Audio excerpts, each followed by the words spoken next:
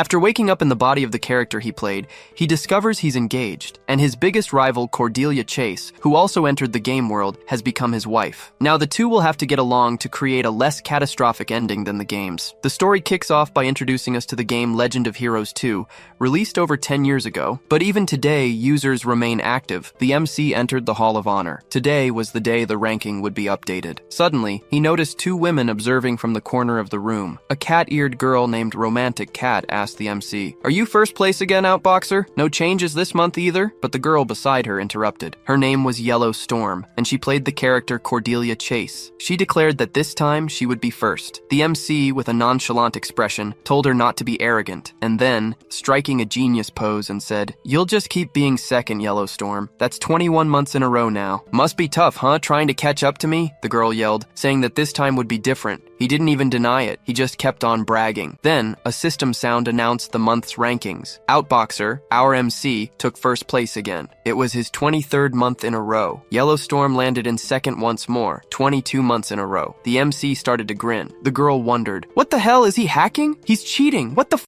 is this?" She started swearing left and right, but the system kept deleting her messages for abusive language. The cat girl told her to calm down, or else she'd get a chat ban acting like that. Suddenly a message popped up, showing that both Outboxer and Yellowstorm had logged out of the game. After that, a system message appeared, informing them that the two had entered the world of Pleiades. Now, in a mansion bedroom, the MC was struggling to breathe. He wondered, "Where am I? What is this place?" With a tremendous headache, he got up from the armchair and stopped in front of a mirror. "This is my character from Legend of Heroes 2, he thought. Not only that, but he's super young. But wait, is this a mirror? Is this me? He wondered. Suddenly, a sharp headache hit him. Memories were surfacing in his mind. Pleiades, within Legend of Heroes 2, was a fantasy world where many hero stories unfolded. Kingdoms warred against each other, and angels and demons descended upon the earth. After these pieces of information flashed through his mind, he realized he had been transported into the game world. Not only that, but also a younger, weaker version of his character, a swordsman and son of the respected Bile family. As he continued to stare at himself in the mirror, someone knocked on the door asking if they could come in. "Young Master?" The MC was in shock to hear himself called Young Master. The person didn't hear a reply and then entered the room, seeing their master completely awkward and embarrassed. Her name was Maya, Jude Bile's personal maid. She bowed and apologized as she didn't know he was in there. Since there was no response, she thought he wasn't in the room. The MC, desperate, tried to remember her name. He coughed a bit and asked, "Never mind, why did you come?" He had no idea what was happening, so he needed to act normal. She replied that it was nothing, just that his fiancée had come to visit him and was waiting in the living room. Jude trembled. He had never been in a relationship with anyone before, and now he was engaged to someone. In the Bile living room, a girl sitting on the couch complained that he was taking so long. She was already tired. Jude's fiancée was the daughter of the magician family, Cordelia Chase. The MC knew Yellowstorm was her in the game. Hearing that Cordelia was his fiancée utterly freaked him out, but he thought positively. He needed to understand the situation he was in. It would be helpful if Cordelia was Yellowstorm now. The MC arrived in the room and introduced himself. "Nice to meet you. I'm Tox." "No, I'm the second son of the Bales, Jude Bale." He looked at Cordelia to see her reaction after his introduction. At that moment, the two made eye contact. Both were startled and speechless. The two shouted almost simultaneously, "Why are you here too?" They were still startled, embarrassed, and surprised. The MC started to calm down. He needed to think in that moment. Cordelia Chase was there because she was married to Jude, but he wondered why Yellowstorm popped into his head. The maid looked at him, asking if the young master was like that, so smitten. The two sat at the table, still unsure what to say. The MC decided to test her first. He looked at her and said, Hi Yellow, but she didn't react. If there were a hole in the room,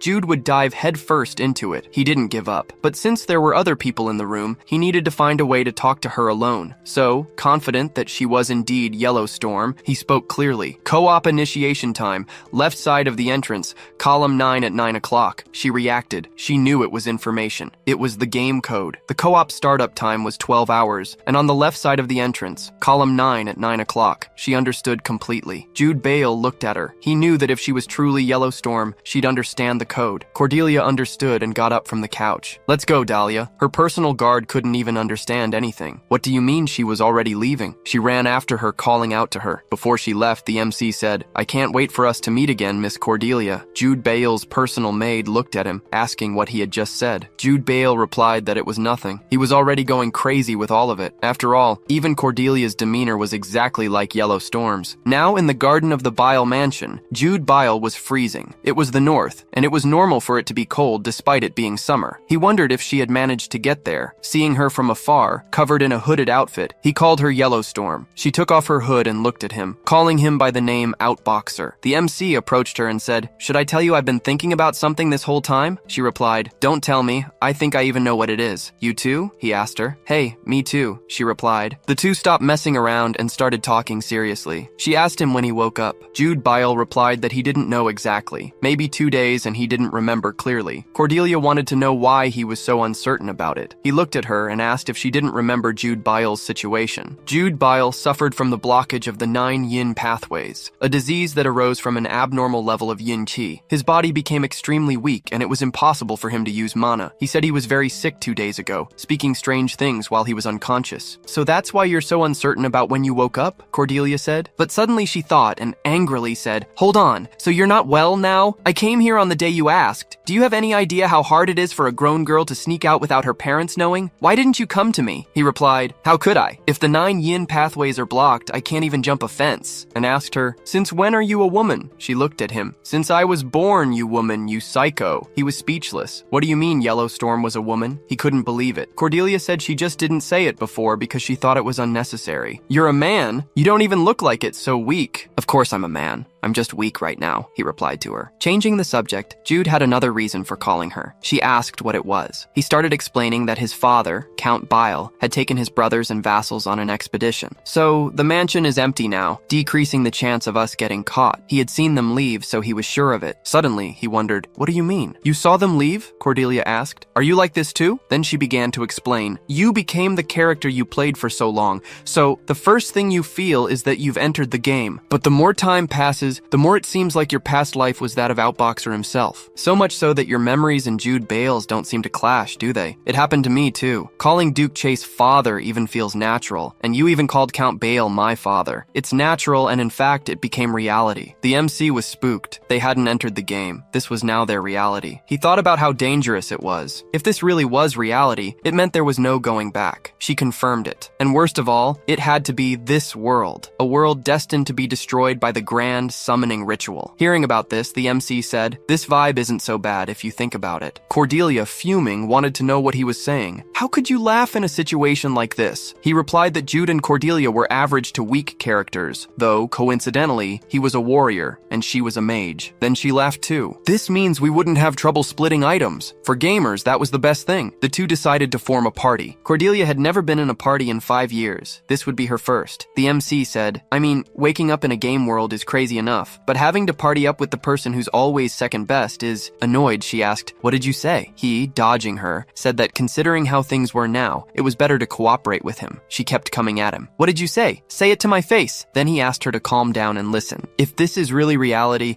it'll be much faster to fix Jude Bile's newly blocked yin pathways. If they get an item full of pure yang energy, they'll be able to open the blocked pathways all at once." She replied that yes, but it depended on them finding an item full of yang energy, and there's no such item nearby. The MC denied it. "There is an item nearby. It's in the Belkin Mountains." Cordelia thought about what he said. "A special item." "But wait a minute," she suddenly yelled. "You're talking about the sun necklace. Are you crazy? The sun necklace is an item dropped by Lysigan. How are we supposed to kill a mid-level boss like that?" Both of them were level 1. Jude thought and said yes. He had found a solution. She asked, "What was the solution then?" He thought for a bit and asked her out on a date. "Yes, that's it. Taking a carriage ride and going on a date. That was the solution. A real solution." The next day, a white carriage, pulled by horses with glossy black coats, passed through a flower forest. They stopped, and the carriage door opened. Cordelia and Jude stepped out. She said, "Nice weather, right?" He replied, "A great day for us." They kept saying wonderful things about the day and how it was worth coming there. They needed to look like a truly loving couple in front of their servants, who were watching them from afar. The MC spotted a flower garden and called Cordelia to go there with him. The two walked quickly. Cordelia said, "Shit, I really can't do this." MC replied, "I don't care if you curse, I just need to make sure others don't hear you." He warned her not to walk too fast so they wouldn't notice them pulling away. Cordelia sighed. She wanted to know the plan's details, how they would capture Lysagan and get the Necklace of the Sun at level 1. The Necklace of the Sun is an item that can suppress evil power. It drops from Red Moon Lysagan, a powerful monster sealed in the temple of the sun god in the Montana's Belkin. Jude replied that he'd never said anything about capturing him. Unfazed, she asked, "What were they going to do then?" "Don't forget the details. I have my ways," he said. "So did you bring what I asked for?" he asked her. Cordelia replied yes. It was tough because she had to hide it under her dress. MC replied, "As expected of my yellow storm." She glared at him. "I don't recall becoming your yellow storm. Just spill it. How are we doing this?" He pointed to the cliff, saying it was simple. He'd already checked the path there, and the place matched the area in the game. Once they got there, she would carry him and jump. Cordelia said, "The Temple of the Sun. God only appears if you wander around that flower bed and go down." "Why do we have to jump off the cliff then?" Jude asked if she'd ever gone through the western path in the game. It was a shortcut. She was surprised by the info, but said, embarrassed, "I already knew. I was just testing you, idiot." She really couldn't lie. They could take the long way, as Cordelia said, but they couldn't bring the maids. They didn't know how to use magic and therefore would have trouble following. MC informed her it was dangerous, so he proposed leaving behind an insurance policy. She asked, "What kind of insurance?" He replied yes, but first she had to promise him she'd listen to the whole plan without swearing or hitting him. She replied, "But I can mentally, right? So go on, spill the plan." He leaned closer and whispered, "After jumping off the cliff, you used the fact that we're engaged." After hearing the plan, she freaked out and got all flustered. "Are you crazy? No way, I'm not doing that." MC asked if she had another plan then, one that could work. She should think fast, as Alimar's maids were starting to notice something. Cordelia tried hard to think of something, but she was never good at it. Unsuccessfully, she said, "Damn it, fine, that's it, I'll do what you suggested." Jude thanked her. Then, they held hands. The plan would begin. Dolly and Mai spotted the couple heading toward the cliff from afar and shouted, "What are you doing?" Cordelia picked up MC and jumped off the cliff. I guess we already know who wears the pants in this relationship. She used a wind spell for a safe landing. Cordelia's guard called out to her, asking her to come back quickly, as that place could be dangerous. Cordelia tried to say something but couldn't. Jude told her to speak up. They couldn't waste time. So with all her might, she, embarrassed, yelled at her guard, "I want to be alone for a while, with my man. He won't do anything inappropriate. He's a knight, I guess. We'll be back before dinner, don't worry," Daria asked when she had gotten so close to Mr. Jude Bile. She said that even so, she couldn't stay away from her. It was too dangerous. Made Maya put her hand on the guard's shoulder and said, "It's okay. The young master has the conduct of a knight, I guess." The MC and his fiancée ran away from them while listening to Daria yell, "Why do you guys only guess he's a knight?" After running for a while, Cordelia, furious, said, "Why did I have to do such a thing?" And she even carried him in her arms. The embarrassment was immense. The MC asked her not to forget that his 9 paths were blocked, so there was no way he could carry her. Furthermore, he showed his thin arm to emphasize. She, furious, could barely wait for him to be healed. Jude Bale remembered that he also suffered embarrassment. When Jude Bale wrote a letter asking for a date, Maya was by his side and saw him writing everything. But afterward, he said it wasn't so bad, considering she had to yell at both of them. After they argued about who was more embarrassed, they had been walking for 10 minutes. Suddenly, the MC collapsed. It was exhaustion. He couldn't even walk for a few minutes. Cordelia looked at him, who had said he would go ahead to show the way. It seemed that wasn't the case, so she asked if he was okay. The MC replied that he was not okay at all, and blamed the blocking of the 9 paths. He really was fragile, so he asked her to carry him. They needed to get there quickly. She replied, "It's fine. There's a grave right next to us. You can rest in peace there." "I'm not dying," he retorted. Now, inside the cave, Cordelia carried Jude Bale on her back while asking him if that was really the right direction. It looked like she was carrying a corpse. Suddenly, a light lit up their eyes. Finally, they arrived at the Temple of the Sun God. In the game, Lysagan was sealed in this temple after the fight against the Sun Paladins. The MC asked Cordelia if she was feeling anything. She replied that the game's dialogue described that upon entering the Temple of the Sun God, one could feel the divine power of that place. Cordelia, now in that place, could experience this sensation personally. It was as if her heart had been purified. Jude Bale looked at her, admiring her beautiful smile. It was an impressive dream. Afterward, he returned to reality, wondering why his heart was beating fast. She started walking towards the place where the boss was sealed. The MC was still trying to recover. He thought it was because Cordelia was very beautiful, which was why his heart was like that. Cordelia looked up. This was exactly like the game. The entire hall was built to contain Lysagan. They were about to face a demon that required a tremendous effort just to seal. Was there really a way to defeat it? The MC said yes and asked her to hand over what she'd prepared. She said yes and started lifting her dress. It was hidden under her skirt. Ashamed, she pleaded, "Please, don't look here for a second. If you turn, I'll kill you." She pulled out a paper, 2 vials of red liquid, a brush, and an ink pen. The MC was impressed. So many items fit under a skirt. She really went all out and demanded,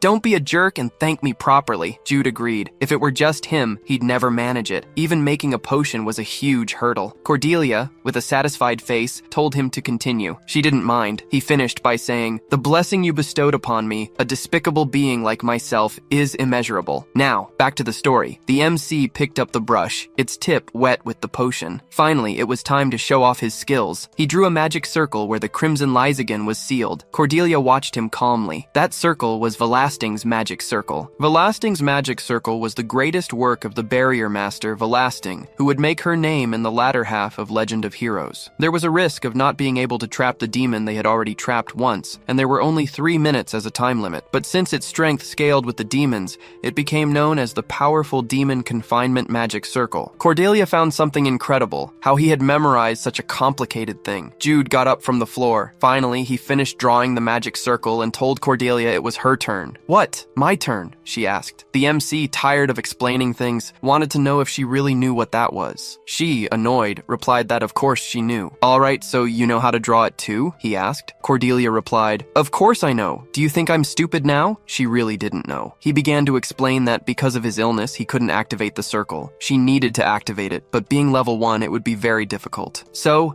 they would use the magic that would flow through the seal of the sun god, Solari, to fully activate it. This meant they would use the power of the temple that sealed Lysigan and summon its true sealed body for a while. Cordelia agreed and grabbed the knife. A drop of blood was needed to activate it. She cut her finger, and the blood fell into the circle. The magic circle began to glow. Strong red gusts dispersed around the circle. The temple started shaking. The MC asked if Cordelia was okay. She said she could feel the mana becoming denser and denser. Several currents appeared, and a red darkness emerged in the sky. Solari's seal was about to break. A red-winged, chained body demon appeared before them. That, without a doubt, was the demon that had been sealed long ago by the paladins of the sun. Jude saw that Velastum's magic circle was activated correctly, as Lysigan was chained up. But seeing the demon in front of him, he felt like he would be crushed by its terrifying pressure. He looked at Cordelia to see if she was okay. Cordelia's eyes were practically sparkling with excitement. This was the demon she used to fight on her computer. Seeing it in person was amazing for her. Excited, she pointed at the demon's waist. "Look, Jude, it's the sun necklace. Go get it for us." "But I can't even jump off a cliff," he said, scared. How insane is this girl, he thought. Still hyped, she said, "I'll lend you my staff. Use it to grab it. Go on, take advantage while he's down." The MC took the staff and slowly walked toward the boss. It was better than trying to grab it with his bare hand. Cordelia remained pumped about the situation, incessantly telling him to hurry up and get it. Jude was almost there, but suddenly they both froze. A shadow snatched away all their joy. Lysigan,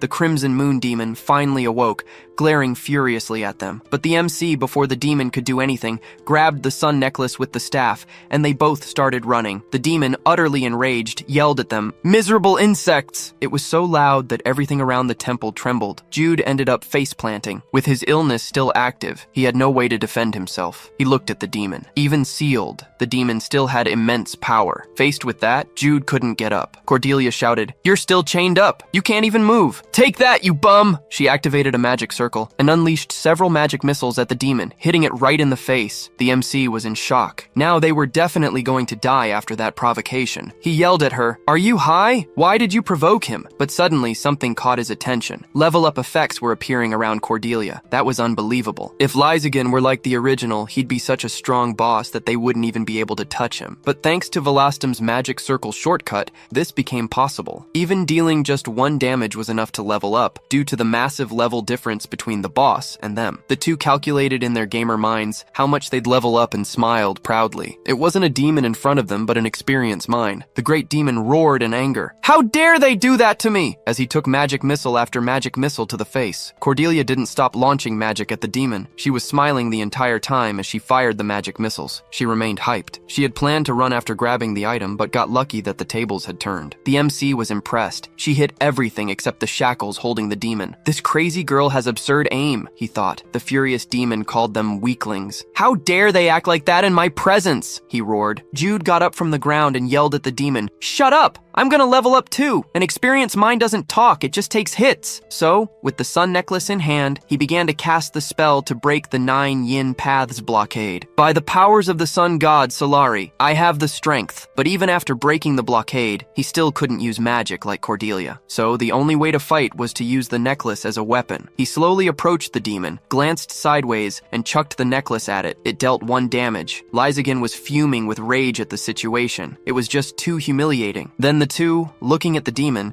shouted that there was only 1 minute left for Valus's magic circle to expire. It was their only chance for easy leveling. They started attacking. Cordelia launched magic missiles, and Jude kept chucking the necklace at Lysagan. After a while, the demon spoke. "I have memorized your faces, etched your souls into my mind. On the day I break free, I will make you suffer immense pain." Before he could finish speaking, he took another magic missile to the face. Enraged, he told these extras, "I'll kill you!" Just then, time ran out. Lysagan returned to the seal that bound him, threatening them. "I will find you again." MC and Cordelia thanked him for being so useful. "That was super fun and we'll definitely see you again soon." Then, the seal closed and the temple quieted down again. Cordelia smiled and told Jude, "I already knew this, but you're absolutely crazy." In truth, she was far crazier than him. After that one-sided battle, the MC put his arms around Cordelia's neck and said, "Time to go." She glared at him, asking, "What are you doing? Do you want to slap?" He replied, asking her to let him lean on her for a second. His legs were shaking too much and it was hard to walk. Cordelia responded, "All right then, better than carrying you on my back." That night, when Jude and Cordelia returned home, they were punished. They were forbidden from leaving the house for 10 days. Now, lying in his bed, Jude thought about the training he did that day. To think that running 10 laps in the training area would be so exhausting, he thought. He looked at the necklace. His body was clearly better because of the sun necklace. Before, he could barely walk properly. If that world is really real, their main objective is to survive the end of Legend of Heroes 2 and the arrival of angels and demons in Armageddon. But for that important objective to be achieved, a weakling who can barely run and a 1-star mage aren't enough. Jude thought, no matter how rushed we are, now is the time to perfect the basics. He couldn't do it alone. Cordelia was very important. They needed to get stronger, just like their in-game characters. Still lying in his bed, he knew their punishment would end in 3 days. He needed then to slowly prepare for what was coming and contact Cordelia. Suddenly, Cordelia felt a shiver. She wondered, what was that? This bad feeling? Is that bastard Jude plotting something? Lying in her bed, she heard a knock on the door and said to come in. It was Cordelia's personal bodyguard, Daria. She informed that a love letter from young Master Jude Bale had arrived. Cordelia asked her why she was so happy. The guard replied it was great news. In the past few days, Cordelia had eaten all sorts of desserts. Dahlia thought it was because she was sad about not being able to meet her fiancé, but actually, it was because she hadn't had the money before to buy that many desserts. Dahlia also apologized for getting angry during the couple's last meeting. She was there to protect her, but all she did was worry. Then she understood that the young lady had found someone she could trust. She said that on that day, the maid Maya had taught her something very important. The book she showed had the same heartwarming scene. The MC, angrily, wondered what that maid had said, so she handed Jude Bale's letter to Cordelia. Cordelia thought it would be best to read it quickly and get rid of it. Upon opening the letter, it read, "To Miss Cordelia, whom I truly love." She cringed and clutched the letter tightly. What the hell is this? She thought. The guard imagined she must be in love. The MC thought better. Maybe there was some kind of secret message that could only be read by following the first letter of each line. She read, and the written information caught her attention. The note contained an intriguing message. Only the end was written in Korean. The text read, 2 days later, at 1400 hours, Varuna Temple's confessional. Varuna was the god of the hidden veil, the guardian and protector who presided over secrets. In Varuna temples, built across the continent, and not just in the kingdom, there was a place where one could confess both small secrets and state secrets. An impeccable confessional, the perfect spot. She looked to see if something was hidden there. Convicted he wasn't trying to confess sins to mock her and ask for forgiveness, she thought that if it were Outboxer, he wouldn't ask to meet out of the blue. So, she informed Dahlia that she wanted to meet young Master Jude Bale at Varuna Temple in 2 days. Dahlia was surprised and exclaimed, "Oh my! Asking to go on a date on the day you're no longer forbidden to go out? It seems young Master Jude Bale also really wants to see see you, young mistress." Cordelia got annoyed and thought, what that dork outboxer wants to see is the leveling up effect. Dahlia, excited, said, "Don't worry, young mistress. This time I'll make sure you two have some alone time." Cordelia replied shyly, thanking her, thinking to herself that she was too lazy to even try to retort to that. In the city, Cordelia was about to board a carriage, heading towards the temple. The guard asked her to enjoy the trip and said she would stay around, so the two of them could have a cozy time together. Cordelia thanked her and left. Dahlia yelled that she would follow her after 30 minutes and to really enjoy her lovey-dovey date. Cordelia, annoyed, thought it was nothing like a date. "It's a co-op mission. It's just a cooperative mission." She repeated it twice to convince herself of the truth. Inside the temple, Cordelia was greeted by someone who called her. She entered and found young Master Jude Bile. He was sitting, waiting. Cordelia stared intently at Jude Bile and asked how he'd gotten the temple's confessional, if he'd found any weaknesses, or something like that. Jude Bile, with a confident smile, revealed he'd gotten the confessional with money. "I'm a count's son, after all." Cordelia said his family would have a heart attack if they saw something like that, but he reassured her, saying they hadn't returned from the expedition yet. Cordelia then asked why he'd called her there. He explained there was a secret event. She didn't get it immediately, but he continued. He revealed that the information about the event wasn't written anywhere,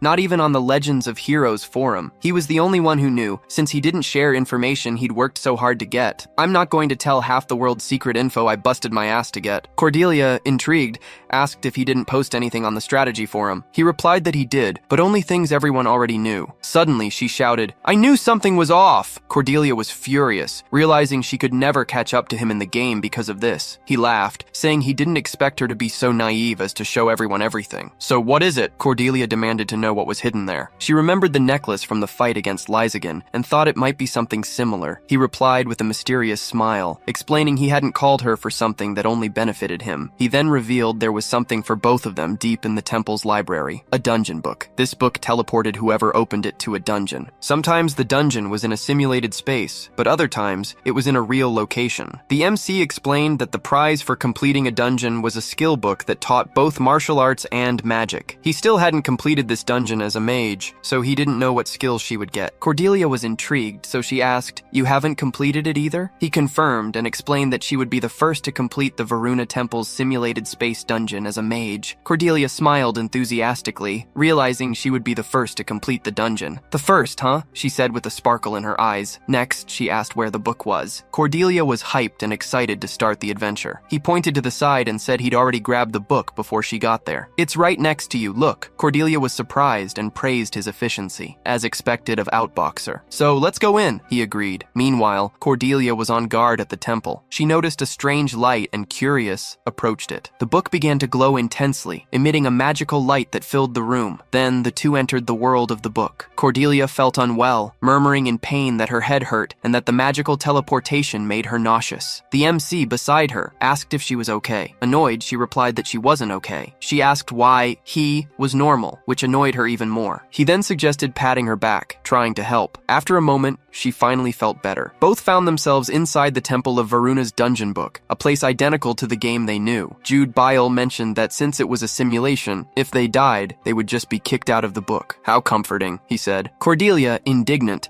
declared herself the second best in the entire server and that she would clear the dungeon on the first try, demanding that he stop saying discouraging things. She emphasized that if she got hit, the pain would still be the same, questioning what he meant by comforting. He tried to reassure her, stating that they could have a realistic experience without risking their lives, which was a complete win. Cordelia agreed and asked if the new path blocking was improving. He said that, although it was little by little, it was progressing, especially with her beside him. Intrigued, she asked what he meant by including her out of nowhere. The MC replied that he preferred to look for people, events, and items instead of hunting. He was the planner type, who liked to analyze all game variables to achieve achievements. He added that she was the queen of battles, who got points just by dealing damage. He pointed out that if he only considered the number of monsters hunted, Yellowstorm was twice superior to Outboxer, something she should know. Therefore, since he had brought the dungeon book that only he knew about, he suggested that he would be carried by her in the combat parts. Cordelia agreed, and, confident, said that he would be safe because of what she had brought. She asked him to turn his back for a second. When he looked, he saw magic stones. She explained that in the previous battle, she had only been able to attack with magic missiles, but now somehow it would be different. Excited, she said that when he called her, she had hidden those stones under her dress, predicting that something like this would happen. And they weren't ordinary magic stones, but rather made by her father, one of the 4 great powers of the North and founder of the famous House of Mages, the Chase family. He, trying to be sarcastic, stated that he felt very safe, thinking those stones were one of Cordelia's ace cards. She asked if he didn't feel safer now. The MC, seeing how she was revealing everything from the start, realized she really was Yellow Storm from the Legend of Heroes forum. Jude Bile took out the magic scrolls from his bag and offered them to Cordelia. They were 1-star magic circles with lightning and light attributes. She was impressed by the complexity of the scrolls and asked if he had made them. He explained that he couldn't just stand behind her doing nothing. So, he made the magic scrolls with various attributes that they could use at their level. The girl, surprised, noted how insane he was for memorizing all of them. The MC asked if she wasn't capable of drawing magic circles of that level, considering she was rank 2 and her family was famous for mages. Annoyed, she affirmed she could. He smiled, enjoying teasing her. Then he asked her to inject some magic power into the scrolls, because in their current state, they were just pieces of paper. But before injecting magic, Cordelia, annoyed, questioned if he was asking a mage to be on the front lines. He explained that due to the Vim Path's blockage, he couldn't use mana. Even more annoyed, she asked if he lost the sun necklace before being able to use it for 10 days. Jude Bile said the healing wouldn't be instant, and asked her not to be so angry. Then, he pulled mana potions and armor he had brought for her from his bag. He had already planned to use her as a source of magic power from the beginning, but she refused the armor for being too heavy, preferring her current outfit. While preparing for battle in the dungeon, Jude Bile wondered if she was nervous, given it was her first real battle experience. She, however, thought that if she woke up from that world, she would be the first mage to conquer the dungeon. The two advanced through the dark and humid dungeon when a disturbing noise echoed down the corridor. The MC looked in the direction of the sound and warned Cordelia that when they turned left, they would be attacked. It was good to prepare. With a serious expression, she agreed. He was a little worried about her, but committed to protecting her back. Jude Bile already knew that the first goblins to appear would have the darkness attribute. The goblins then emerged, ready for attack, but Jude Bile quickly conjured a light spell, leaving them stunned. The MC, as if he were Ash from Pokemon, said, "I choose you, go Love Store." The funny thing is she played along, imitating a Pokemon's voice. She launched a magic missile, followed by 4 more in sequence, eliminating the enemies with precision. However, the noise attracted reinforcements from the next block, now with the Earth attribute, according to Jude Bile's instructions. She observed and said they shouldn't rush, as they still had time. She needed the enemies to get closer, at the moment they entered her field of vision. As soon as they appeared, Cordelia cast a spell that made the ground slippery, knocking the goblins down. Next, she used a binding spell to immobilize them. Jude Bile approached her and offered a mana potion, saying it was impressive how she managed to knock them down and use binding magic after all. That was her greatest specialty. She drank quickly while he planned the next strategy. Unlike the battle against Lysagon, these low-level monsters needed to be exterminated to gain experience. Cordelia said, "Damn, those double XP potions would hit the spot right now." 5 hours later, still in the dungeon simulation, Cordelia complained about being tired. She remembered that in the game she just had to click, but in real life, her legs hurt. She regretted the jumps she had made. The MC then asked if she was tired, despite them stopping every now and then. A lot of time had passed, and since it was her first real training, it might feel a bit heavy. Annoyed, she thought he was irritating, wondering if all first real training wasn't like this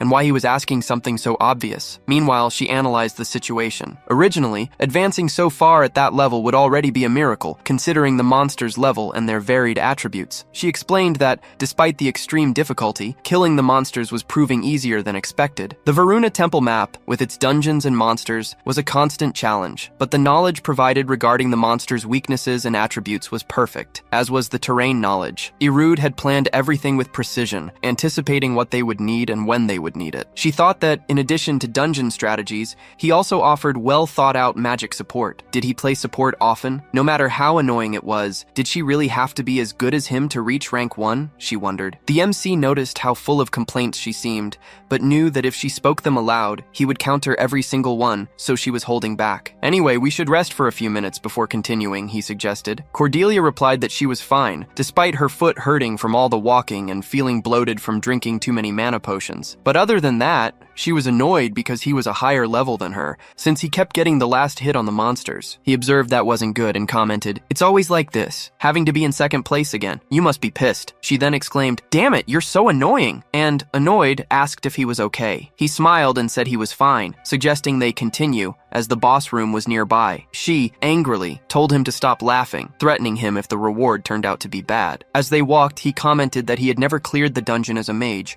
so he had no idea what the magic reward would be. As they walked, Cordelia said they had been in the dungeon for a while, and asked Will how much time had passed in real life. She doubted that the same 5 hours spent in the dungeon had passed outside. The MC thoughtfully replied that about 20 minutes in the Varuna Temple dungeon book was 1 minute outside, so almost 20 minutes had passed. Because this wasn't a dungeon that existed in reality, but rather a simulation, the speed at which time passed was different from real life. She replied that it was too much time. Adalia said she would pick her up after 30 minutes, and worried, Cordelia asked if everything would be all right. He looked up as if he'd seen something, and replied that she didn't have to worry. In front of them was an iron gate that seemed to trap a terrible monster inside. She observed and, somewhat disheartened, said she couldn't believe the boss was behind that wall. That was old-fashioned, as expected from a 10-year-old game, and asked the MC who the boss was. He replied that it was a furious wolf with a lightning attribute. She thought that, since there was an infinite amount of goblins, she expected it to be a giant goblin, but in the end the boss was a furious wolf. So, a monster with a different attribute was appearing again? Jude Bale, with a fake smile, applauded. As expected from Yellowstorm, the antisocial. After provoking her, he explained that the wolf not only had lightning, but was also fast, so this time they needed to keep moving. The MC grabbed the bag and opened it, saying he had one more thing. Cordelia looked at him indifferently and asked what it was. He replied for her not to attack and just dodge until he gave her the signal. She became confused and protested. Why? Don't tell me you want to steal the kill again? Annoyed, she remembered the previous fight. While she was trapping the goblins, Jude Bale kept exterminating all the ones she had trapped, which was why he was a level above her. He replied that he couldn't do that against a boss they weren't sure they could kill, even working together. Even more annoyed, she yelled,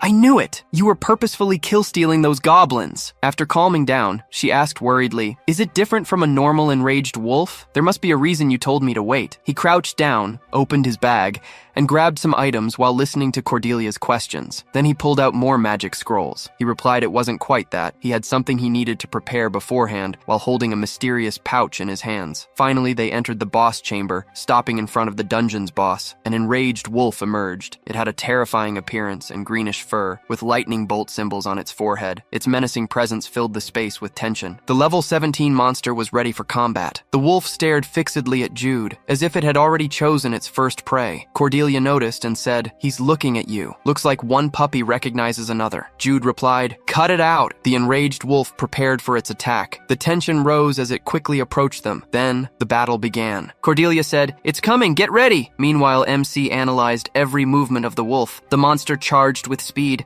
suddenly appearing in front of them. The two dodged the swift attack, each moving to one side. Jude shouted Cordelia's name. That was the signal for her to immobilize the monster. Smiling, she said she already knew that wolf-type monsters are idiots who can only attack in a straight line. She then cast a spell. Take these two restrictions. Dual prison. The wolf was subdued by magic chains, leaving it unable to move quickly. Before it had time to react, MC cast another spell. This time it was a slippery liquid that prevented it from standing up. The enraged wolf's quick movements are their biggest concern, but its attack pattern is also extremely easy to predict. So, if she can just restrain its legs, it should be easy to kill. However, even if she uses the item, due to the level difference, the restriction time is very short. The longer they delayed, the more disadvantageous it would be for them. The wolf was already about to break free. She quickly gave MC a signal. He needed to quickly finish his preparations. Jude grabbed the scrolls and replied that from now on, what he had been preparing would begin. With a gesture, he summoned lightning, one after another, hitting the boss squarely. Cordelia was furious. Why the hell did he tell me not to attack before while he's attacking? Noticing something strange, she thought, wait a minute, why lightning? MC yelled, warning Cordelia that the wolf had broken free from the chains and was heading towards her. The wolf charged again, now at her. It realized she was an obstacle that needed to die first, but she dodged with agility, and the boss rushed past, slamming into the wall. Cordelia looked at Jude, finding the whole situation very strange. She was sure he was directly attacking the wolf, so why did it seem like it took no damage? Plus, she wondered about that feeling that something wasn't right, a feeling she'd had for some time now. While the monster recovered from the shock, the MC told Cordelia that something was missing. She turned, surprised, asking what it was. He asked her to use water attribute magic. Cordelia replied replied that she could. She held a blue magic stone between her fingers and cast the spell. The water magic hit the furious wolf, which roared in pain. Jude said it was just another lightning bolt now. Then, he threw another lightning bolt at the boss. Excited, he said that the combination of the two worked better. We just have to do this a little more now. Cordelia, in turn, looked at him, wondering if it was because she got annoyed seeing him all excited by himself. Jude, still not satisfied, threw yet another lightning bolt. The combination of spells continued to hit the furious wolf,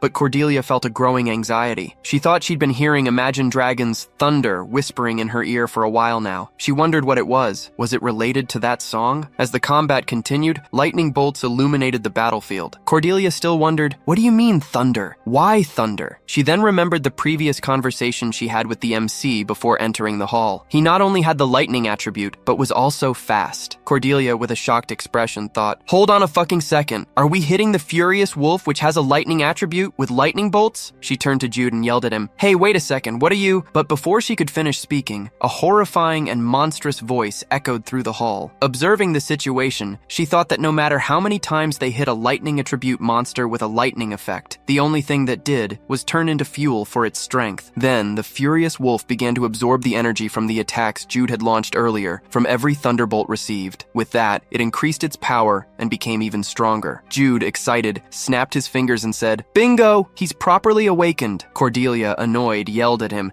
you bastard! The thing you had to prepare for was making the boss stronger? The MC explained that defeating an awakened furious wolf was the secret condition to earn the rank B skill book. Even more annoyed, she said, you should have said something earlier, you jerk. Jude smiled at her, saying it would lose its fun if he had told her. Cordelia looked at him angrily, realizing he was being too honest. The MC handed her more magic circles. Let's defeat this guy already and get our rank B skill book. Extremely angry, she snatched the circles forcefully from his hand. She tore the scroll in front of him, leaving him speechless. She struck a sassy pose while the boss behind her took the spell launched at him. Then she looked seriously at Jude, as if telling him with just her gaze, I'll kill you. While the wolf recovered from the damage, Jude promised that next time he would tell her. Cordelia replied that she hated him. The MC said, all right, but now we're kind of screwed, so you can scold me later. He looked at the monster, warning, here he comes! Then the wolf charged towards them at full speed, while Cordelia and Jude prepared for the attack. The furious wolf and other wolf-type monsters share a common characteristic, powerful leg strength, and a straight attack pattern that uses this to launch themselves like a bullet. But, since its attack trajectory is very simple, you can dodge it if you manage to time it right. So, regardless of your level, if you have good control, this monster can be a piece of cake. But Cordelia and Jude forgot that playing a game and doing this in real life were completely different things. Back in battle, the wolf lunged towards the wall and used it to change direction. Jude yelled at Cordelia to dodge. She barely managed to escape. Worried, Cordelia thought about what had just happened. The wolf changed direction using the pillar as support. She kept thinking it was another combat pattern. It must have changed because the boss ranked up, all thanks to that asshole. She stared intently at the wolf, analyzing its movements, trying to figure out which pillar it would use this time. She intended to follow the wolf's attack with her eyes, but wasn't sure if she could dodge without taking damage. While Cordelia focused on the battle, Jude stumbled and fell to the ground. Almost all the scrolls scattered around. Cordelia looked at him startled, wondering what happened. Why did he fall? Was it the blockage of his yin paths? Why now of all times? The furious wolf seized the opening that appeared and used the pillars as support to quickly reach Jude. It was an opportunity it couldn't miss. Cordelia quickly launched magic arrows at the monster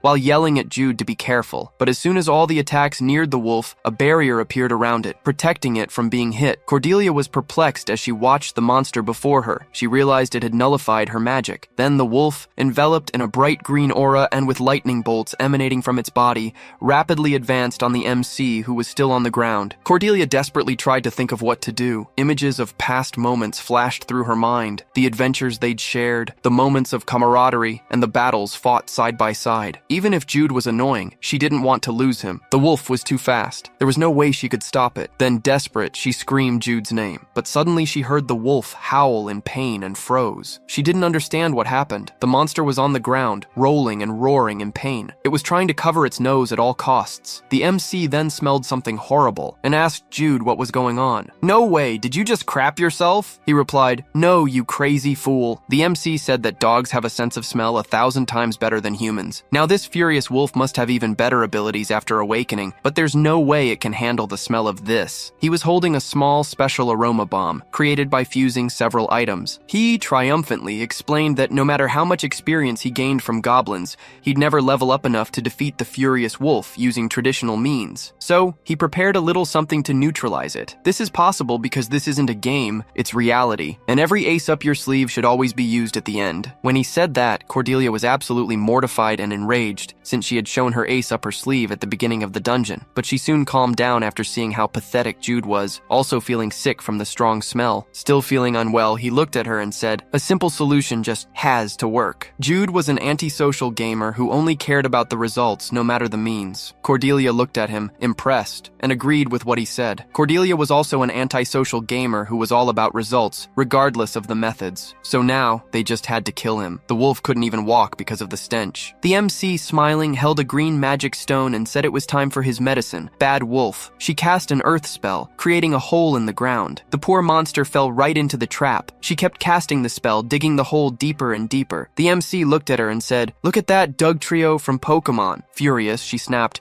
"Oh my god, you're hilarious. Seriously, don't do that again. How embarrassing for anyone watching us." The two, hyped up by the whole situation, grabbed the magic scrolls and threw them into the hole where the wolf was. Then, the MC shielded Cordelia from the explosion. She thought she was so flustered that she forgot Dandia was just a simulation. So embarrassed, she now remembered that even if she died there, she'd just be kicked out of Dandia. She worried about him for nothing. Suddenly, a magic notification popped up before them, informing them they had obtained the title Wolf Slayer. Cordelia was surprised. The MC thought it really was just like a game. Besides experience, there were also titles. Then, another notification appeared, informing them that all their attributes had permanently increased by 1 point. Cordelia asked if he heard that sound. He replied yes, but mentioned it sounded more like a phone ringing in his head. She laughed, saying she didn't know this would also give her a title. And the MC, seeing her happy, was relieved, because that would make her forget that he had awoken the enraged wolf without warning her. Then, sneaking away, he admitted she was right and suggested they go get their rewards. However, she grabbed her staff and cast a slippery ground spell. The MC fell flat on his face. With a menacing aura, she said, "Listen here, you bastard. Promise you'll always warn me before waking up a boss?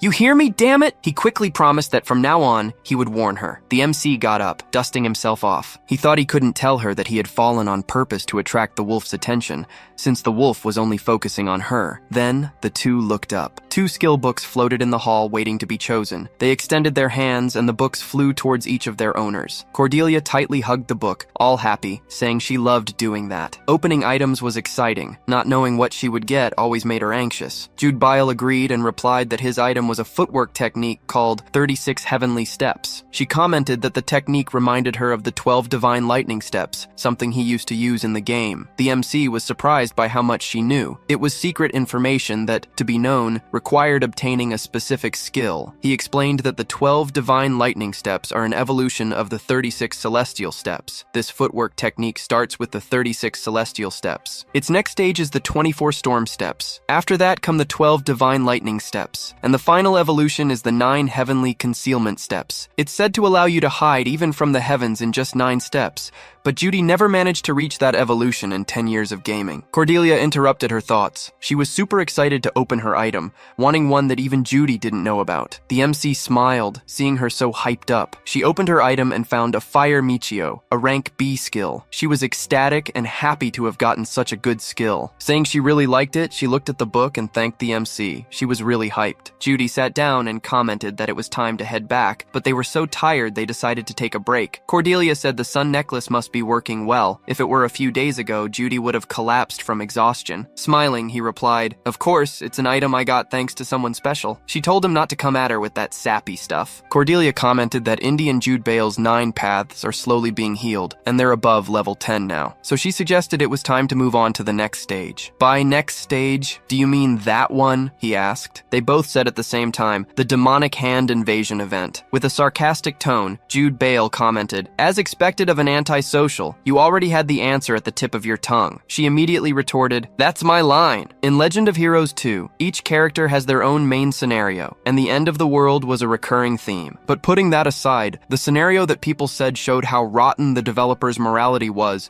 is Cordelia Chase's main scenario. Cordelia's story began when she set out on a journey to participate in a friendly social gathering among the 12 children of the northern clans. For reference, Jude Biel's starting point in the main story was half a year later. It all began at the palatial Archives mansion, where a peaceful tutorial taught players how to play. However, side events frequently occurred after leaving the mansion, utilizing hidden events discovered by users. On the day of the massive event, which was the social gathering, everything plunged into chaos at the hands of demon worshippers, called the Demonic Hand. The peaceful social gathering was interrupted, resulting in deaths, kidnappings, and brainwashing of many children from the 12 clans. Amidst the chaos, Cordelia narrowly escaped, losing her guards, who were like family to her, and her friends, whom she had reunited with after a long time. The hellish scenario she found herself in forced her to start alone in a remote place after a long escape. This was a forced event, and there was nothing one could do to skip this step. Players commented on forums about Cordelia's scenario, discussing how different and challenging it was. One player mentioned they tested Cordelia yesterday and liked how fragile she seemed. Others commented on the difficulties and how emotional the story could get. The MC realized there was only half a month until the Demon Hand attacked the social gathering. He knew that according to the game, Cordelia was the only one who would survive the attack. He decided he didn't need to follow a doomed scenario and vowed to change her fate. Cordelia agreed and commented that sticking to the game would only bring about the Armageddon ending. She declared, "We need to make a new happy ending, and the way to do that is to first stop the Demon Hand." Jude Biel agreed and stated they couldn't afford to lose a powerful ally like the 12 northern clans. Moreover, the MC was furiously determined to protect his friend, Guard Dahlia. He wasn't going to let her die as a sacrifice to protect Cordelia. Even after regaining her Earth memories, Cordelia still held on to her Pleiades memories. She clearly remembered playing Legends of Heroes 2 and the experiences of her life and growth in that world. To Cordelia, Dahlia was like a sister. Recovering these memories was like getting a glimpse into the future of how she would lose her family. Jude Biel reflected on her history, and the violence in her life probably weighed more heavily on her than anyone else. Even so, he still saw her as the Yellow Storm, but at the end of the day, she was just Cordelia. As the MC thought, she began to speak, saying that in the game, Jude Biel couldn't attend the social gathering due to his 9 blocked yin pathways. But that wasn't the case now, as he had improved greatly in recent days, ever since he got the Sun's necklace. Cordelia, half embarrassed, commented that since he was a bit better, she wanted to know if Jude Biel would go to the meeting of the 12 northern clans with her. The MC was surprised. He remembered that, in the game, there was never a scenario for Jude Biel to participate in the social gathering. But the reason the MC had fast-tracked his illness treatment was precisely to change this part of his story. There was no need for her to worry about it. So he responded with a smile on his face that he would, if his dear Cordelia wished. She told him to stop with the sweet talk, saying it was giving her goosebumps. Now, at the Biel mansion, Jude Biel was exhausted. He ran around the training grounds every day to complete his 10 morning laps. Visibly tired, he stopped after finishing his training. Vader Cromwell, a retired knight and Jude Biel's mentor, approached with a smile and said, "You broke your record and your stamina is increasing more and more each day. This way, the MC will be able to learn the Biel family's martial arts as soon as the count returns." Vader looked at Jude Biel with a mix of pride and concern. "There's no reason to be frustrated with yourself for starting later than others. With your talent, young master, you'll be able to make up for your late start. Do you understand what I mean?" Vader said. The MC understood and said he would remember his words. Vader observed Jude, recalling how the young master suffered and lived in frustration because of his 9 blocked yin pathways. Who would have thought he'd evolved to the point of growing more and more each day? Truly, the blessing of the Biel family. The knight was tearing up, wishing the count would hurry home to see his son's valiant face ASAP. The MC grinned, happy that Jude was a martial arts genius. Starting later didn't even count as a disadvantage. Suddenly, a shriek ripped through his thoughts. "Young master!" Maya, his personal maid, came sprinting towards them. He turned to her, worried, and asked what the hell had happened, since she looked so shocked. Maya stopped in front of him, struggling to catch her breath. She said a letter from Chase County had arrived. Vader asked if Miss Cordelia had sent a letter to the young master. Maya said no. The letter wasn't from Miss Cordelia, but from her father, Count Arthur Chase. The MC's blood ran cold. Cordelia's father had summoned him for a very important talk. Now here he was, in Chase County, with its majestic gates and pristine gardens. Jude was still trying to process the news, wondering how the hell he'd ended up there. He remembered the letter had said he needed to visit the county to discuss his recent encounters with Cordelia. Cordelia. Yeah, it was about that, but he was so nervous he could barely remember how he'd even gotten there. The intensity of the situation was so overwhelming, he feared he might just pass out. He wondered what kind of person Count Chase even was. From the stories Cordelia told him, the Count sounded like a total imbecile. As he walked towards the Great Hall, the MC racked his brain for the possible reasons he'd been summoned. Maybe the Count wanted an explanation for why he'd run off with Cordelia through the flowery fields, or about their secret rendezvous at the temple, right after her house arrest was lifted. Lost in thought, he barely registered Maya calling his name from beside him. He blinked, snapped back to reality, and answered her. Maya tried to calm him, telling him there was no need to worry. After all, his engagement to Cordelia was official and sanctioned by both families. Even if they'd strayed a little from the norms, it shouldn't be a problem. But even Maya's voice was trembling. Jude tried to reassure himself, acknowledging that Maya was right. He really needed to calm down. After all, the Count just wanted to meet the man who was going to marry his daughter. However,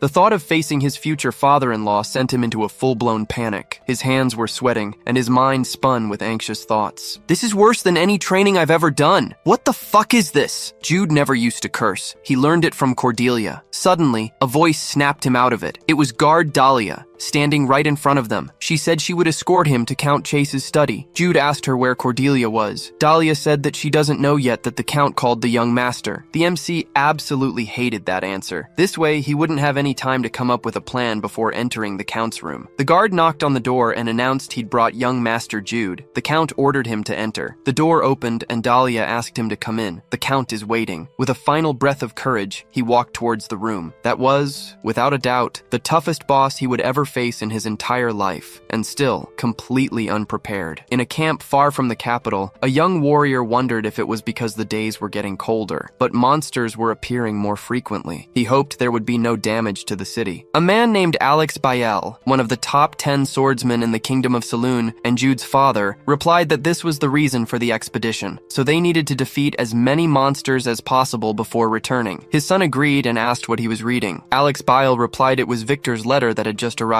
so he decided to read it. Intrigued, the son questioned if everything was all right there. Mr. Bael replied that it was about Jude. He was not only remarkably healthier, but also seemed capable of learning martial arts at any moment. Had he healed from the 9 blocked yin paths? Not completely yet, Alex Bael replied. But because of the sun necklace that Jude and Miss Cordelia found, he was slowly getting better. Impressed, the MC's brother commented that meeting Cordelia was the luckiest thing to ever happen to his little brother. Alex Bael smiled slightly and said that if Arthur heard that, he would be happy. Changing the subject, the son asked if this break was long enough. Alex Bael replied not to make his subordinates work past their limits, just because he was in a hurry. The young man replied that he knew, but wanted to arrive earlier, even if it was just by a second, because he wanted to see a healthy Jude. His name was Gale Bael, heir to Count Bael, and the MC's brother. Meanwhile, elsewhere, Jude faces the toughest boss of his life. It seemed all that training he had with the sun necklace vanished on the spot. The feeling inside him hardened, turning cold. It reminded him of the time he came face to face with Lysagan. Arthur Chase, alongside Count Bael, are part of the 4 northern powerhouses, a feared and respected group. Known as Crimson Storm, he is one of the most powerful mages in the Kingdom of Saloon. His daughter is Yellowstorm. In Jude's original scenario, Cordelia's father, Count Chase, would have no reason to meet him. Due to his 9 blocked yin pathways, Jude grew up weak, and the two slowly drifted apart. And, thanks to Cordelia disappearing during the social gathering, the engagement would be cancelled. The MC sips his tea, thinking this is another change from the original scenario, but something about the tea bothered him. He wondered why it was so sweet. Did the maid mess up, or was it on purpose? Arthur Chase broke the heavy silence hanging in the air and said he'd heard some stories around. The MC, nervous, quickly thought about what to do. His hands were sweating from anxiety. He decided the best option would be to kneel. The Count looked at him and said that during a crisis, Jude received a unique opportunity. The MC, finally understanding what he meant, replied yes. He said he was lucky to get the sun necklace and handed it to his father-in-law. Arthur gently took the necklace. His eyes carefully assessed the jewel, the religious order's greatest treasure, a relic. This is a unique opportunity, he stated. Just by holding the necklace, he could feel a continuous and extreme yang energy strongly radiating from it. Jude, still uncertain about Arthur's intentions, wondered if he was more interested in the necklace and if he had called him here because of it. Arthur commented that just thinking this item radiates so much yang energy makes everything else useless. The MC was confused, but Arthur continued, saying he brought him here so he could give Jude something. Then he took a small box and placed it on the table. Not that it was the main focus of everything, but it could help. The MC thanked him and slowly opened the box. Upon opening it, he was surprised. It was something very precious. It was the exotic Yang pill, which contained powerful energy to heal the 9 blocked yin pathways. He was in shock. That gift was too good. Too good. Arthur interrupted him again and said he'd also heard something. When the two of them went down that cliff, Princess Cordelia carried him and jumped, and he asked if that was really true. The MC stammered and confirmed yes, while thinking to himself that he couldn't exactly say she gave him a piggyback ride too. The Count, visibly annoyed, said, "You damned weakling. Take these fruits, they'll help you increase your strength. Since there are only weak mages who can't even hold their staves properly, you should eat them instead." The MC thanked him again. That wasn't a father-in-law, that was a dad. As soon as he received the box of fruits, Jude looked at them carefully. Upon opening it, it contained 2 grape-like fruits that helped increase the muscular strength of whoever consumed them. The MC was in shock again. They really were strength fruits. It was an item you couldn't even see in the early game, but the Count was giving it as a gift. Meanwhile, Arthur was saying that the extreme yen pill and the strength fruit tasted a bit bitter, so he advised eating them with tea. The MC then realized the reason for the extremely sweet tea Arthur had offered him earlier. Now, elsewhere in the mansion, Cordelia woke up in her room, stretching on the bed. She mumbled that she had slept so much, but still felt sleepier and more tired. "Why do I get sleepier the more I sleep?" she wondered. Back in the hall,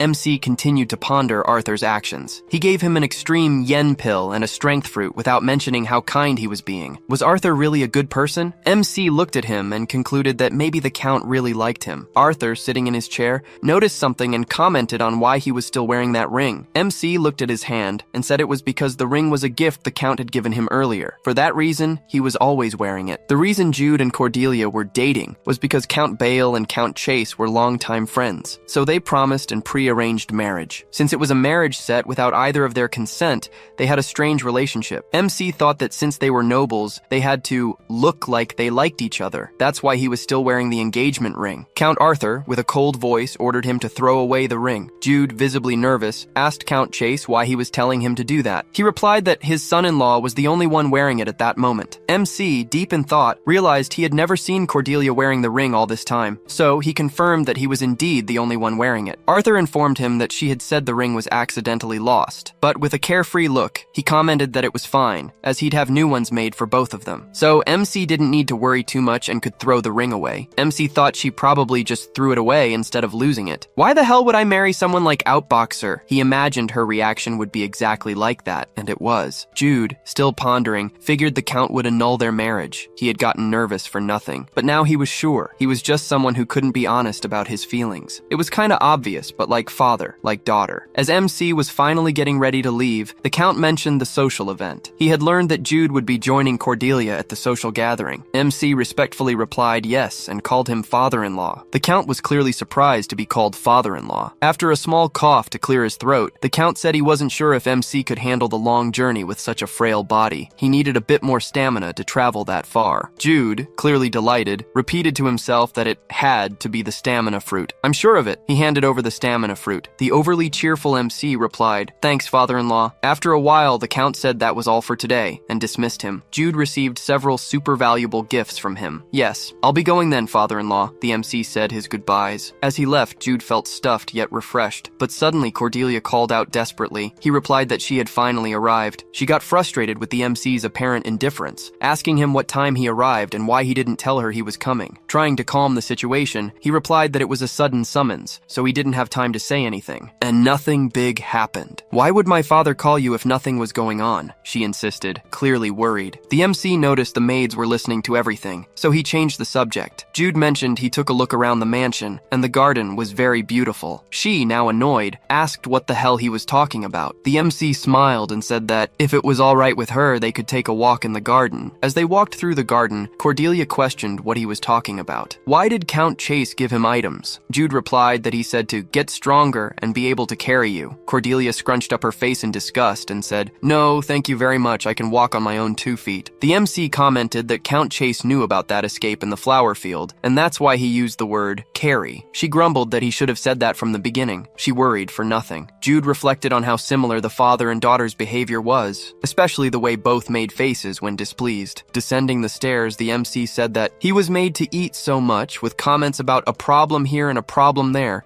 It felt like his stomach was going to explode. Cordelia replied ironically that now he knows what she went through in the dungeon when she drank all the mana potions. Suddenly, she noticed something different about him. His dark circles were gone. This meant the 9 blocked paths must be improving. The MC was surprised she noticed such things. She's surprisingly observant. Awkwardly, he also noticed something. She was too close. So, changing the subject, he commented that Count Bale, her father, should be back in about 10 days, tops. Cordelia commented that this means she will now prepare for her father's test mission. After all, it's mandatory for anyone who wants to leave Bayloon and start Jude Bale's main scenario. Jude Bale is a character from Legend of Heroes 2, who was largely ignored by players due to his extremely slow start and a major physical penalty. As the game's story progressed, few chose Jude because of his initial difficulty, despite him having powerful skills later in the game. Cordelia was also an unpopular character due to her tragic and sorrowful background, along with super difficult gameplay. Both characters, Jude and Cordelia, had complex appearances and backstories, but their initial difficulties turned away less persistent players. But the main reason players avoided Jude was that his character settings were utterly frustrating. One of the biggest problems was his 9 blocked yin paths, a significant obstacle that could only be naturally healed with in-game progress and by obtaining the Sunfire Fish. This crucial event only happened after half a year of gameplay, marking a turning point in Jude's story. If you asked what you could actually do playing as Jude during that half year, you could watch the last leaf fall outside your window while staying in bed all day. Jude could also faint while trying to control his fragile body, get out of breath after walking for more than 10 minutes, or even find creative ways to pass out. In the beginning, Jude was just a frail, sickly background character, needing to endure these hardships to progress in the game. Who would want to play a character like that? The MC reflected. Understanding Jude's unpopularity, he awakened a protagonist-worthy talent later on, but the beginning was an almost unbearable challenge. Plus, he knew that treating the 9 blocked yin paths was just the beginning. He couldn't leave his territory unless he completed his father's trial quest. The second reason Jude was an unpopular character was the quest to prove to Count Bile that his illness was cured. This quest, known as the Father's Trial, was essential for advancing the game's main story. To complete this quest, Jude had to be trained according to Bale's rigorous standards, which were way above average. You had to stay stuck in the mansion for up to a month or two after recovering,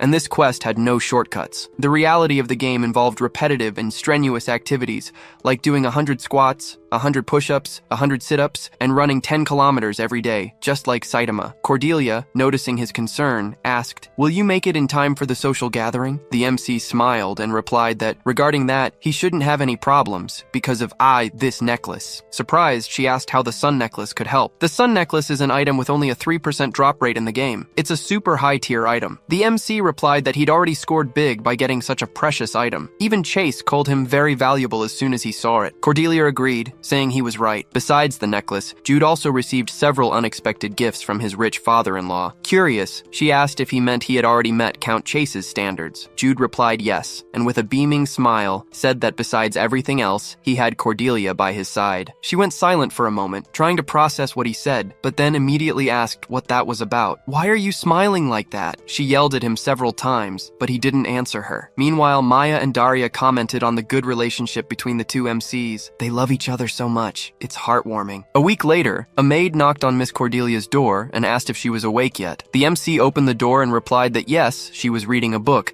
and asked what was up. The maid announced a letter had arrived from young master Jude Bale. Cordelia was unfazed, but took the letter and thanked the maid. Intrigued, Cordelia held the letter, wondering what the heck was going on this time. She thought she wouldn't see the MC until the day they went to Langest for a social gathering. She then opened the letter, and the first line read, "To my beloved Cordelia, whom whom I miss dearly. The MC, reading that, immediately started cussing him out from the very first line. She decided to skip the fluff and get straight to what he'd written that was important. The letter stated that Count Bile would return from his expedition soon. She was then supposed to relay what he had written to Count Bile at their next meeting. Not quite grasping the message, she realized there was no date written for when they were supposed to meet. She wondered if she'd have to send him a letter to find out. Just then, guard Dahlia entered the room announcing a message from Count Chase. She informed Cordelia that the Count's friend, Count Alex Bale, would return that day from his expedition, and that Cordelia should prepare to travel to the Bale estate to attend the meeting. She was confused by Dahlia's words. 2 days later, at noon, at the Bale estate, Cordelia sat at the dining table, reflecting on how she'd gotten there. She remembered coming by carriage with her father, but why had she come to the Bale's house in the first place, she wondered. Meanwhile, Jude Bale observed Cordelia, thinking that, seeing her now, he imagined that was how he himself must have looked when he'd visited Mr. Chase's house previously. Gale Bale, a smile on his face, sincerely thanked Miss Cordelia for coincidentally finding the sun necklace while they were playing in the flower fields. Jude Bale aside, she was a goddess of fortune for the Bale estate. Visibly embarrassed, she replied that he was giving her too much credit. She tried to find the right words to address him and called him brother-in-law. With her head spinning, Cordelia thought that by the end of the meeting, she'd definitely throw up. Meanwhile, the MC's brother, noticing her discomfort, smiled, thinking how lucky Jude Bile was. Count Bile then addressed Cordelia, saying he'd heard from Jude Bile that she wished to ask him something and ordered her to speak. Even more nervous, she started to stammer. The words just wouldn't come out. The MC watched the situation closely and saw she was truly nervous. He then intervened,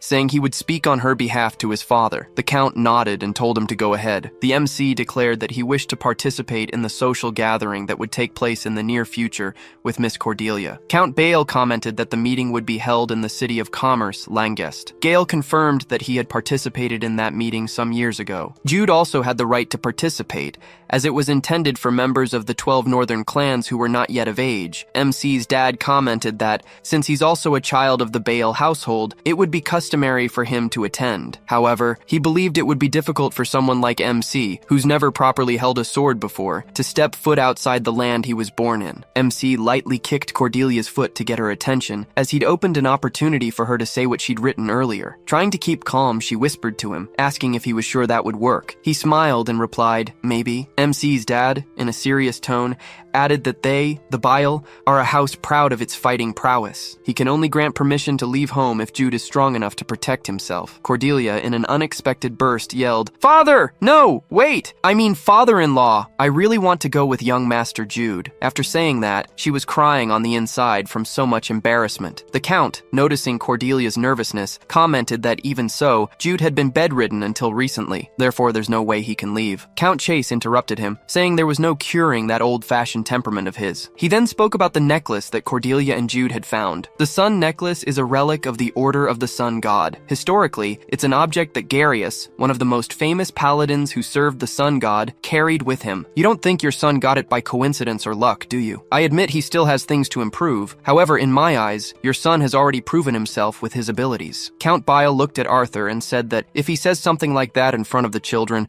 it will make it seem like he's a stumbling block in their way. Arthur replied that's what it looked like. Meanwhile, Cordelia looked at Alex and pleaded for him to let Jude go with her, saying she would only go if Jude went along. Count Chase, with a stern expression, asked Alex if he would deny it to the very end, with her begging like that. Count Bale, feeling the pressure, replied that since she was going that far, he couldn't deny her request. After a moment, Alex commented that he'd heard from Knight Victor that Jude was in a condition to learn the martial arts of the Bile household. Then, he asked what he thought about starting that afternoon. Jude and Cordelia were surprised by that sudden question. MC's dad, with a smile, informed them that he was a strict teacher and hoped Jude would endure the training. MC, incredulous, couldn't believe Count Bale would actually teach him. MC realized that had never happened before in the game and thought maybe it was a bonus reward. Later, Jude and Cordelia walked together through the palace gardens. MC, somewhat thoughtful, commented that he'd thought it would just be an annoying event, but thinking his dad would teach him, his eyes gleamed with determination and excitement. Cordelia watched and reflected reflected on Jude's words. She was sure he was genuinely happy, since the Count himself would be teaching him. However, it was obvious he was also excited to experience something that hadn't happened in the game. The MC jokingly said that if he failed to pass the training, she would go to Langus alone. Then she wished him good luck in completing the main scenario by himself. She, angrily, said that if he didn't pass, she'd personally come kill him before the world ended. Cordelia was sure he'd figure something out to pass the training. After all, he was the top ranked. However, she asked him not to hurt himself trying to push his limits or anything. Jude, surprised by her concern, commented that she really was like her father. She looked at him, not understanding what he meant, and replied, "Of course I'm like my dad. Who the fuck else would I look like?" But he wasn't talking about looks. As she headed for the mansion's exit,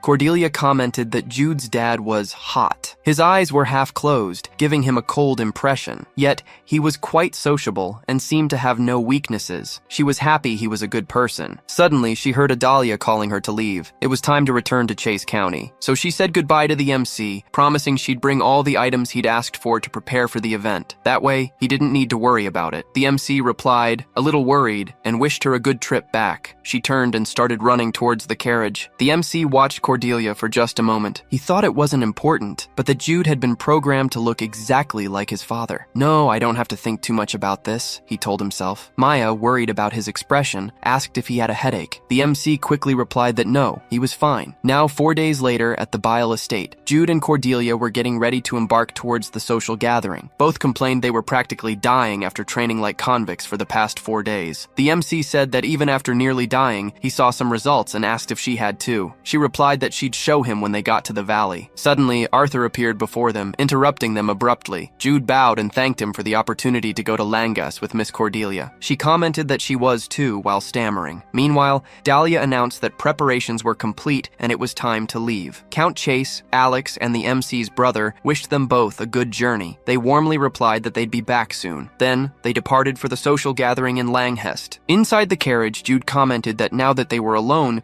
they should check if everything was ready. He asked if she had brought all the materials. Cordelia replied that this time, she'd hidden everything inside her bag and dress. So, she handed him the magic medicine and the towel he had asked for. She asked if he planned to draw magic circles on the inside of the towels. The carriage was shaking too much, and he might end up getting nauseous. The MC replied that he'd draw them when the carriage stopped, and that she didn't need to worry about him. He told her she should rest first. She agreed. The night before, she had spent the entire time reading magic tomes and couldn't sleep because of it. Jude looked out the carriage window and commented that if they followed the game's story, they would definitely be forced to take the longer route. The next morning, Dahlia asked if the path ahead was blocked. Jim, a guard assigned by Count Bile to protect Jude, answered yes. While patrolling the area, Jim saw people turning back. He asked why, and was informed that the bridge had collapsed. Dahlia understood, and said the only option was to take the long way around. Maya worried about young Master Jude, since they'd be taking a longer route. It hadn't been long since he'd been sick. The guard tried to reassure her, informing her that the young miss had learned healing magic from her fiancé. Therefore, she believed everything would be fine. Dahlia said that Cordelia had stayed up until dawn studying. She was truly dedicated to her love. The two cheerfully commented on how much they loved each other. The two were mistaken. Cordelia, in fact, had spent the entire night studying dark and paralysis magic. Suddenly, Guard Jim called out to Miss Maya. Embarrassed, he said she didn't need to worry. He would do his best to escort the MCs as comfortably and safely as possible, and as a guard, it was also his duty to protect Miss Maya. He finished by saying he would protect her with his life. She, coldly, said she'd rather it didn't come to that. Inside the carriage, Cordelia slowly opened her eyes and asked Jude if he had heard that. With a nonchalant expression, he said yes. The story was following the same path as the game. If they took the mountain path, they should be able to activate the hidden event, as planned. She looked at him, saying that wasn't it. She was talking about what the guard had said to Maya. He, without reaction, replied yes, he had heard it. Cordelia, totally hyped, said that in the game they didn't hear that kind of conversation. Only a message appeared saying a path had been chosen as a countermeasure. She was super excited, thinking something might happen between those two. Jude, coldly, said that it didn't sound like a death flag at all. They should be careful. She glared at him, thinking that at times like these,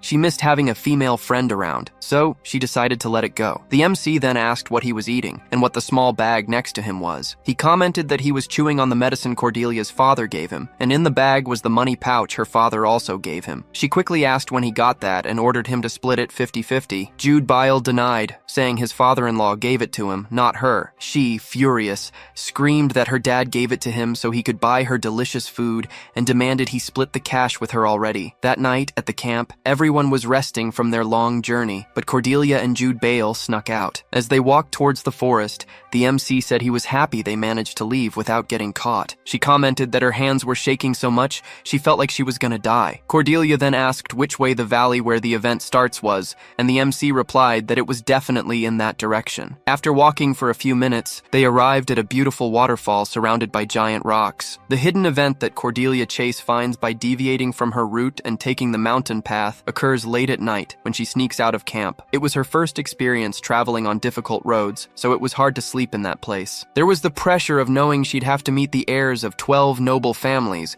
and the responsibility she felt for being the youngest daughter of the Chase family. Because of these reasons, Cordelia needed some alone time to clear her mind. She headed to a stream to wash the sweat from her face. What she found in the stream, far from the sight of others, was a moon so bright it outshone the stars. After witnessing such a beautiful sight, Cordelia began to sing. The sound of the music slowly spread through the surroundings of the dim stream. A mysterious being appeared before her in reaction to her voice. Because of this event, which seemed straight out of a fairy tale, Cordelia felt like she was dreaming. It seemed like just a cute little event made for fans. But ironically, it represented a core element for her players because of the event's reward. Back to the story, the MC commented that she probably already knew, but only Cordelia could complete it. He couldn't help. She wasn't even a little excited about the situation and replied that she didn't want to. Jude Bale said that even if she didn't want to, it was necessary after all. The reward was very important to her. He asked if she would give up on it now. Cordelia replied, "Of course not." She intended to seize every opportunity. The MC was relieved and said that that was why she brought soccer clothes and a swimsuit, and why he endured the carriage's rocking sickness while drawing the magic circle. She put her hand on her face and said, "Fine, I'll do it. Everything perfectly. Now stop bugging me." But Cordelia looked at Jude Bale and said that in return, he'd also put on his swimsuit. Jude Bale denied. He wasn't going to wear a swimsuit because the event wasn't his. Cordelia commented that even if it was her character's event, he was there too, so they should share the pain. He grumbled that it was nonsense, and besides, he hadn't even brought a swimsuit. She showed him the swimsuit she'd brought for him. It even had the same design as the item that could be bought in-game. Jude asked her to calm down. He didn't expect that. He swore he'd hide in the bushes and not come out. Cordelia didn't agree. She had gone through hell to get the sun necklace for him, and said it was his turn now. She made a sad face, saying it was super embarrassing to be the only one wearing so little when both of them were there. After seeing that scene, Jude was speechless. There was no way to refuse after that, so he accepted. He replied he'd put it on. Cordelia cheered up, commenting it was his duty, and that since they were the same height, the clothes should fit. Suddenly, she noticed something and asked why his lips were blue. Jude replied it was probably because he was cold. His body temperature was naturally low due to the blockage of the 9 yin pathways, so he had never noticed. She looked at him worriedly and asked if he was cold. The MC replied that, now that she mentioned it, the air was pretty chilly. It'd be better to finish up quickly and head back. So, he asked for the clothes to get dressed. Cordelia quickly hid them. Jude asked if something was wrong. She replied that it didn't matter anymore. He didn't need to put them on. He questioned why she changed her mind so suddenly. Cordelia, a little embarrassed, said she didn't want him to catch a cold. She had no intention of letting a weakling get sick just because she didn't want to be embarrassed alone. She furiously threw the clothes on the ground, saying she'd brought them for nothing and why the hell would Cordelia take a bath in that weather. As he listened to her cursing, Jude agreed she had a point. Since he wasn't the only one who could end up catching a cold, he told Cordelia to just get on with it. After a few minutes from behind a tree, Jude asked if Cordelia was ready. She replied to wait, as she was still putting on her bikini, and said she'd kill him if he turned around right then. After a few seconds, he turned around and asked again if she was ready. Then, he started to say they'd do as planned, but he was speechless when he saw her. Cordelia was just in a towel at the edge of the stream, while timidly staring at him. It was a wonderful sight. The MC already knew she was beautiful, but looking closely at her at that moment, he found her so stunning. Cordelia asked what he was staring at, and made an expression that couldn't even be described. Jude quickly snapped back back to reality, replying, "It was nothing." She said she was going into the water right then and asked him to hide in the bushes. The MC agreed. As soon as she entered the stream, she shivered from the cold. The MC wondered what was going through Cordelia's head for her to take a bath in a stream in the middle of winter. Hidden behind a tree, Jude told her to start singing already, or they'd both freeze to death. Cordelia was preparing to sing the game's song, but she couldn't remember which song was sung at the event. Worried, she figured it must be a song Cordelia had memorized, so the MC should know which one it was. She started to think it was about the moon, a song about the moon. Cordelia despaired. She couldn't remember the event's song, so she started to sing the first song about the moon that came to mind. Jude stared at her in disbelief. What was that? Why was she singing Twinkle, Twinkle, Little Star? He asked her to pause. She was supposed to sing the game's song, not Lynn or Baby song. She replied she couldn't remember the song, only knowing it was about the moon or a star. She added that there was no way to pause in reality, as this wasn't a game. He started thinking it was fine. The song might be different, but it was the same person singing. Maybe it would all work out because she was cute. Suddenly, Jude looked up. A bright green light appeared among the trees. While Cordelia continued singing lullabies, lights surrounded the stream. She was then interrupted. One tiny being commented she was so beautiful,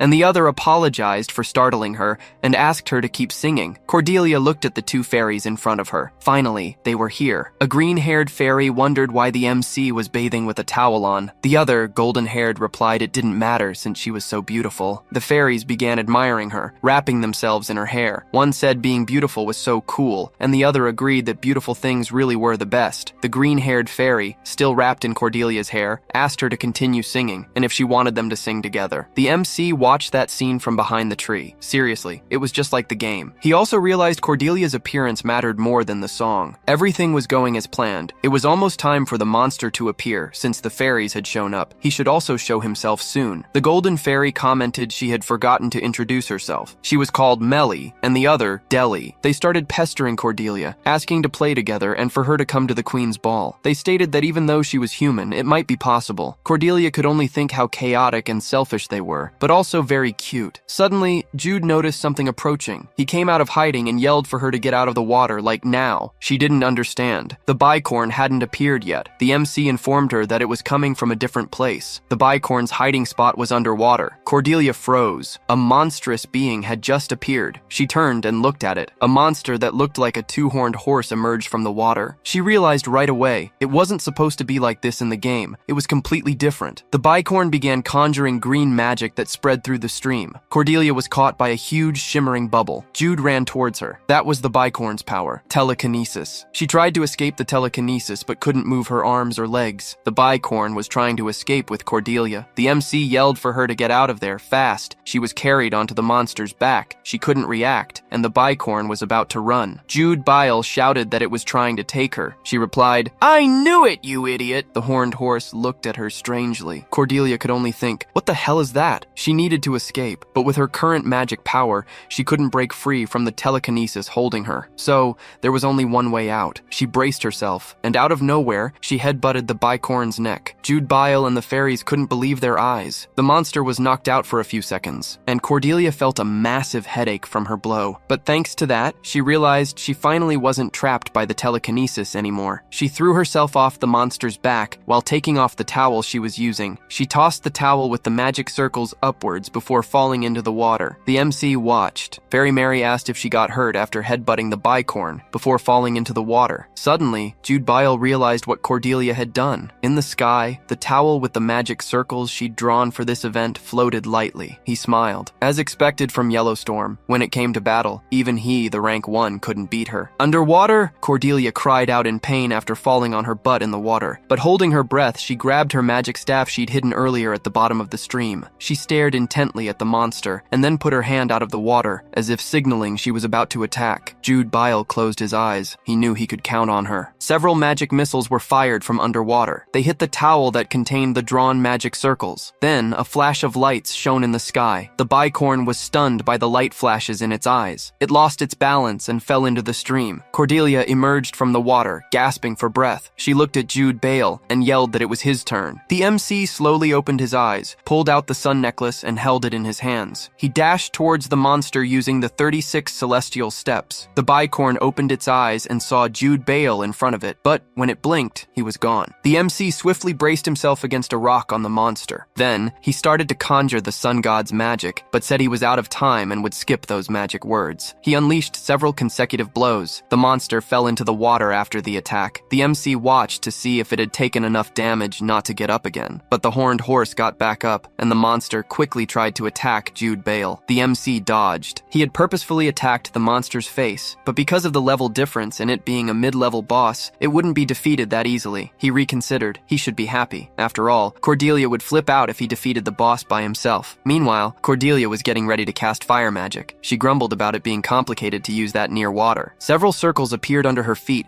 preparing to activate the spell. Flames began to gather on her staff. She became super happy after noticing it had actually worked. Then she launched a fire missile towards the monster. When the monster noticed the attack, it was too late to dodge. A massive explosion engulfed the stream, and she watched to see if her attack had taken effect. Jude commented that part of the stream must have evaporated this time. Cordelia, ever so smug, said it was just as expected of her power. She commented that if this were a game, she would have launched 80 fire missiles at once, but they didn't even get a level up effect. The MC said no. That means the boss is still alive. The MC then told them to stick with the plan. Normally in this event, they just had to make the bicorn flee. Knowing the value of that horn, they couldn't let that happen. The battle was about to restart. They prepared for the boss's next attack. Jude commented that it looked pretty weakened and said he'd take it down as soon as he found an opening. Cordelia replied that he was quite the joker, who said he could get the last hit. The MC said they were a team in case she'd forgotten. She said she couldn't care less and wasn't going to lose to him. Cordelia looked at the monster and made a gesture. "Come on, come at me!" Furiously, the boss charged towards her. As it got closer, the MC realized it still had a lot of strength, so she activated a pitfall spell and told Jude to make sure he timed it right this time. After that, she cast another spell, one that would restrain the boss's movements. This really annoyed her. She couldn't hold it for much longer. Suddenly, the chains holding the monster broke. Cordelia felt electric shocks run through her body. She wondered if she'd used that much magic. It was even hard to stand. She told it to try and attack her if that's what the boss wanted, but it wouldn't be easy, since it didn't know where the pit she'd hidden was. The bicorn rapidly advanced towards her, but ended up stepping into the pit the MC had made before chaining it. She commented that the ability to control the situation,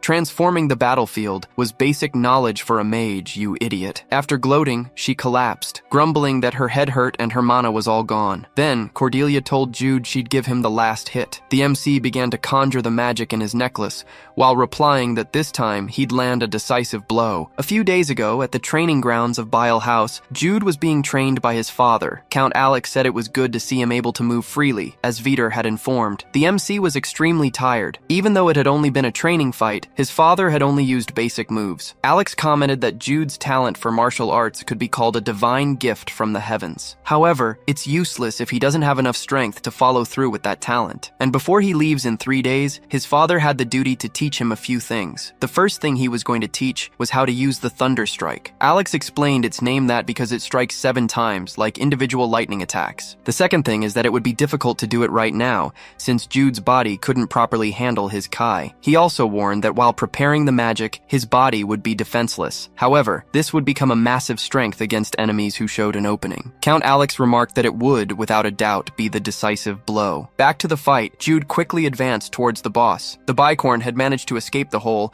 but noticed it couldn't see the MC anymore. Cordelia, realizing the monster was looking for him, just pointed skyward with a smirk. Jude was right on top of it, getting ready to deliver the strike. This was the opening he'd been waiting for to finish things. Jude declared this was the strongest blow he could possibly use. Then, with all his might, he landed a direct hit on the boss, which writhed in agony from the attack. Even after taking a barrage of powerful hits, the bicorn was still standing, but it finally staggered and crashed into the water. Level up effects popped up all around Cordelia. Totally stoked, she cheered that they finally did it. She was even more blown away because the effects just kept piling up. The MC looked at Jude and asked if he'd seen that. She just leveled up 3 times, but he was just floating in the water like a dead fish. Cordelia rushed over, asking if he was all right. She hauled him out, plopped him onto a rock, and demanded to know what happened. Barely clinging to life, he croaked that she needed to put the sun necklace on his chest because he couldn't move a muscle. She grumbled, "Not this 9 yin blockage again," and told him to hang in there. She'd get him to solid ground. The 2 fairies, Amelia and Adelie, were totally amazed they'd managed to take down a seriously powerful monster. They chirped that the real fun was just getting started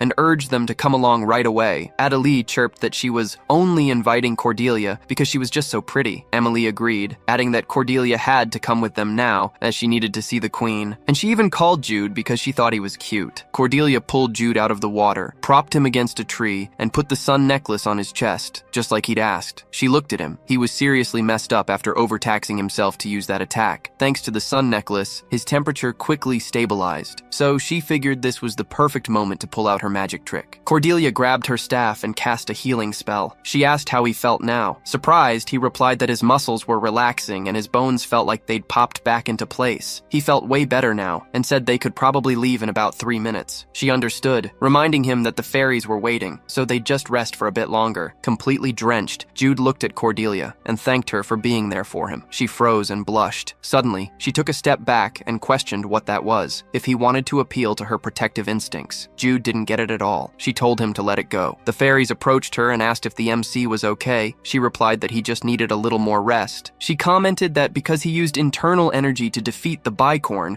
cold energy had taken over his entire body. They listened intently as Cordelia explained that he would need more time to fully recover. They turned around and started gossiping, saying he was handsome but weak. But hey, being handsome counts for a lot. Then they asked for the MC's name. She replied that her name was El Cordelia, and the fallen boy was Jude. Adele asked why she was called El Cordelia. That was so ugly. The MC replied that it was just Cordelia. She had confused it with her in-game name. Mary, cheerfully, said she had a question and asked why she was dressed while taking a bath. Cordelia replied that what she was wearing was swimwear. The clothes she usually wore were somewhere else. Suddenly, she remembered her clothes. She couldn't go see the queen dressed in swimwear. She ran to get her clothes and asked to pause real quick. Jude commented that she couldn't pause since they were in reality, not playing a game. She told him not to annoy her or he'd die. The MC called Mary and said that before visiting the queen, she needed to change clothes. After a few minutes, they finally entered the fairy village and were impressed by how bright everything was. The MC commented that it was still a forest, but the entire scenery was completely different. Jude confirmed. Adelius informed them that he would show them the way, which was just over there. The two followed the fairies,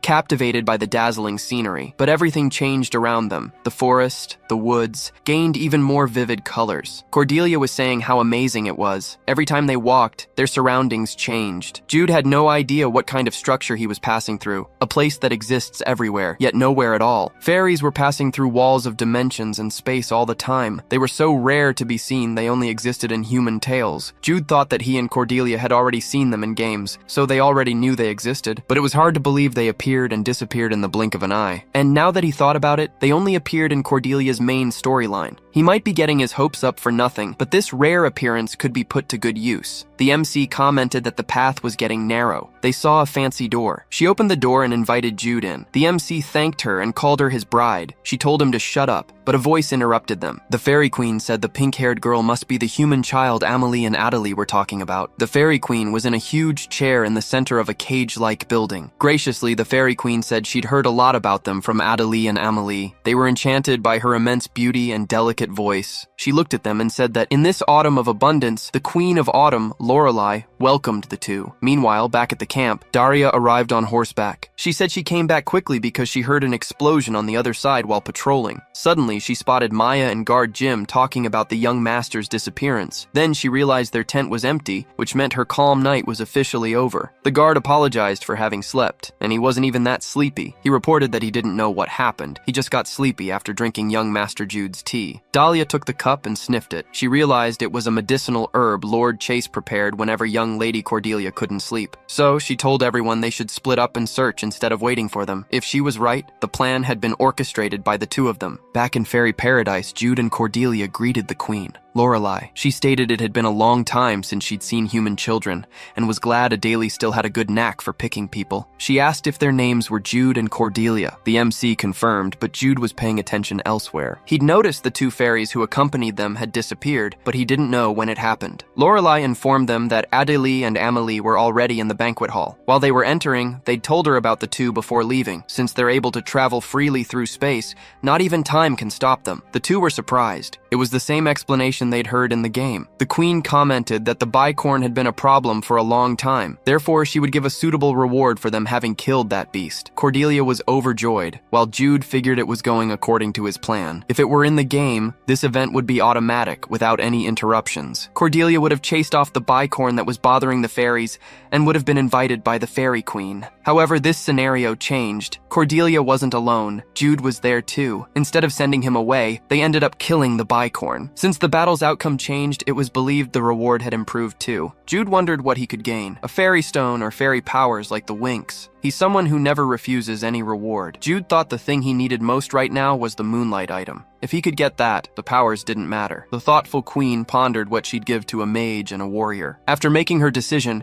she snapped her fingers and said the item should be enough. Cordelia and Jude noticed a green light appear in front of them. For Cordelia, she granted the moonlight. It's an item kept for hundreds of years, a legendary staff created by fairies. To Jude, she handed over the fairy steps. She informed him that even though it was created for another race, it never found an owner as good as him. Smiling, Lorelei said they were valuable items, but instead of gathering dust there, it would be better to find a use for them in the hands of good people. The MC was shocked. Fairy steps? No way, he thought. He didn't expect to receive an item like that. Fairy steps is an A-rank item that allows you to jump through space up to 3 times. The item completely dodges an attack by shifting to a different dimension. The MC, deep in thought, imagined that if he used it, he wouldn't need to dodge at all, since the item allows you to dodge without moving. He couldn't even believe the queen was giving this away. Joyfully, he thanked the fairy queen, saying she was the best queen ever. He turned to Cordelia and asked what she was waiting for, since she hadn't thanked the best queen in the whole world yet. She was pouting, not liking it one bit. The item she got was B rank, while his was A rank. She grumbled that it was super unfair, and Woody tried to calm her down. Lorelei laughed and said there was a reason she gave those rewards. Cordelia asked if it was because she was a mage and he a martial artist, and Woody asked her to speak more gently. The queen replied that the assumption wasn't completely incorrect. The two looked at her, waiting for an answer. If it wasn't that, then what was it? She smiled and said she preferred a handsome boy over a cute girl. After some time, they finally returned to the stream,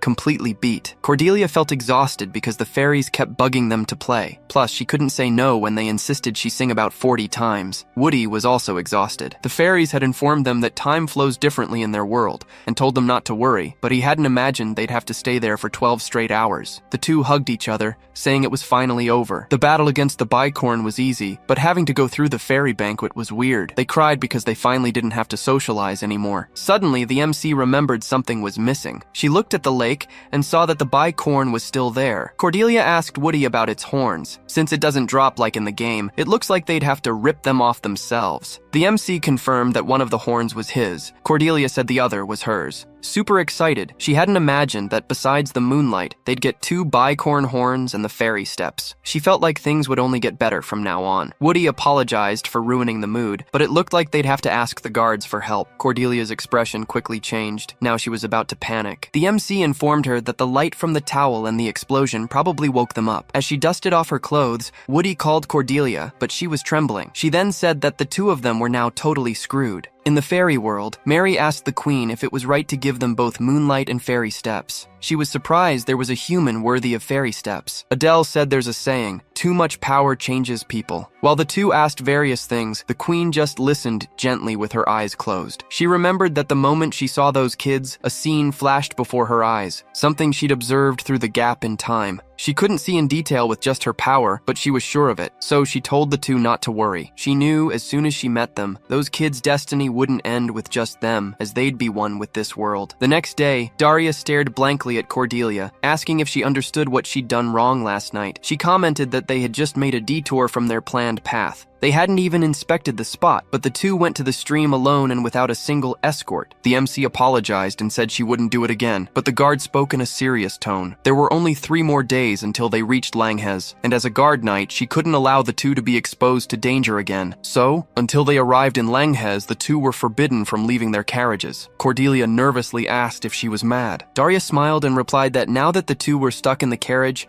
they'd finally have the alone time they'd yearned for. Inside the carriage, Jude was resting after the long night. The MC entered carrying a basin of water and said she heard he'd gotten sick. He replied yes, he was a bit dizzy, but other than that he was fine. Then he asked her what Daria had said. Cordelia replied that she'd gotten a huge scolding, and that they were banned from leaving the carriage for a while. Jude commented that it was better this way, as he had no reason to go out for now. He looked to the side and noticed Cordelia was sad, surely because of the scolding she'd just received. So, to cheer her up, he said that Miss Daria probably scolded them not out of anger, but because she was worried. The MC replied that even so, she was afraid Daria would start hating her. He said that, for now, they'd just show they were reflecting on it. If they apologized properly, she'd accept it. After all, she was like their big sister. She got a bit more cheerful and commented that yes, they'd do that. The MC said that if she were scared, she'd come up with a ready excuse. She replied that there was no need. If he walked, he might just die for good and should focus on getting better. Cordelia sat on the floor next to Jude and said she'd wipe his sweat. He asked what kind of noble lady sat on the floor. She replied, "Who cares? When I watch TV on Earth, I'd sit on the floor instead of the couch." The MC began to gently wipe Jude's face, and he said it felt really good, but he seemed sleepy. Cordelia told him to sleep, saying she'd take care of him during that time. She'd heard the journey would last 3 days, then they'd talk about how to deal with the demonic hand after he got better. As Cordelia re-wet the cloth, Jude called out to her and said, "Thank you so much. I wouldn't be able to survive if I were alone in this world." She couldn't say anything, just stared, but thought that she was the one who should be saying that. 3 days later,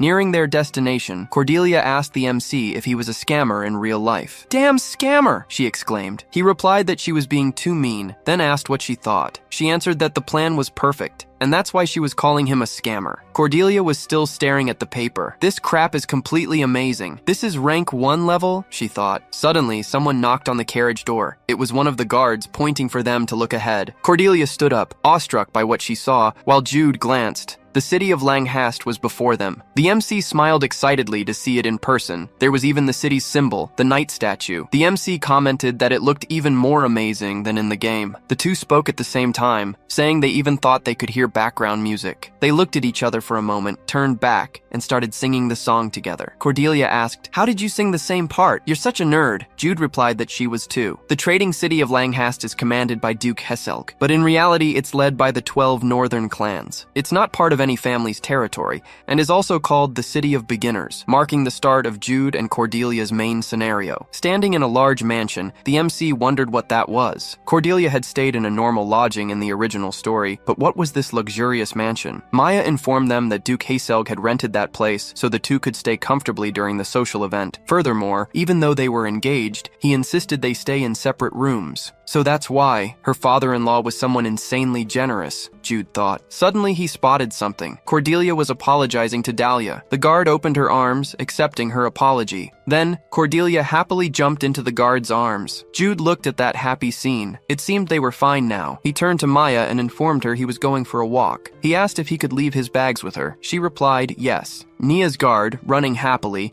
helped Miss Maya with the bags. Jude, however, ordered all the guard knights to follow him. The guard, then, was extremely sad following his young master. Jude also ordered all of Duke Chase's knights, except for Miss Dahlia, to follow him too. A woman asked if that was really necessary. Jude replied yes. "My father said that after we safely arrive in Langhast, and after the social events, he'd need to borrow the knight's strength for something," he explained. Of course, his father didn't say that. It was all a lie. Cordelia and Dahlia were walking through the shopping district. The guard informed them that the magic shop was somewhere around there, but the MC said they needed to turn down that alley. She asked her young mistress how she had found it so quickly. Cordelia replied that she had studied the map thoroughly. Someone who visited that place multiple times in the game couldn't possibly forget. The MC looked at her and said she was probably very tired from being on guard, so it would be good to rest a bit. Dahlia commented that she could carry her around Langhast if needed. Then she asked what things she urgently needed to buy at that store. Cordelia replied that she wasn't going to buy anything, but there was someone she needed to meet. "They're stuck at work at night, so she couldn't put it off. She couldn't wait to meet them," she said. 15 minutes before arriving in Langhast, Jude informed them about the main events in the city. They would be countless times more difficult than the fight against the Bicorn in the valley. Even if their powers had increased thanks to the items, they wouldn't be able to win alone. Cordelia agreed, saying they would probably lose that fight. Jude commented yes, but to make sure that wouldn't happen, he was thinking of using his father and her father. The MC asked what letter he was holding. He replied that it was the forged document he had written, while imitating her father's handwriting. They would use it to unite all the mages of Langhast. As long as he had this document, the mages of the Crimson Dawn Tower would have no choice but to help them. Cordelia realized that he had not only copied his handwriting, but also his manner of speech and signature. "That's incredible," she thought. The MC put away the letter, saying she wondered what kind of insane plan he would come up with. "So, you'll use my father, who is the master of the Crimson Dawn Tower, to get the mages' help," she asked. Jude handed her a money bag and replied that she was right. Since mages were part of society's elites, even if the Tower Master's daughter asked directly, they would still need at least a reward. She looked at the money bag and replied that she would do it. Then she asked how he would use her father. Jude commented that on the last expedition, his father confronted a group of demon worshippers. When he checked one of their backpacks, he found a type of coded secret message. After deciphering the message's code, they discovered the place where the demon worshippers would meet, a specific spot in Langhast. The MC will deliver the forged document with this story he concocted to the Knight's Order in Langhast. His father has a reputation, and his son personally delivered the letter. The Knight's Order will have no choice but to believe him. Cordelia commented that then, they'll use the NPCs to grow stronger, and through the Knight's Order, they can take down some of them quite early on. Jude replied, "That's right. This method will only work because they are Jude Bael and Cordelia Chase, and because it's reality, not a game." The MC smiled and said, "Not bad. It's a perfect plan." The MC also grinned excitedly. They'll bring outsiders into the event. At the headquarters of the Order of the Blue Lion Knights, a man, the commander, was commenting on why he needed to immediately check what was in that letter. To say there are demon worshippers hiding in Langhast, there's nothing more urgent than that. One of the guards wondered if he really heard correctly what Commander Baruso said. The guard next to him replied that they seemed to be secret orders from Alex Bael. Jude said that, due to the contents, his father told him to deliver it personally and to burn it after reading. Jude couldn't leave any evidence that he forged something. The commander replied that he would do it. With the remaining knights at headquarters, they would move as quickly as possible towards the demon worshippers' hideout. The MC raised his hand and said that this might sound immature and random, but asked if he could join the guards. He looked at Jude and replied that he could allow him to go with the guards,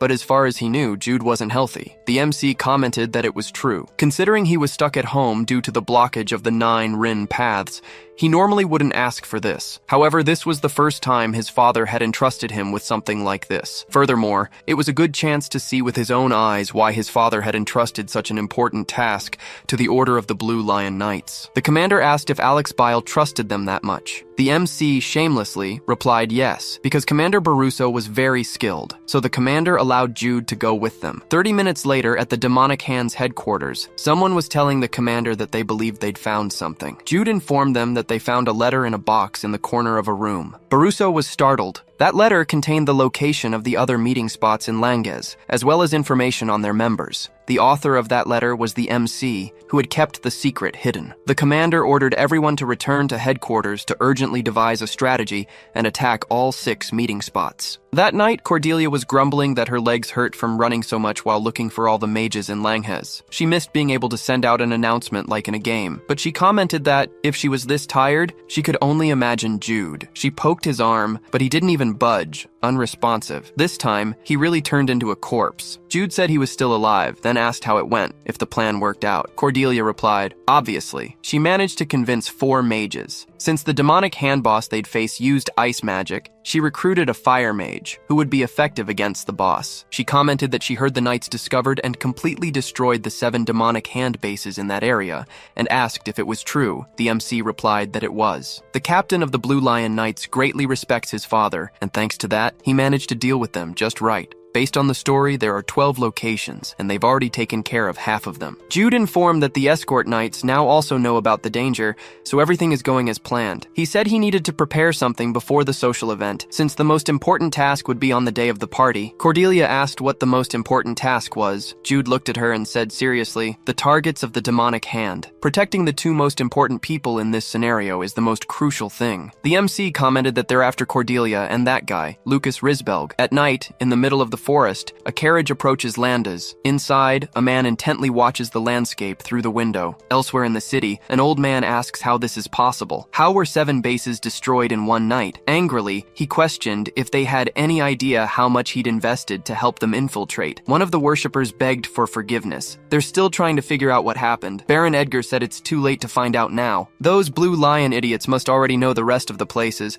and the social event is right around the corner. How are they going to get everything ready by By then, someone spoke in a cold tone that it didn't matter. The Baron, who had just been yelling, fell silent in fear. He addressed the person as Mr. Minos, a man who had accepted a demon into his body to become a half-demon. The Baron said they were in a situation where more than half of their forces had been destroyed. But before he could finish speaking, Minos glared at him furiously. He asked if they were sure Cordelia Chase had arrived in Landis. The worshippers responded yes, and informed him that the other target, Lucas Risbelg, would be arriving tomorrow during the day. Minos said that in that case, the plans would remain the same. In 2 days, they would capture the targets alive and summon a demon into this realm. He began to freeze the surrounding area, saying that even with these unforeseen events, everything would happen according to his plan. The day of the social event finally arrived. Maya and Dahlia were happy after getting their young masters ready. Maya commented that they're already beautiful. Dressing them well makes her very satisfied. Dahlia agreed. She kept saying how gorgeous Cordelia looked in that dress. Then she looked at the clock and noticed it was already late. She asked them to get ready to leave. Dahlia and Maya left to inform the others, while the MCs said they would be coming soon. They looked at each other as if plotting something. The MC slowly walked to the mirror and said, "What the fuck? How can Cordelia be so beautiful? I'm beautiful! Look, Jude is a beautiful woman!" The MC said she looked like a narcissist and asked her not to act like that in front of others, to avoid embarrassment. She asked if he didn't think she was beautiful, if Cordelia was the best. Jude didn't deny it, but told her to stop talking in the third person. "You sound like Anya from Spy Family," he said. He offered her his hand, saying that today was an important day. "So let's not get distracted," he said. Cordelia slapped his hand and said, "There's nothing to fucking give." He replied that he didn't want anything, he was just offering to accompany her. She was surprised and commented, "That's kinda cringe, no thanks." The social event is a grand banquet organized by the children of the 12 northern families. Because it's such a big event, influential people from Landesta's high society who want to connect with these families attend it annually, and because of that, someone's position in high society depends on whether or not they're invited to the event. That's why this event is so important. Jude asked if she remembered the plan. Cordelia replied, "Yes. Protect Lucas from the demonic hand. No matter how strong they are, now that half of their forces have been destroyed, it must be difficult to invade this place." People around them commented about Jude, Cordelia Chase's fiancé. For someone who was sick not long ago, he looked completely fine. Some wondered if he had already recovered from his illness. Others said they looked great together. The two were internally cringing from all the attention, which made it hard to focus on the plan. While Cordelia thought listening to all that gossip was annoying,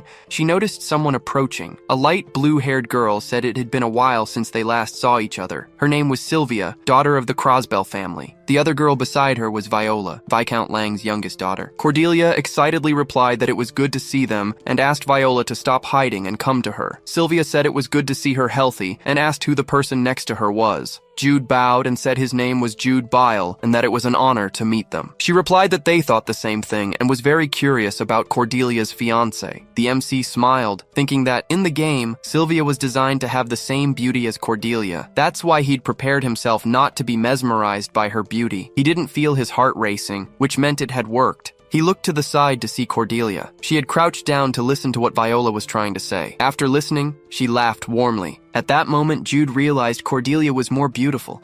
Even though he was already used to seeing her every day, his heart still raced. Suddenly, the MC saw someone approaching. Cordelia also looked in the same direction. A boy stopped in front of them and stared at them. He extended his hand and introduced himself as Lucas Resbelg, from Resbelg County, the host of the event. He genuinely thanked them for attending the event. Jude thought he'd come to greet them first, but then hadn't done anything else. The MC also introduced himself and thanked him for the event invitation. As a prodigy born with a talent for swordsmanship and the son of Count Resbelg, the head of the 12 northern clans, Lucas liked the concept of becoming stronger. He even loved the training process itself. That's why, when he approached someone else, his level of interest would change depending on whether they were strong or not. It was a terrible habit. The MC thought that if his personality was the same as in the game, Jude, who was famous for being unable to learn martial arts due to his illness, would be someone he'd just have to respect and nothing more. But he wasn't like his game counterpart, so he put more force into the handshake. Lucas clearly noticed the change that had occurred. Jude Bale, Cordelia Chase, and Lucas Resbelg. It was impossible to deny the similarities between these three people. They were all playable characters from Legend of Heroes 2. Among them, two people, Jude and Cordelia, were confirmed to have memories of their past lives. And what about Lucas, who's also a playable character? Jude Bale wondered if he could be the reincarnation of the third-ranked player, a player who always butted heads with him and Cordelia. He needed to figure this out before the demonic hand attacked the social event, and he needed to be quick, without saying too much. The MC got closer and asked, "Hey, you too?" But Lucas didn't answer anything, just stood there looking confused. Jude Bale coughed a bit and commented that he had said something inappropriate. He still wasn't completely healed from the block of the 9 yin paths, so he apologized. Lucas accepted the apology and left to greet the other people at the event. Cordelia grabbed Jude Bale's arm as she said, "How embarrassing. That was so funny." The MC told her to shut up. She asked if he had gotten the answer about whether Lucas had memories of the modern world or not. He then repeated to her, "Shut up!" But it was as Cordelia said. It was technically a success, though he didn't know if that was good or bad. Just like when he met Yellowstorm and Pleiades, he didn't feel anything special. Judging by Lucas's reaction, he really found the situation weird. With that, however, he could confirm that Lucas didn't have memories of being ranked 3rd. If a character like Lucas had memories of playing Legend of Heroes 2, he would have been a great help in solving the problem with the demonic hand at this event soon. So, it's a shame. But even so, Jude Bale had no guarantee that reincarnations of ranked players would be like him and Cordelia. He didn't know if they would want to work together. In this situation, where the start of the main story had changed, it'd be lucky if the other scenarios didn't have alterations. Cordelia interrupted Jude Bale from his thoughts. She said she had completely forgotten about it, but Lucas was also a playable character, and that it would be much better if the rank 3 player had reincarnated as Lucas. The MC asked why. She replied that she didn't like Lucas. Her favorite character was Cordelia, and since she wanted to platinum with all characters, she had to play as him. After seeing the story, she understood why she didn't like playing as Lucas. This is because, in Lucas's story, Cordelia is the one who was kidnapped by the demonic hand, and then she appears as a demonic enemy later. Jude Bale said there was nothing to do since Lucas is the main character in that story, but if you play as Cordelia, it's Lucas who becomes a demon. Cordelia replied that she knew that. However, in both routes, they became enemies of each other. She asked if he didn't know how many people had lost the game because of Lucas in his demonic version. That's why a lot of people don't like him, especially if their favorite character is Cordelia. She had a lot of anger towards him. Just thinking about it stressed her out even more. The MC said there was also another reason, and Jude Bale asked what it was. She replied that the romantic cat made him wear maid outfits. Just thinking about it made her head want to explode. The MC was relieved that the romantic cat wasn't there. If she were, he feared what Lucas would be like now. Suddenly, Cordelia noticed someone arriving at the event. She waved her hand and informed Jude Bale that it was the fire wizard he had gotten from the Tower of Crimson Dawn, whose name was Ronan. However, it was the first time she had seen the 2 people who were with him. She reminded him that he would call a few more people to help. She looked at the MC and asked if it was really necessary to wait until those guys invaded. Jude replied yes. There was no guarantee that they would attack in the same place and at the same time. That's why it was better to keep an eye out. Cordelia looked to the side and commented that it was time to deal with that idiot who was hitting on Sylvia. Jude informed her that he was Felix Duran, from the Marquisate of Duran. Sylvia's face was so expressionless. He told the MC that Felix was the oldest among the youths of the 12 clans who would come that day. Cordelia said that even so, she would still win against that idiot. She quickly headed towards them, while he said it didn't matter. She could do whatever she wanted. Jude thought that, aside from Lucas and Cordelia, the youths of the 12 clans wouldn't influence the event much, whether they lived or died. Since it was like that, it would be better to save all of them. He looked at Cordelia, who was talking with Felix Duran, and saw that she was unable to control her expressions. It was so transparent, but he thought he even liked that completely bored expression better. The sad expression Cordelia had in the game didn't suit her at all. Jude noticed the music had changed. It was probably time for the dance. The demonic hand wouldn't attack yet, so he looked to the side and saw that people in the middle of the crowd were looking at them. He froze. He couldn't believe she was there. Cordelia commented that her servant was coming towards them. Suddenly, Daria, completely excited, also appeared. The 2 looked brightly at their young masters, and Jude just wondered what kind of brilliance that was. Cordelia questioned why Maya brought Daria too, but it wasn't just them looking at them, but all the youths at the event. The MC commented that it was understandable why everyone was looking. The social event's participants were kids and weren't dating yet, so they would dance with friends. However, he and Cordelia were already engaged, which meant everyone was eager to see a dance between fiancés. Jude thought there was nothing to do as he took off his gloves. He offered his hand to Cordelia and asked if she would grant him the honor of that dance. In her thoughts, she wanted to run away from there and didn't want to dance in front of them. But in reality, she replied, "Of course, young Master Jude." The 2 headed towards the dance floor hand in hand. Cordelia said that was so cringe and asked if he even knew how to dance. Jude replied that she already knew about Jude Bale's talent, which had been nerfed by the blocking of the 9 yin paths. He grabbed her waist and pulled her in, saying he was good at everything that used his own body. Cordelia was surprised by this sudden pull and said she knew that. She looked at him, wondering if Jude's shoulders had always been so broad and if he was tall too. The MC, realizing she was lost in thought, asked if something had happened. She replied that it was nothing. But just as they were about to start dancing, a huge explosion occurred at the event entrance. Jude shielded Cordelia in his arms, while also looking at Senna. The demon worshippers began invading the event, while people ran and screamed. Cordelia also looked and told Jude that he was there. Lucas was protecting Sylvia from a man who had just approached them. The silver-haired man said he finally found him, Lucas Hesbeld. Lucas quickly pulled a dagger from his coat and prepared for battle. He told Sylvia that at that moment, he wasn't properly armed, so it would be impossible to defeat him right then. Because of that, he decided he would block with everything he had so she could find a way out and escape. She was very scared and asked him not to do anything reckless. Minos began walking towards them while the ground froze with just the movement of his steps. He pointed his finger,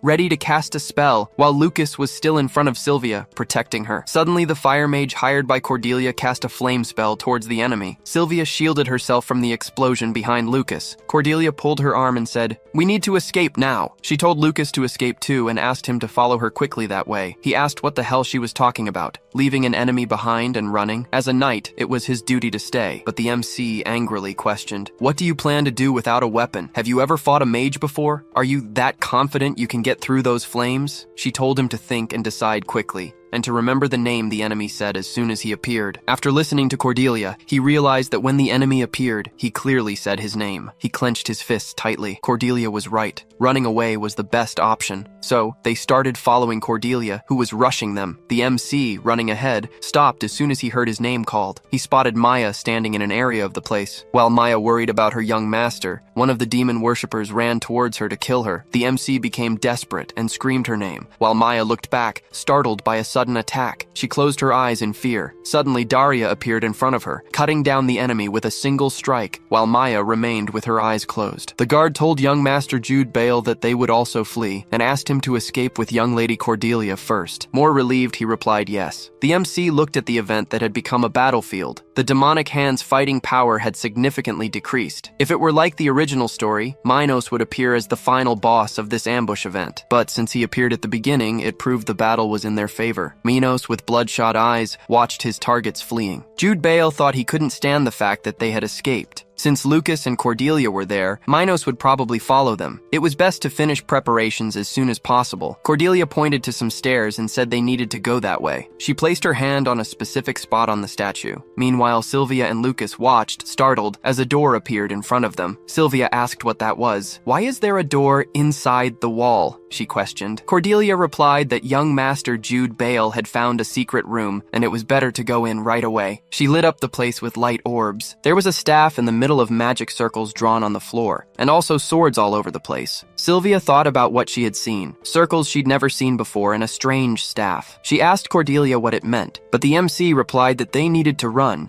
and that she would explain the situation later. She opened a small hiding spot and said, "Sylvia, stay there for a bit. Since you're not an important target, everything will be fine if you stay hidden." Sylvia asked what she meant by important target and questioned if Cordelia was telling her to stay in there alone. Cordelia replied, "It's fine. When all this is over, I'll get you out of there." Sylvia said she understood and that she didn't need to be pushed. She put Sylvia in the hole and closed it, now that Sylvia was hidden. Next up, Lucas picked up a sword and said he would return to the banquet hall. The MC asked what he meant. He replied that now that he'd found a weapon he could use and, as a knight, he didn't want to stay hidden in a secret room like that, and if he was their target, the three of them would be safer staying away from him. Cordelia ordered him to shut up. Lucas tried to speak but couldn't. She cast a spell that suppressed the sounds from his mouth. He tried to talk to her, but the MC replied she couldn't hear a damn thing. He'd better shut up, because listening to that nightly garbage hurt her ears. She pointed a finger in his face and said she was being super nice by explaining all of that. If she'd used a paralysis spell, he wouldn't even be standing right now. She questioned if he thought they ran all the way there just to hide because they were scared. This was an emergency. Their lives were in danger right now. "If we win, we'll get a notification saying we're the first on the server." Woody told her to stop talking. "You're talking too much." Now seriously though, Woody informed them that the silver-haired man Lucas saw was someone who had accepted a demon into his body. His goal was to capture him or Miss Cordelia. If the man managed to defeat the mage blocking the way, he would try to find them immediately. so they had to prepare for it. In the banquet hall, the fire mage Ronan was thrown against the wall. He had just been defeated by Minos. The battle was so intense it shattered his mask and burned his arms. He then slowly started walking after his targets. He said there was no point in hiding. It was a very good strategy, but too bad it wouldn't work out. In the secret room, Jude, Lucas, and Cordelia stared at the front door. The air began to freeze, which meant he was close. Lucas thought about what Jude had said earlier. That cold air, which felt like it was freezing his body, was definitely the power of someone who had accepted a demon. The MC started putting on the gloves he had taken off and told Lucas that if they could hold out for 3 minutes, they could win. Then, the door burst open with a bang into the secret room. Minos had just arrived. He looked at them seriously, clearly unhappy that his plan wasn't progressing, but that wouldn't be a problem. Suddenly, scrolls were thrown towards him, causing an explosion all around. Jude thought that even if they were just 1-star spells, they had created many circles to counterattack him, but it was useless. Minos froze everything around him to avoid taking damage. The MC felt the cold grow more intense. Low-level spells seemed to have no effect on him. He looked at the enemy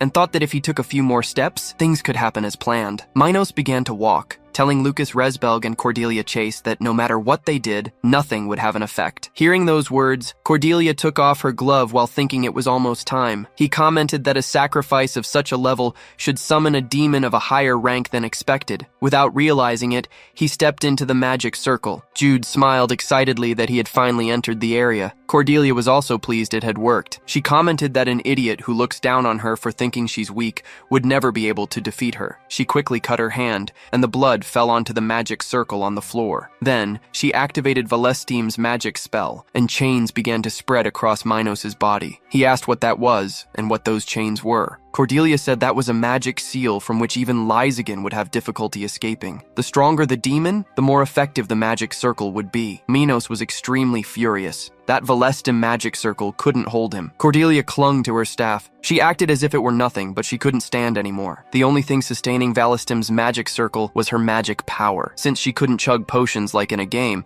she could only hold on for a few more seconds. But she smiled. That was enough time for him. Jude started rushing towards the enemy. Minos, noticing him approach, activated ice magic. Jude felt like he was in a freezing atmosphere, a yin energy devouring his body and soul. Even if a normal person could endure the cold, they'd freeze because of the yin energy. The difference, though, was that he was already used to yin energy. Minos couldn't believe he'd escaped his ice prison so easily. The MC prepared to attack, asking the enemy if he was used to yang energy. Holding the sun necklace in his hand, he unleashed several consecutive blows to Minos' face. Lucas was impressed by the MC's combo attacks. He knew Jude wasn't supposed to be able to learn martial arts due to his illness, but young Master Jude's skills were insane. After landing the blows, Jude quickly distanced himself from the half-demon. His hand was trembling. Valestim's magic circle must have weakened him, and he was still recovering from his fight against Ronan. Jude wondered how he was still standing. After becoming a half-demon, his physical capabilities improved, and his body's durability went beyond human limits. When he went to strike again, Minos stopped him with just one hand. He was slowly regaining his strength and getting ready to use magic. But Cordelia yelled at Lucas to help, like now, before Minos activated his ice magic. Lucas quickly grabbed a sword and ran towards them. Minos noticed the attack and threw Jude away. Lucas delivered a lethal slicing blow against the half-demon, who took a lot of damage to his left arm. Jude recovered and noticed Lucas's sword was glowing. Meanwhile, this skill of Lucas's was an ancient sword technique passed down only to the direct descendants of the Resbelg family. They say it was inspired by the sword of the Holy King Greyhan. With it,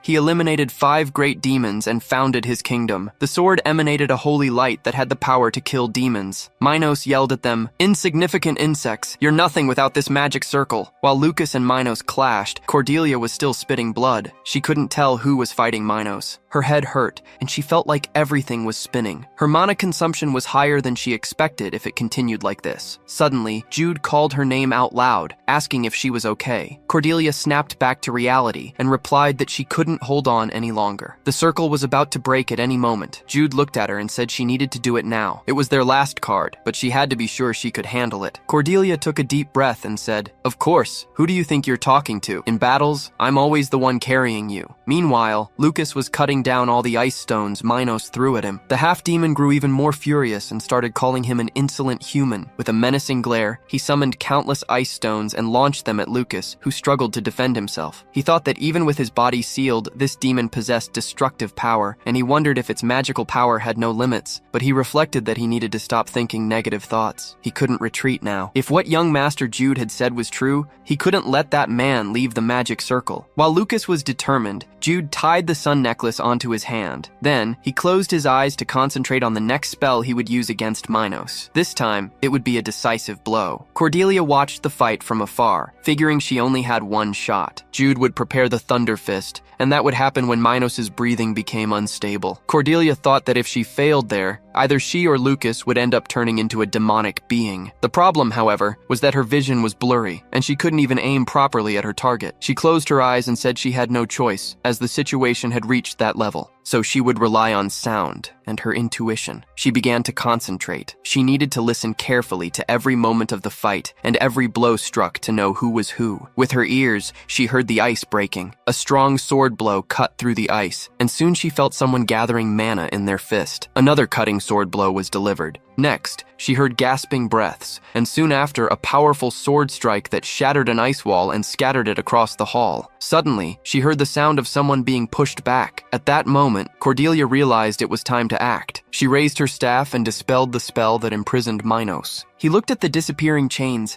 and thought the girl couldn't hold him any longer and that the seal had been broken. Lucas looked at the scene with concern. They were only able to fight him because of the seal, but suddenly, he heard someone loudly shout a spell. Cordelia began to cast a spell. She slammed her staff with all her might onto the ground, and a light began to emerge from it. Mana began to gather around the staff. A strong, intense light filled the place. Minos put his hand in front of his face, thinking that spell was moonlight, and that girl was full of tricks, one after another. Suddenly, Jude raised the sun necklace and began to absorb the moonlight. Minos tried to decipher what was happening. The moonlight was gathering in the necklace, and he wondered what that meant. Without realizing it, his hand began to burn, while Jude walked up to him and said there was no point trying to block it. That was the result of the combination of the moon's magical power, accumulated for centuries, and a divine artifact imbued with the power of the sun god Solari. Proudly, Jude said, "If we've been using a normal sword until now, I guess this would be like a Star Wars lightsaber." Cordelia questioned, "What the fuck is this? Just finish him already. I'm dying here, goddammit." Minos began to look for a way out of there and go somewhere where that dangerous light could be diffused. He turned and started to run. But Jude cast a spell and yelled, "Where do you think you're going?" A visual spell spread in front of Minos,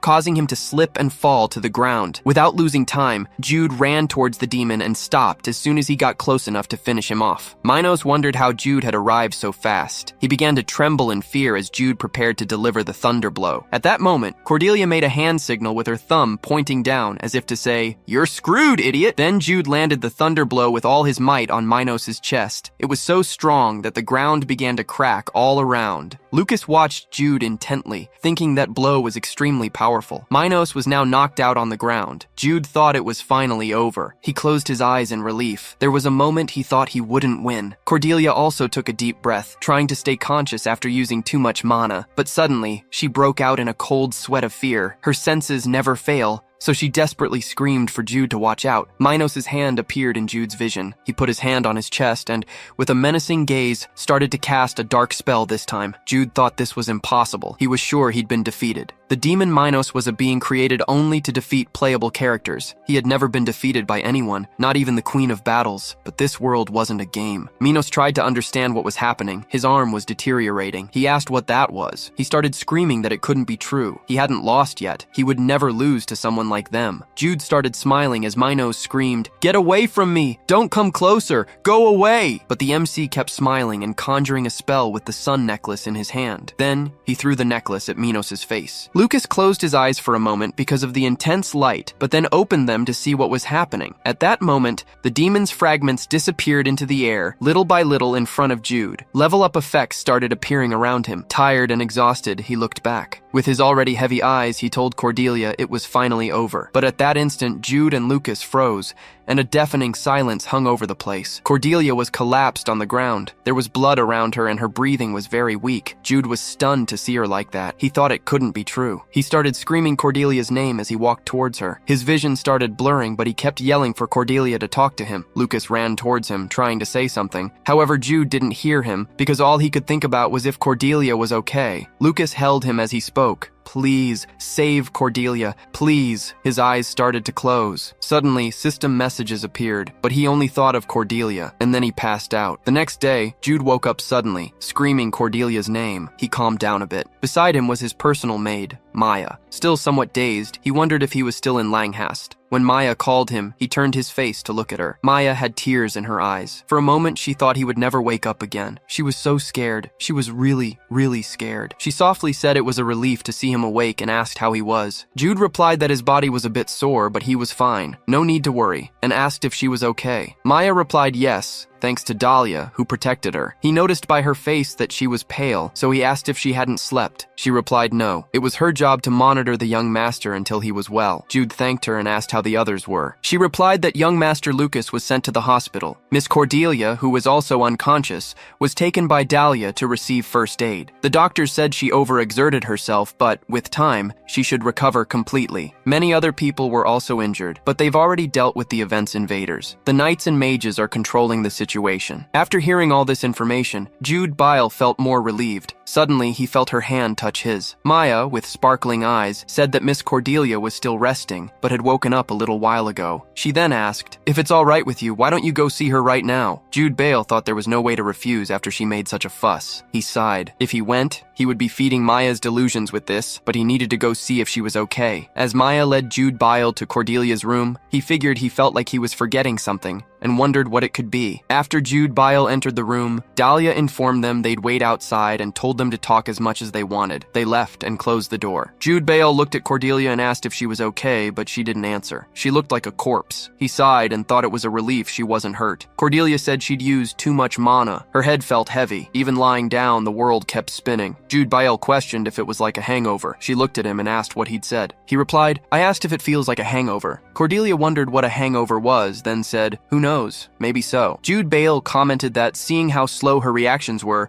she didn't look well, and said that if it was that hard, it'd be better to just lie down. She replied that she was feeling better now, but in her thoughts, she still wondered what the hell a hangover was. Jude Bile asked if she'd heard that before she passed out. She didn't understand and questioned what he meant by that. He replied, "Your new title." Cordelia, now super excited, said she was so tired she thought she'd hallucinated. But it was really true that she'd gained a title. She thought she'd heard wrong. She asked if the title was the one that made the impossible possible. Jude Bale replied that it was indeed that one. Cordelia happily commented that it was so cool. If that happened in the game, it would have caused a gigantic commotion. That's how awesome it was. Jude Bale, seeing her act that way, was happy to see that she really was okay. Suddenly, he decided to torment her a bit, so he asked if she wasn't going to say anything about him leaving the last hit for her. Cordelia asked if that was really important right now. He commented that it had been very good for her to have gained her title, but he suddenly fell silent when he heard Cordelia say that Adaria was alive. Viola and Felix had been rescued. Counting the mages and knights who helped, more than 30 people had been saved. Excited, she said that some of the mages had been injured, but no one had died, and among the knights, no one was seriously hurt. Jude Bile was still silent, listening to her say that, in the game, many people had died, but now everyone had survived. Cordelia said they had saved many people and thought they were getting close to the perfect happy ending. Jude Bile stood still for a moment. Then, he gently placed his hand in her hair and suddenly started shaking Cordelia's head repeatedly. She furiously asked, "What are you doing, you bastard?" Jude Bale replied that she was being so admirable he couldn't hold back. He sat down in the chair and commented that he was happy they had managed to get out alive. Cordelia questioned if he had already thought of more plans. He replied that, for now, the game's scenario would continue as programmed. She commented that, if that was the case, after avoiding the demon hand, they'd have to run into the forest, and asked if it was to the north. Jude Bale replied that yes,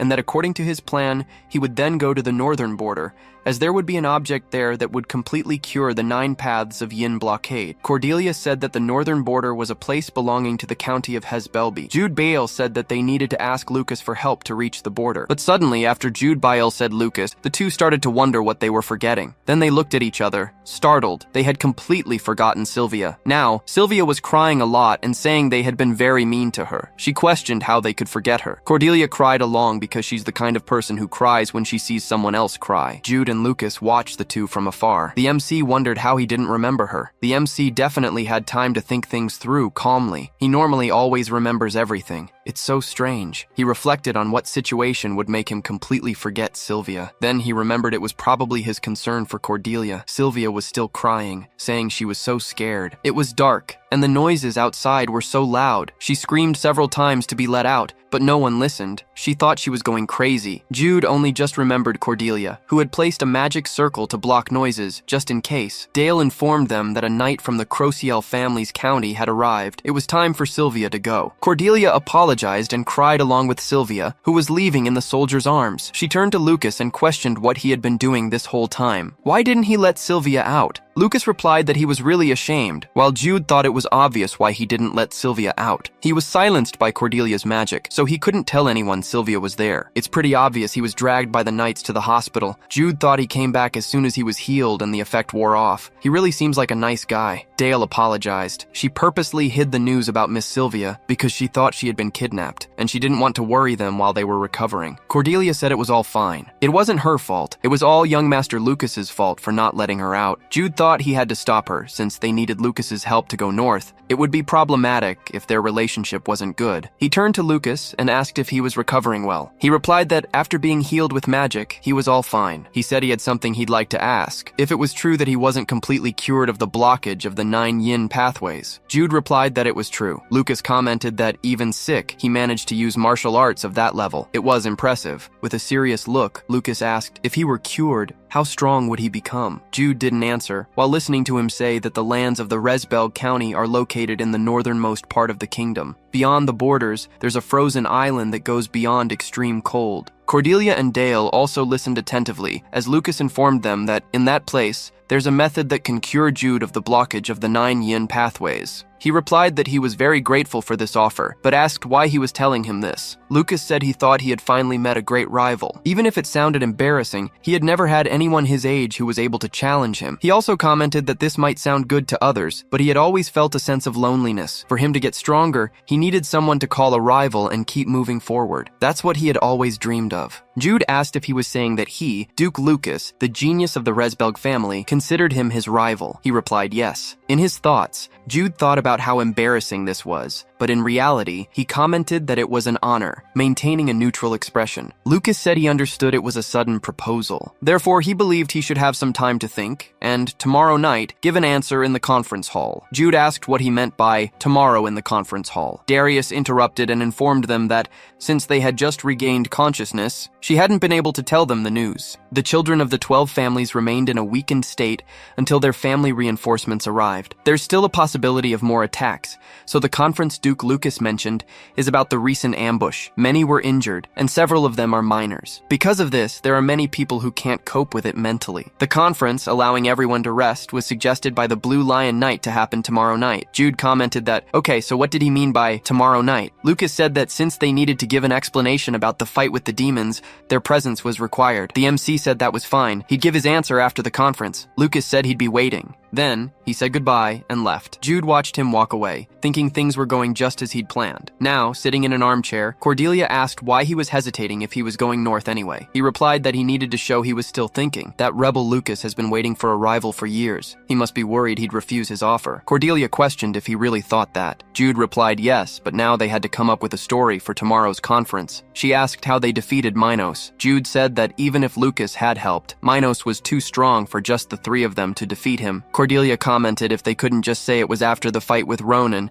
and he was already weaker and tired when they faced him. Jude replied that could work, but the most important thing now was the forged documents. Even though they had taken them as a precaution, the mages mentioned it wasn't necessary. So, he asked Cordelia what had happened to the documents she had. She replied that they actually refused, and then she made sure to burn everything while Dahlia wasn't around. Jude commented that it was a relief to hear that. Since the Blue Lions had started looking for his father, he thought it would be better to reveal one of his cards. Cordelia asked which card he'd reveal. He whispered in her ear and then said he'd tell most of the story. She'd only need to add if necessary. She smiled excitedly and said it would be super easy. He could leave it to her. Jude looked at her and asked how her dizziness was, if she was sure she didn't need to rest more. She replied that she was fine when she was sitting. Next, she questioned what that was when he activated the slippery area. Jude asked what it was, saying he just activated it with the help of the magic circles on his glove. Cordelia commented that he did everything wrong. If you have magic circles on your gloves, you should have acted like the flame alchemist, like that, and struck a pose like this. Exactly like this. Pay attention not to screw up next time. It's exactly like that. Meanwhile, Jude wondered if those were her last thoughts before passing out. He said he thought she was being serious and questioned why that seemed important. Cordelia replied that it was very important, and she was disappointed in him. Next, she said she had one more thing to say, but she was trying to remember. Jude looked at her carefully. He noticed she seemed distracted. No, instead of distracted, she seemed anxious. He called her game name. She turned to him and quickly asked what it was. Suddenly, she was startled when Jude asked if she was nervous. She gave an awkward smile and then turned her face, saying, "It's not. It's just that, after waking up, I remembered we barely beat Minos and my body's tired, but I can't sleep." He said he knew exactly what she meant. What comes after the relief of finally finishing something is the worry of what might happen in the future. Even if we did our best and ended up defeating him, Minos was just the first boss, and there was no guarantee they'd be able to successfully clear the next event. Both of them thought at the same time that this wasn't enough to keep them from dying. Jude thought he needed to create more detailed plans, while Cordelia thought she needed to get fucking stronger. She looked at him excitedly and said that since they were thinking the same thing, they should do their best. He replied yes, while thinking he wasn't so sure they were thinking the same thing. Cordelia then declared their worries were over. Since they were the best players in this game, they'd totally figure stuff out. Next, she asked who he thought they'd send to escort them, and if he could think of anyone. Jude replied he wasn't sure about that, maybe some strong knights. In a forest near Langhez,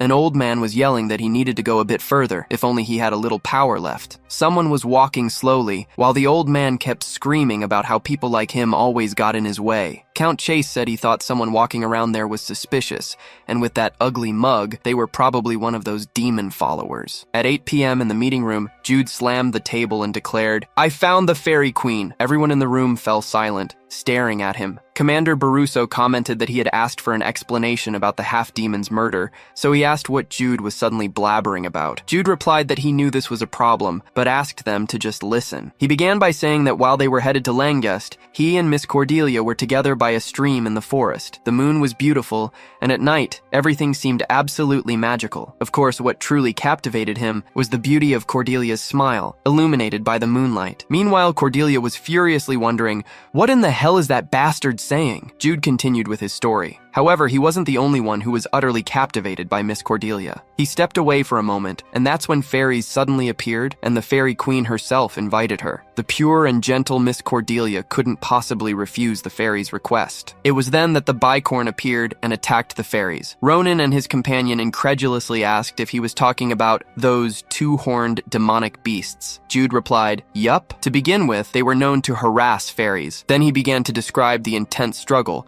While the wizard Ronan listened, jaw dropped. The MC kept piling on even more details, while Cordelia stared at him in disbelief, thinking, what the hell kind of fucking liar is he? So, after 2 whole hours, Jude concluded that, with the help of the Fairy Queen, they managed to finish off the demon. Baruso commented that fairies were beings from fairy tales, but suddenly Ronan's companion interjected that the powder was definitely from a bicorn horn and fused with the power of chaos. She said they were rare beings, akin to unicorns, and she couldn't believe they were seeing one of its horns right there. Ronan also added that there were traces of moonlight on that wand and that, even if its power had been released, it still held the moon's magical essence. Jude looked smugly satisfied at the commander, who was still wondering if such a thing actually existed. Even in the game, only Cordelia could actually meet with fairies. Considering how rare they were, there was no way anyone could confirm that info. To persuade Mr. Baruso, Jude revealed the information's source. His father. Since he didn't expect Baruso to believe him if he claimed they were the Fairy Queen's words, he had no choice but to drop his father's name, but he was sure his old man would understand. His father was someone who'd cover his ass as long as he had a fair reason for it. That was his ace in the hole. Jude concluded that that's how they were able to defeat him, while the people in the meeting murmured that if it was Miss Cordelia they were talking about, then even fairies could appear. Cordelia was internally cringing, hearing people say, even I, a woman, was almost enchanted by her. With such mesmerizing beauty, Jude must be telling the truth.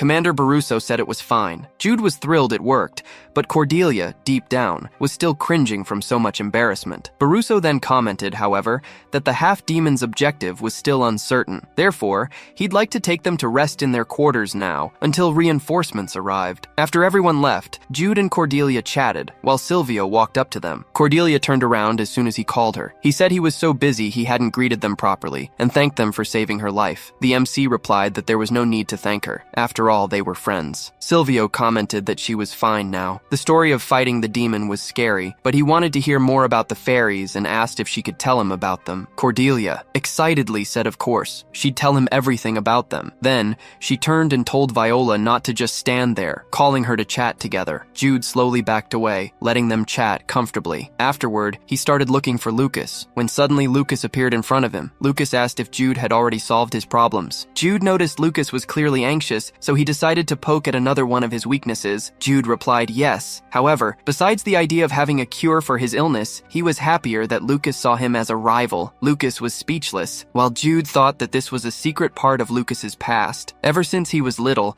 he was obsessed with hero stories. What Jude had just said was from Lucas's favorite story. It was what the rival said to the protagonist in the book Heroic Legends by Bill Teen. That's why as they talked, Lucas would remember what he admired and yearned for, and would feel as if he had become a hero. Jude extended his hand and said he had just begun to walk a warrior's path, but he'd like to meet his expectations. Lucas shook his hand and said he eagerly awaited him in the north. Suddenly, Daria looked aside and intently observed the conversation between young Master Jude and Duke Lucas. That night, Cordelia opened the door to Jude's room and yelled that they had a huge emergency. He asked what was going on. She replied it was about following Lucas to the north. He's going to cure the blockage of the 9 yin pathways, but what about me? Jude didn't understand. Cordelia explained that someone was coming from the main family, so what excuse would she have to go north? Then, she asked him if he didn't know what Daria had said. Earlier, Daria had commented that, seeing how happy young Master Lucas was, it seemed young Master Jude planned to go north with him. Daria asked if Cordelia wouldn't feel a little lonely. Cordelia didn't understand and asked why. Daria replied yes, since Cordelia would have to go back home. Back in the present, Cordelia said that's what Daria had said. Then, she asked what she would do. Jude closed his book and said he was wondering what Cordelia would say. He commented that he had been invited, and that's why Cordelia would go too. Cordelia didn't understand, as she listened to him say that she just needed to do what she had done last time, and everyone would understand. She told him to wait a second. You can't be saying I should do that again. Jude said, after you go north and get cured of the blockage of the 9 yin pathways, you'll be hugged, carried, thrown up high. I'll do all that for you. He smiled excitedly and added, to send back all the people coming for you with spears, I hope you put on a good act. Cordelia, fuming, grumbled that he was super annoying. Jude apologized and said he loved her very much. She screamed, love my fucking ass! A few days later, Cordelia was writing a letter. She said that 4 days had already passed since the demonic hand's attack. That morning, the knights of Count Crosbull and Viscount Lang arrived to escort Sylvia and Viola. Although it was sad to see them go, she was sure they would be able to meet again. Later, Felix and other nobles also left, leaving just me, Jude, and Lucas. The people from the Bale family and the Chase family would only arrive the next morning. Cordelia stopped writing for a moment and sighed. She grumbled, I don't want to do this again. It's so embarrassing. The next day, Jude and Cordelia couldn't believe he had come personally to pick them up. She asked what her father was doing there and why her brother-in-law had come along. Jude's brother approached him and said he knew everything. You seem to have gotten stronger since I last saw you, he commented, and asked if he was okay. Jude replied that he was and asked why he was there. He whispered that he'd heard Count Chase would come personally, so they had no choice but to send the successor of the Bale family. Suddenly, Arthur said he'd heard that Jude had dealt with a half-demon alongside Cordelia. Jude replied that that was exactly right. With Cordelia and Lucas, they managed to win, and with the help of the wizards from the Crimson Dawn Tower, the Count asked if he couldn't defeat it alone. You still seem weak. I can't just stand by and watch this, he added. He handed a gift to Jude and said, it's nothing special, and don't get me wrong, it's not like I prepared this just for you. While Jude was still receiving gifts from his father-in-law, Cordelia nudged him and told him to stop extorting her father and just talk about what they discussed. Then, Arthur and Gale looked attentively at Jude when he called them. Jude commented that he had some things to tell them. After listening to what Jude wanted to tell them, Count Chase said it would be a long journey since it was far north of the kingdom. The MC said that even so, since it was Lucas's own request, he intended to accept. His brother informed him that in In that case, he would prepare an escort team for him. Meanwhile, Cordelia was trying to say something. Suddenly, the Count was caught by surprise when she yelled, "I want to go too! I want to go with my beloved man! I don't want to leave your side!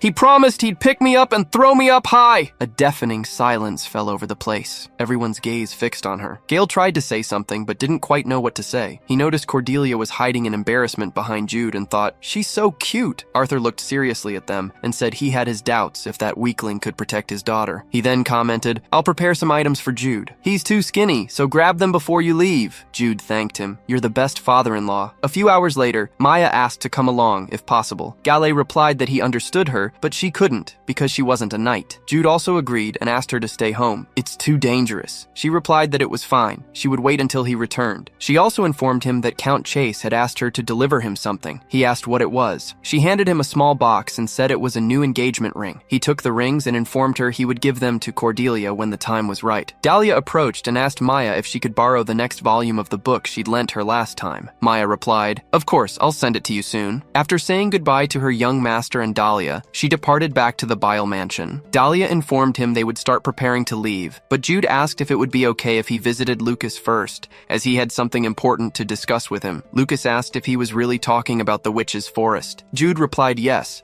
that the Fairy Queen had said Cordelia's destiny was in the Witch's Forest, and that she recommended visiting it when they had the chance to go north. Lucas commented that if that was the case, they would have to change their route. He informed them that various types of monsters appeared in the Witch's Forest. Prioritizing safety, it was difficult to recommend this route as an escort. Jude said he knew it was dangerous. However, deep within the forest, a poor witch's soul had been sealed by evil beings, and the only one who could release her from the seal was Cordelia. Cordelia said, a bit awkwardly, that it was true, while thinking that the Fairy Queen had never said such a thing. However, it was true that there was an exclusive quest for Cordelia inside the Witch's Forest. With sparkling eyes, Jude commented that since the Fairy Queen had given them this information, they were sure to participate in an amazing event. Lucas became all enthusiastic when Jude said they would have to fight monsters along the way, like the bicorn, but that this was part of the adventure. Cordelia also said it might be a bit scary, but it was like one of those hero stories since there were several trustworthy knights there. Lucas was completely lost in thought, imagining hero stories, trustworthy knights, and an adventure, while Jude and Cordelia thought they had successfully tricked him. The guard realized there was nothing they could do, so they informed that they would change the route to the Witch's Forest for Lady Cordelia. Lucas said, all excited, that it was a knight's duty to protect a lady, and therefore, Lady Cordelia didn't need to worry about a thing. A bit embarrassed, she said, "Thank you very much." Jude, for his part, thought he had always wanted to say that, and it seemed like he had achieved his dream. Cordelia and Jude watched Lucas and the guard walk away. Afterwards, the two exchanged a look. Cordelia said she felt guilty and responsible for it, and Jude agreed, but the most important thing was that they had succeeded. The Witch's Forest was the name of Trafalgar's ancient forest, located within the Northern Viscount's territory. The forest was completely full of monsters, therefore,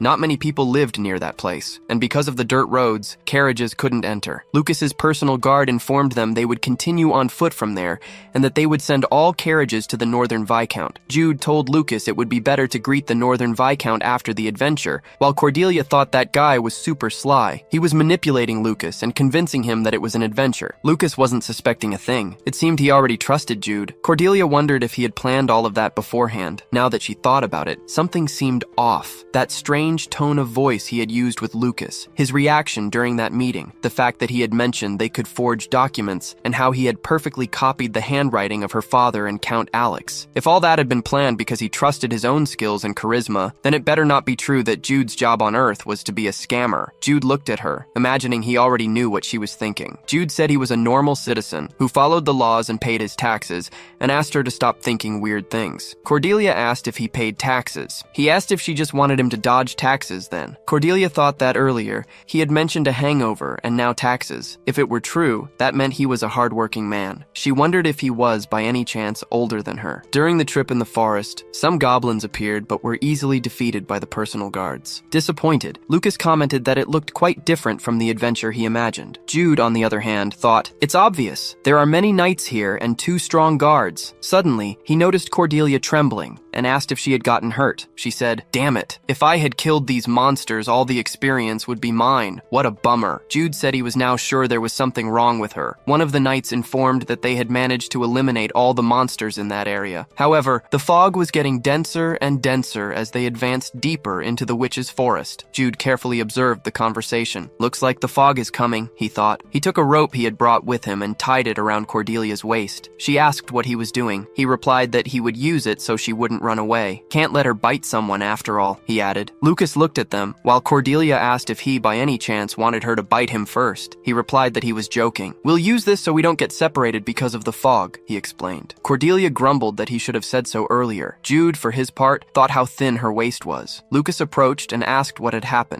Why are you tying this rope to Lady Cordelia? Jude replied that it was because of the fog. Jude asked if he'd like to be tied up too. He excitedly replied yes. It's better this way so we don't get lost. The guards found them so cute. Lucas, all excited, said, It's adventure time. Cordelia, angry, turned to Jude and said, They're laughing at us and thinking we're cute, you bastard. Now, the three walked slowly and cautiously through the witch's forest. Cordelia noticed that the fog was getting thicker and thicker. It's scary, she thought. I feel like someone's watching me. Suddenly, she bumped her head into Jude's shoulder and asked why he had stopped out of nowhere. He replied that the environment had changed. Lucas asked what the problem was. Jude replied that the ground had changed and that the smell, properties, and composition were different from those of the Trafalgar Forest. And one more thing, silence had suddenly fallen. Cordelia shouted Daria's name. Lucas also shouted, asking if anyone could hear him. Cordelia thought they wouldn't be able to see anything because of the fog. However, they were transported to a completely different forest, a place separated from everything. Worried, Jude looked at Lucas and said that the adventure he so desired had just begun. As they walked, sounds of crows hung in the air. The fog, then, slowly began to disappear. Suddenly, Cordelia spotted something in the forest. A skeleton was leaning against a tree, next to some swords. Jude observed the brooch on his clothes and informed that it was very old, but it was an emblem of the Guardians of the Holy Cross. Lucas asked if he was referring to those guardians who hide in the shadows to protect the continent. Jude replied yes. Given the circumstances, it looks like a small group got trapped inside this barrier, he concluded. Lucas questioned if he was saying it was easy to enter the barrier. The MC told him not to worry. All we need to do is find the witch's seal and undo the barrier, he said. As the two talked, Cordelia had a sad expression. Suddenly, the two startled when Cordelia activated the digging spell. They looked at her. Cordelia said she would bury them. They needed to bury them before moving on. With her magic, digging holes was easy and wouldn't take long. Lucas said it was a good idea. After all, these people risked their lives to protect the continent. Jude also agreed. Leaving them like that wouldn't be the right thing to do. As she dug the holes, she stopped as soon as she noticed something. She asked what that was. Jude walked over to her and asked what the problem was. She replied that she found a wooden chest while digging. When she opened it, there was a book and a scroll. Jude said the scroll seemed to contain an attack spell that eliminated demons, and the book was about divine martial arts. Lucas advised Cordelia to keep the spell and thought it better for Jude to have the divine martial arts book, since he used a sword. After a long time, they finally managed to bury all the guardians of the Holy Cross. Cordelia commented that they would probably be happy. Jude said they had already repaid them by giving that spell and book, and also said it was all thanks to Miss Cordelia's kindness. Embarrassed, Cordelia asked them to talk about it later, as they needed to keep moving forward. But suddenly, Cordelia heard someone whisper in her mind. Lucas was walking ahead when he heard her ask to wait a second. In her head, an unknown voice called for Cordelia. Jude asked what that was, and she replied that she was hearing voices. She pointed towards a direction in the forest and said that the unknown voice was asking her to go to the large forest with exposed roots. Deeper in the forest, a witch waited for them, asking Cordelia to follow her voice, and she would find her. Cordelia walked happily towards the witch's voice, while Lucas and Jude followed behind her. Lucas asked if Miss Cordelia could hear the witch's voice, because he didn't hear anything. Jude replied that they should trust her and follow, but Jude honestly thought that, for some reason, he also heard it. He couldn't see anything, but that weird voice in his head was probably the witch's. He wondered if anyone besides Cordelia was supposed to hear it,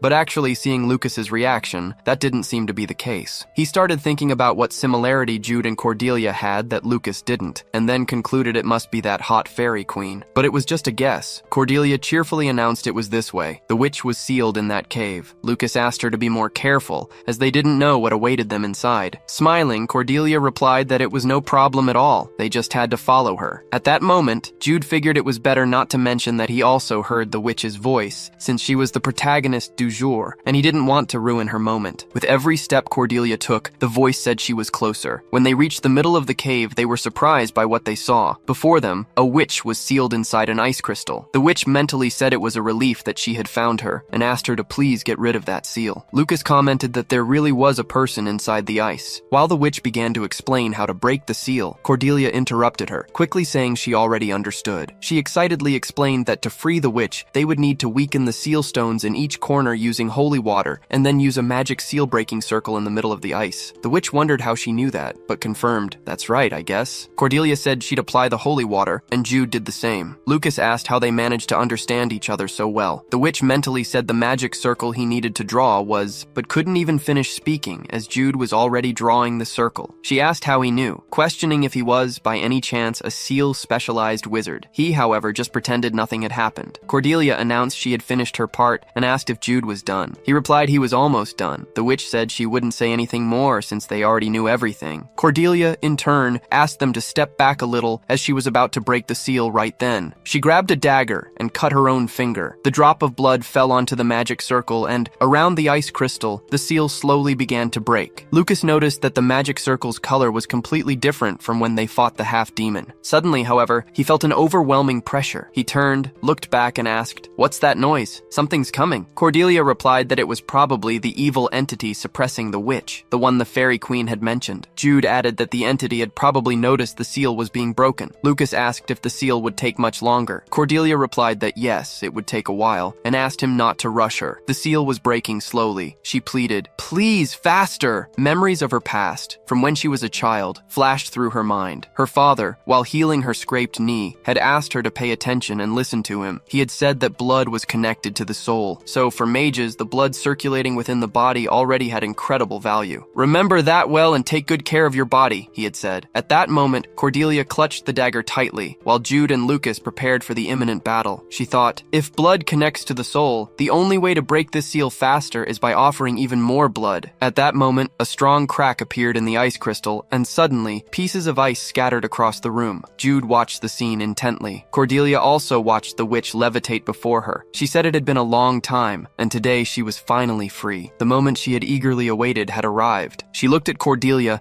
and thanked her for freeing her from that horrible seal she had endured for hundreds of years. Cordelia tried to say something, but heard a thunderous crash behind her. The door holding the witch's enemy had been knocked down, a red, menacing gaze fixed on them, full of rage. Cordelia grumbled, "This is the worst possible timing." Meanwhile, the witch said, "It seems I've put you in danger. I'll give you a little help." She approached Cordelia from behind and hugged her delicately, while saying she would teach her how to escape that danger. With cold eyes, the witch asked her to accept her soul. Suddenly, Cordelia felt as if thorny whips were entering her body. She broke out in a cold sweat and was paralyzed as the witch began to link her soul to Cordelia's body. At that moment, Daria felt a chill and turned towards the forest, wondering what that was. With a bad feeling, Daria wondered, "Where are you, Miss Cordelia?" Jude looked back and thought, it's the same game progression. After being freed, the witch temporarily binds herself to Cordelia to deal with the monster, then breaks the connection. After that, once freed from her restraints, the witch's soul simply ascends. By accepting her soul for a moment, Cordelia learns the witch form. That's how the automatic event happens in Cordelia's story. Now, Cordelia's hair slowly changed color. She felt her soul connecting with the witch's soul,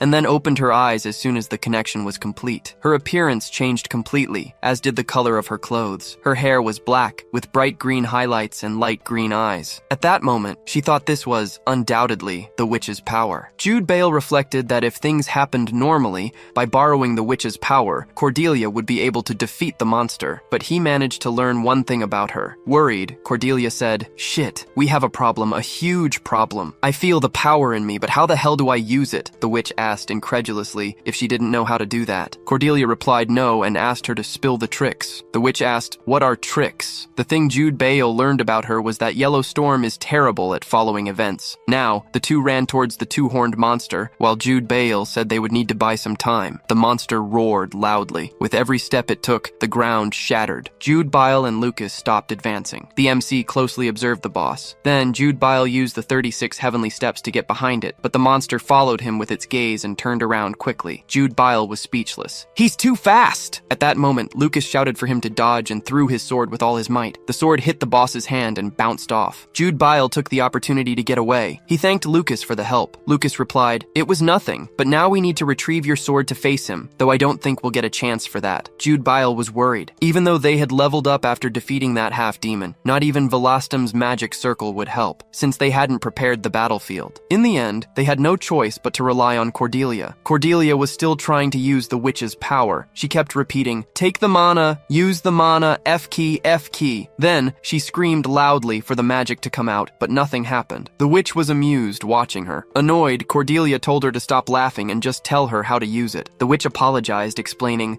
"It's just that you were so cute." She approached Cordelia and said, "It's pretty easy. You just need to do this. Feel it slowly. Even though it's someone else's mana, your body is the vessel that holds it." Cordelia's eyes sparkled at that moment. With the witch's help, she invoked a magic circle and pointed it towards the monster. Meanwhile, Jude Bale was thrown away after taking a hit. Lucas shouted, "Are you okay?" Cordelia took a deep breath and then said excitedly, "This is easy if you know how. Now the real fight begins." But suddenly, she saw that Jude Bale had already been defeated and asked, "How did he get wiped so fast?" She pointed at the monster and yelled, "How dare he defeat Jude Bale? I won't forgive him." The monster's mouth suddenly began to glow. Lucas shouted that it was dangerous. Then, the boss began gathering mana in its mouth to create a large fireball. However, Cordelia simply made a gesture with her hand, and suddenly, the monster's mouth closed. Even so, it managed to fire the spell, but Cordelia launched the attack upwards. Stones began to fall, but she stopped them and made them levitate with wind magic. Then, she closed her fist and launched them towards the boss. A wind tornado trapped the monster,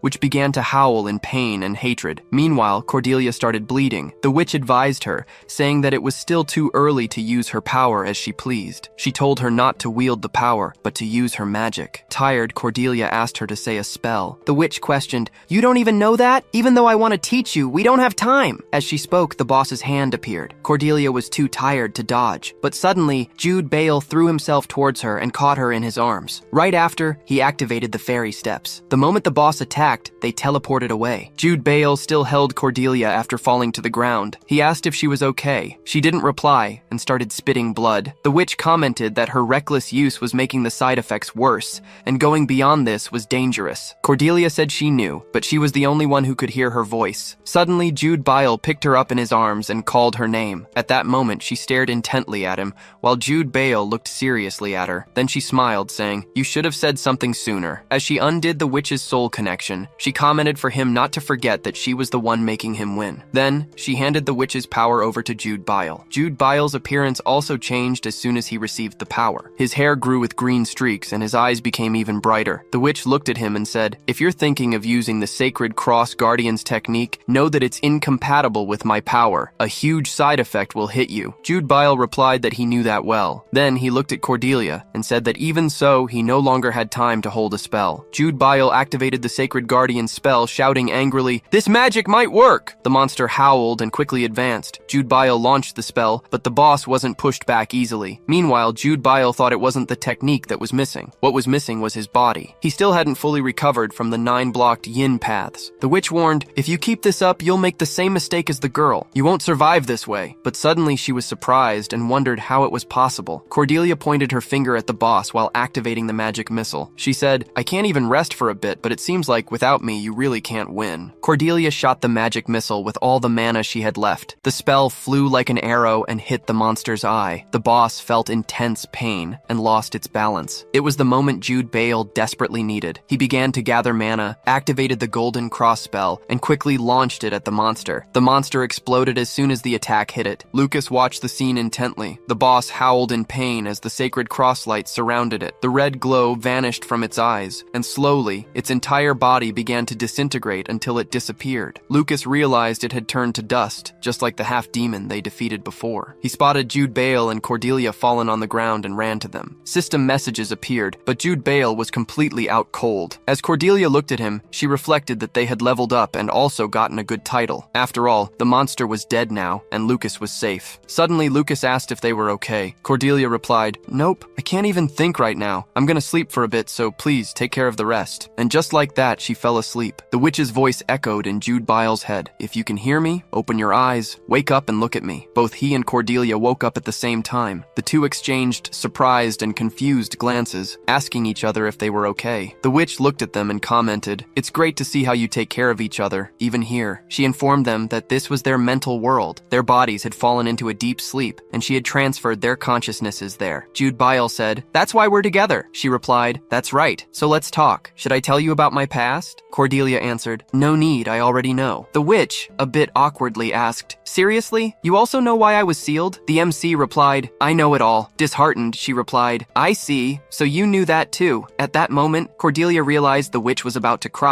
So, Cordelia ran up to her and said she didn't know that much, and pleaded for her to tell all the details. Now excited, the witch asked, "Are you for real?" Cordelia replied, "Yes." The witch smiled and said, "All right then, let's start from the beginning. A long time ago, there was a child who was sold for just 9 copper coins to be used as a sacrifice for a demon summoning. That child was made to be the demon's toy for the rest of her life. After she died, she was destined to wander in suffering for all eternity. Those who sold her were her parents. Those who made her a slave were demons. Even though she never made a choice on her own, the child didn't accept her fate. She used her body as a slave to get rid of several demons. From that point on, people started calling her a witch. As time passed, the witch kept getting stronger. She became strong enough to be recognized by the 5 lords of hell. Among them, Asmodeus planned to use the witch's soul to eliminate the other lords of hell. Without anyone knowing, he trapped the witch's soul inside Trafalgar Forest to make her obey him until the day he carried out his plan. She commented that the story ended up being long. This is the story of her life so far. Cordelia imagined that, in the game, her story was just a quick summary. Jude reflected that the full story was indeed pretty big, almost making him fall asleep right there. The witch said it was so refreshing to tell her life story to others. Then, she placed her hands on Cordelia's face and commented that, however, the past was in the past. She moved even closer to her and said, "Let's start talking about the future, my dear child. Even if it was just for a moment, you were with my soul. During that time, I was able to learn the potential of your body and soul." She gave Cordelia a kiss on the cheek and said that the potential she has is equal to hers. The MC, embarrassed, asked what she was doing. The witch replied that she left a trace of herself in the MC's soul and asked the MC to remember the feeling of when she used her power and use that to evolve her own power in the future. Afterward, she looked at Jude and said she had something to say. She said that even if she wanted to give him something, he wasn't compatible with her. Jude felt a bit disheartened and replied that he understood, but she said that instead, he possessed a different potential. Suddenly, he was surprised by what she said. Then she looked up and said she had stalled too much. It was time to go. As her body transformed into several flower petals, she told them they would meet again. Jude and Cordelia looked at her in surprise as she added, "This isn't goodbye, so see you later." At that moment, they realized the game informed them that, after being freed from centuries of imprisonment, the witch ascended. After that, she never appeared again. However, what she just said meant that the main story of the game was changing. When Cordelia woke up, Daria was calling her, asking if she was okay. She was still regaining consciousness after the conversation with the witch. Daria asked again if she was okay and if she was hurt anywhere. Cordelia replied that she thought she was fine while looking at her bandaged hand. Jude, sitting near the wall, said that she had woken up then. Daria informed them that everyone was safe and no one had serious injuries. Just as she was about to talk about young Master Lucas's situation, a voice reached her, catching Cordelia's attention. Lucas was recounting what had happened in the battle. He said that Jude jumped in front of the attack to protect Cordelia and that it was an incredible scene, a true testament of love. Daria commented that he had been talking about it for over half an hour, while Cordelia angrily murmured softly, calling him every name in the book. Lucas noticed that Cordelia and Jude had already woken up and asked if they were okay. Cordelia replied yes, so he went back to recounting their love story in battle, mentioning that it was like a tale of heroes. While she thought that this guy was a hero story pervert, Daria stood up, mentioning that it seemed they had only fainted from exhaustion and was glad that everything was fine. She told everyone they would spend the night there and return to the forest tomorrow. Lucas added, asking Jude and Cordelia to rest more while they tidied everything up. Jude agreed, saying he really needed to rest, but he just wanted to be alone to see if there were any drops. Cordelia looked at him and reflected that he was smiling like a pervert, obviously thinking about looking for items. Lucas put his hand on his chest and said that while the two rested, he would tell everyone once more everything that had happened there in detail. Cordelia closed her eyes, bothered by the bright light, repeatedly thinking, "Damn it," and "fuck" in her mind. Jude pleaded for him to take it easy. The next day, they resumed their journey through the forest. Lucas informed them that they would visit the Northern Viscount's mansion and stay there for a day or two, and that they would also meet his household's people at the mansion. Jude asked if they were the guards from Resbelg County. Lucas replied that he'd heard someone he respected very much was coming. Cordelia questioned who it was. Lucas didn't answer the question properly, only saying that, while it might sound a bit strange. He hadn't seen them in a long time, so he was looking forward to the reunion. Now in the carriage, Cordelia asked Jude who he thought Lucas was talking about. He replied, "Who knows?" Then she questioned why he had that idiotic look on his face, and seeing what he was holding, asked what that thingamajig was. He said it was something his father had given him. Jude mentions that he'd left it with Maya before leaving. Furious, Cordelia approaches him and asks why her father gives more gifts to his son-in-law than to his own daughter. He tells her to calm down, because this time, there's a gift for her too. Now she gets excited and asks if it's true. Jude comments that yes, since if there's one engagement ring, there must be two. She scowls and twirls her hair around her finger, muttering softly, "Why is it an engagement ring?" But suddenly, as Jude opened the small box, they heard the voice of Count Arthur, who had heard from Alex that Jude hadn't learned to use a sword, but rather his fists first. The Count says he doesn't want him to hurt his hand, which is why he removed the gem from the ring. He concludes by saying he will leave Cordelia in Jude's care. After his voice dissipated, Cordelia tells Jude, "You heard that, so you'd better treat me very well, or I'll tattle on you to my dad." Jude tells her to go pound sand, and mentions he also has a dad and can tattle on her to him. She asks if he's a child. He replies, "I should be asking you that." Suddenly he changes the subject, saying there's a manual inside the box. He informs her that the ring increases the effectiveness of magic between users. His ring has healing magic, and hers has defensive magic. Additionally, there's a skill that improves if they wear them at the same time. Cordelia says it's a good ring. Jude says it is indeed, while thinking, "It's also super cute, as expected from my awesome father-in-law." Jude takes the ring and observes it for a moment. Then, he asks Cordelia to give him her hand. She quickly extends her hand to him, and in a matter of seconds, gets nervous. Jude gently takes her hand, and very calmly, puts the ring on her finger, while saying he was very worried when she coughed up blood in the last battle. Still holding her hand, he turns it over, and says he's happy that the cut on her hand has fully healed. He says he thought it might leave a scar when he bandaged it, but it seems healing magic is quite effective. Cordelia blushes and doesn't know what to say. Jude then asks, "What's wrong?" She says it's nothing, that the ring on her hand is very beautiful. He says maybe it's because her hand is beautiful, so it matched well. She blushes even more and says, "It's because I'm Cordelia, the most beautiful character there is." Just as she asked how much longer he would keep holding her hand, the carriage jolted and shook violently, causing her to lose her balance and fall on top of Jude. A knightess quickly opens the carriage door, asking if they are all right. She informs them that a fallen tree was blocking the path, so they had to stop suddenly. She sees Cordelia in Jude's arms, and he looks towards the knightess with no reaction. The woman apologizes for interrupting and says they can go back to enjoying their moment of love. Cordelia asks if scenes like this don't only happen in manga, novels, or whatever. Jude replies that they do, but it seems this game is full of cliches everywhere. Now, at the Northern Viscount's mansion, an old man greets the trio, welcoming them. He mentions he heard what happened in Langus and is happy to see they're safe. Lucas thanks him for his concern. Then, a maid comments they must have had a tiring journey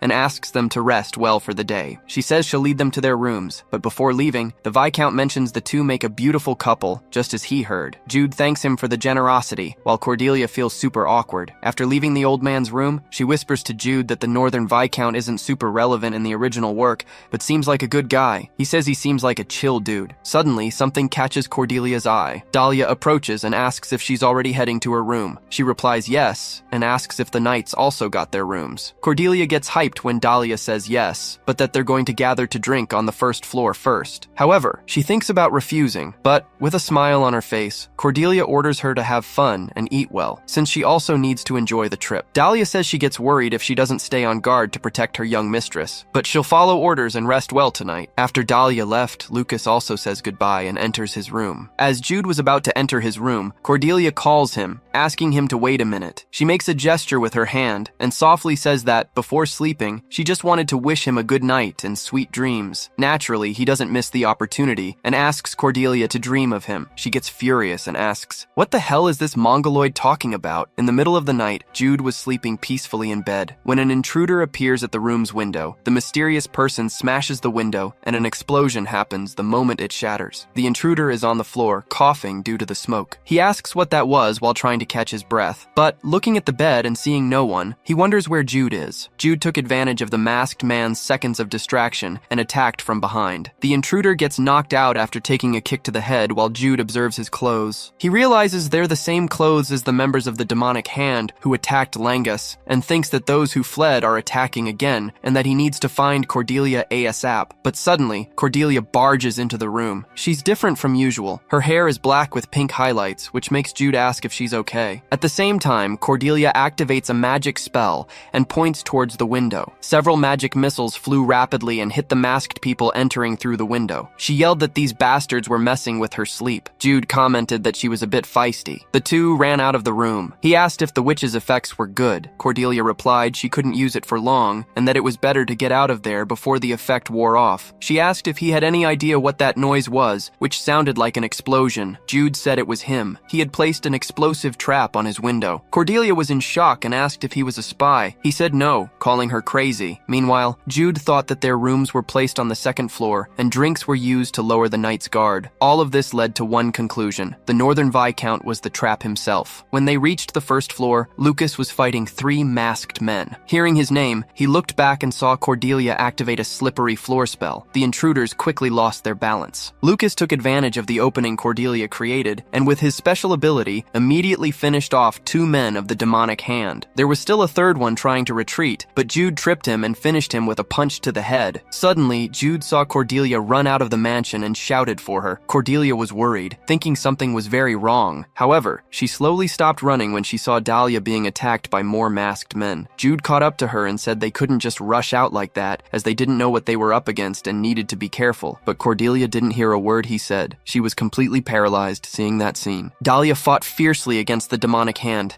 but her right thigh was hit by an arrow, which Cordelia thought was poisoned. She screamed, calling for her knight, ordering them to get off Dahlia immediately, while activating a magic fire circle. But suddenly, she felt a strong, sudden pressure and became motionless. The entire mansion was affected by this strange pressure. Cordelia fell to the ground, and Dahlia asked her young mistress to hang in there, while Jude thought that this sensation of his body being crushed by an invisible force could only be a gravitational field. The Northern Viscount advanced towards them, calling them insolent fools. He said he was very worried to learn that they defeated Minos, but thanks to King Spelg's brat, it was possible to resolve this easily. He congratulated Lucas for trusting him so blindly. The Viscount waved his hand and ordered them to only capture the children of the 12 clans. As for the knights, they could kill all of them. Cordelia tried to stand up and asked if he really thought she'd let him do that. She said that if she used too much witch power, she could destroy the gravitational field, but Jude asked her not to, as it would mean her self-destruction. Cordelia said it didn't matter because the lives of the knights,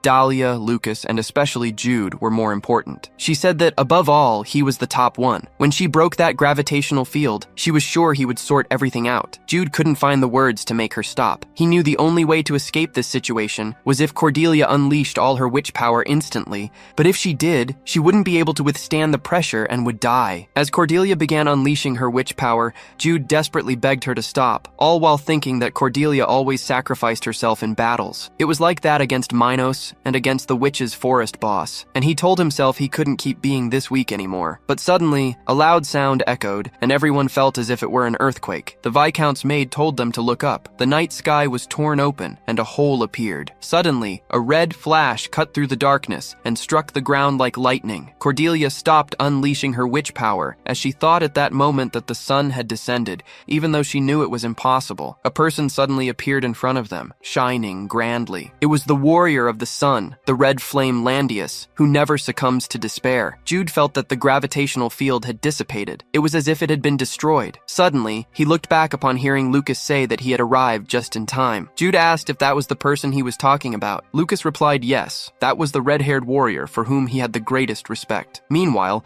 Landius gathered Kai in his left hand, and with a punch, sent everyone rushing towards him flying away. The Viscount ordered them not to approach him and to attack him only from a distance. Countless arrows and fire missiles were launched at him. Landius laughed, saying it was a good choice, but it wouldn't work. He breathed and sighed deeply. Then, he roared like a lion, charged with Kai, creating a windstorm all around. Cordelia tried to hold on so as not to be thrown away, but her feet wavered for a moment. The strong wind pushed her while Dahlia tried to reach her. Luckily, Jude was further back and caught Cordelia in his arms, looking at the scene before his eyes. He thought Landius hadn't used martial arts. He had only punched the ground a few times and put Kai into his shouts. That was enough to take out the demon hand combatants. This man was known for having a tragic end. He was one of the true protagonists of Legend of Heroes 1. Landius turned his gaze back and asked if they were okay. Suddenly, something caught his attention. Cordelia and Jude were standing still, watching him. Then the man walked slowly towards the two, while Cordelia gripped Jude's shirt tightly, seeming very scared. Her hair had returned to normal. He raised his hand towards them and said he couldn't couldn't ignore that. Cordelia turned her face and buried it in Jude's chest. It was the first time she had felt so much fear since she entered the game. Jude, for his part, couldn't do anything but stare at the 2-meter-30 man in front of him. Landius's hand then grabbed Jude's shoulder and, smiling cheerfully,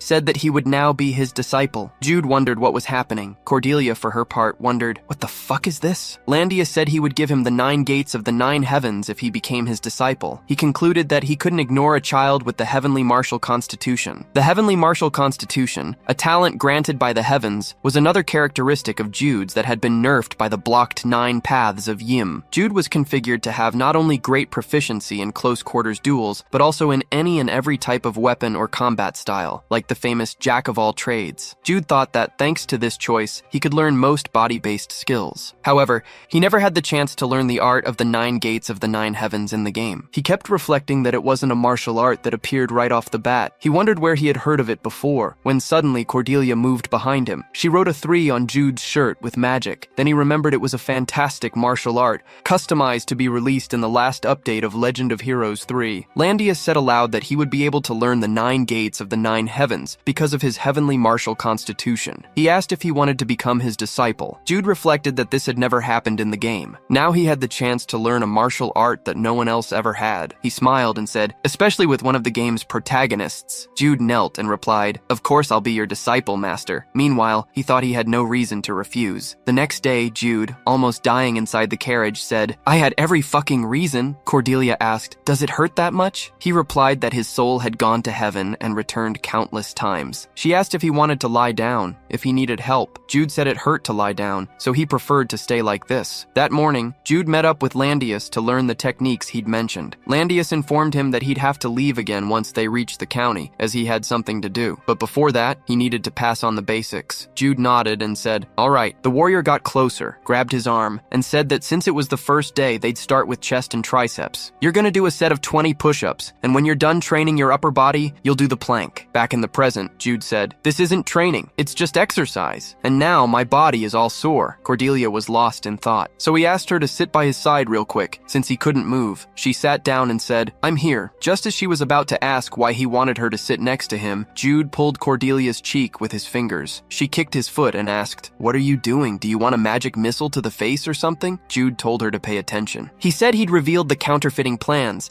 the capture of Minos, and even the fact that the witch's soul could come to her. She asked, what are you talking about? He mentioned that she got really mad last time when he woke up the boss monster without telling her. Cordelia remembered that this happened in the book's dungeon. In a serious tone, Jude said he was telling her this now because he didn't want to make new plans without her knowing. So, from now on, don't be reckless with yourself, like I was with you. He asked what she thought would have happened if she'd overloaded herself with the witch's power. He said she knew perfectly well she would have died, and asked her not to make him worry anymore. Cordelia replied, all right, and apologized for causing trouble. He finished by saying that when she ate, she shouldn't skip her vegetables, and that she should also sleep and wake up earlier. Cordelia asked, are you gonna be my mom now? Now, in a room, someone knocked on Cordelia's door. She opened it quickly and asked Dahlia how she was, if the doctor arrived on time. But the woman, named Sileon, apologized for not being Miss Dahlia. She informed her that young Master Lucas said he needed to talk to her, and asked if Cordelia could join him. Cordelia asked why only her. The guard replied that he wanted to tell young Master Jude the same thing, but right now he didn't want to interrupt his training with Mr. Landius. Now, Lucas, sitting in front of Cordelia,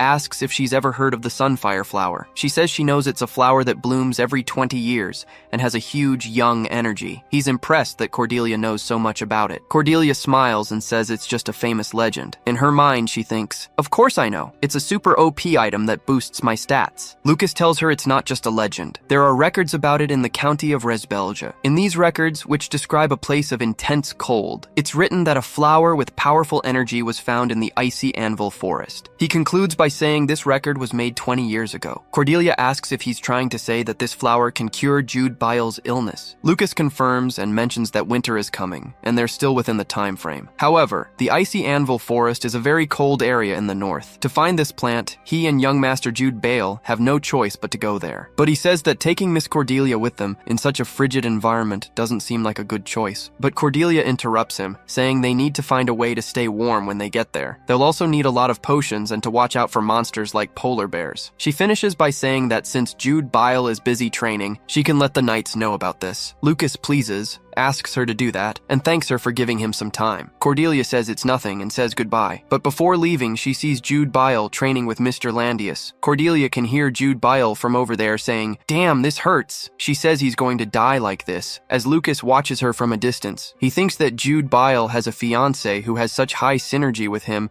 that they seem to share the same soul. On top of that, he became the disciple of Mr. Landius, whom he's always respected. Lucas murmurs that he's a little jealous of young Master Jude Bile. Seeing that he seems shaken, the guard Celian says that Mr. Landius's art can't be learned without a heavenly martial constitution. She tells him it's not because Lucas doesn't have talent. Even Mr. Landius acknowledged him. In terms of sword talent, he's on the same level as the ghost swordsman Kamael. Lucas comments that he's happy to hear that, but he can't help but be jealous of him. Then she asks if he's just going to sit there and watch him evolve. He stood up from his chair, determined, and said, "No way," because finally he has a rival at his level, and he can't afford to stand still while he's training. Jude Bale falls to the ground and says his legs are dead. Landius smiles and says he's already in the right position to start his upper body workout. So, let's go. Meanwhile, Cordelia watches Jude Bale cry, and Landius tell him not to cry, otherwise you'll get dehydrated. But suddenly the warrior thinks of something and asks his disciple to listen to what he's about to say. He says they'll reach Resbelge County tomorrow. It's already been 6 days since Jude Bale became his disciple, and unfortunately, it looks like they'll have to stop the muscle training, as they only have one more day left. Landius adds that now they'll begin training the 9 gates of the 9 heavens. Jude Bile then questions what he's been doing until now. Landius replies that it was just basic muscle training, since Jude Bale is too fragile and also needs to sculpt his body to get ripped like this. Jude Bale cries, thinking that right now he really wants to curse him out. Cordelia feels bothered, reflecting that Jude Bile is just doing body training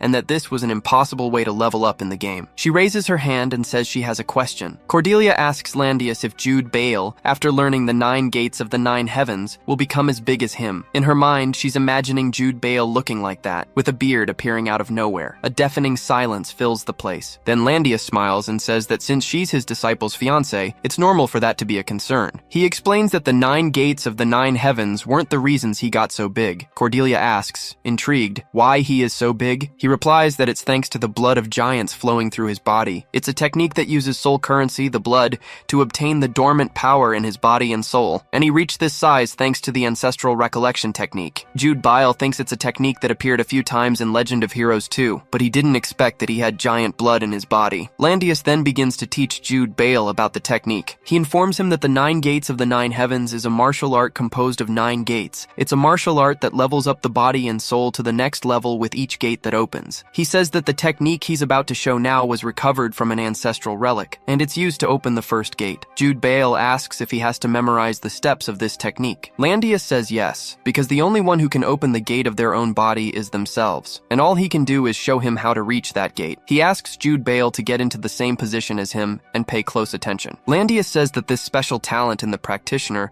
is necessary to fully learn this martial art. Jude wonders what a practitioner is. While his master mentions that, with his celestial martial constitution, he will be able to fully master the technique and become an immortal. Jude felt a chill. He thought the technique was so powerful that it could make him immortal. Landius asked him to close his eyes and memorize what he was about to say. He closed them as ordered and heard his master say, "This isn't a martial art for attack and defense, but it's also not a breathing technique. You must create the 9 gates with your body and soul, and each gate you open will level up your body and soul to another level." While Jude was learning Landius's technique, Lucas's guard watched through the window. She mentioned that Resbelge County is very cold, and it will be difficult to protect Cordelia in that environment, while she recovered from injuries caused by demon worshippers, injuries that can't even be healed by healing magic. Cillian told Miss Dahlia that he understood how she felt, but hoped she would return to Count Arthur's mansion before her situation worsened. Jude slowly opened his eyes. His vision was still blurry. At that moment, he clearly heard a voice call him. His vision cleared the instant he saw Cordelia's face, who was asking if he was okay and if he could hear her. Lying on the bed, Jude asked what had happened. She replied that he had finally woken up. However, to make sure he was all right, Cordelia made a gesture with her hand, showing 2 fingers and asking, "How many fingers do I have?" Jude replied, "It's your rank." She became furious and told him to fuck off. Suddenly, Landius interrupted them and mentioned that he didn't know what they were talking about, but that the 2 of them made a lovely couple. He said that Jude woke up as soon as Cordelia called him. Jude tried to remember what had happened. He felt a strong headache and questioned his master about what happened. Landius commented that a day had passed since he memorized the technique. He fell asleep one night and woke up the next. Cordelia Cordelia informed them they were on the outskirts of Resbelga County, in the merchant city of Vidufanir. She said he had been unconscious for a while, but Landius stated there was no need to worry, so they put him in the carriage and came there. Jude observed Cordelia for a moment and noticed she looked a bit tired. Landius then told him that he had opened the first gate in just one day. He said he knew it would be easier for Jude, but it was faster than expected. Landius concluded, muttering, "Just as I thought." That practitioner also had the celestial martial constitution. Hearing what his master said, Jude questioned himself again. Who is this practitioner? Setting that aside for now, he told Landius that the martial art he gained in the book dungeon reacted to the 9 gates of the 9 heavens. Jude explained that the martial art was called 36 celestial steps, but after he memorized the 9 gates of the 9 heavens, it evolved. While he wondered if there could be a connection between both techniques, Landius got excited and asked him to talk more about it, suggesting it might even be that practitioner's martial art. Unable to bear the curiosity any longer, Jude said, "In training, and now you keep talking about the practitioner. Who or what is that?" Landius sighed lightly and replied that they needed to know this. He asked the two of them if they knew how many lords of hell existed.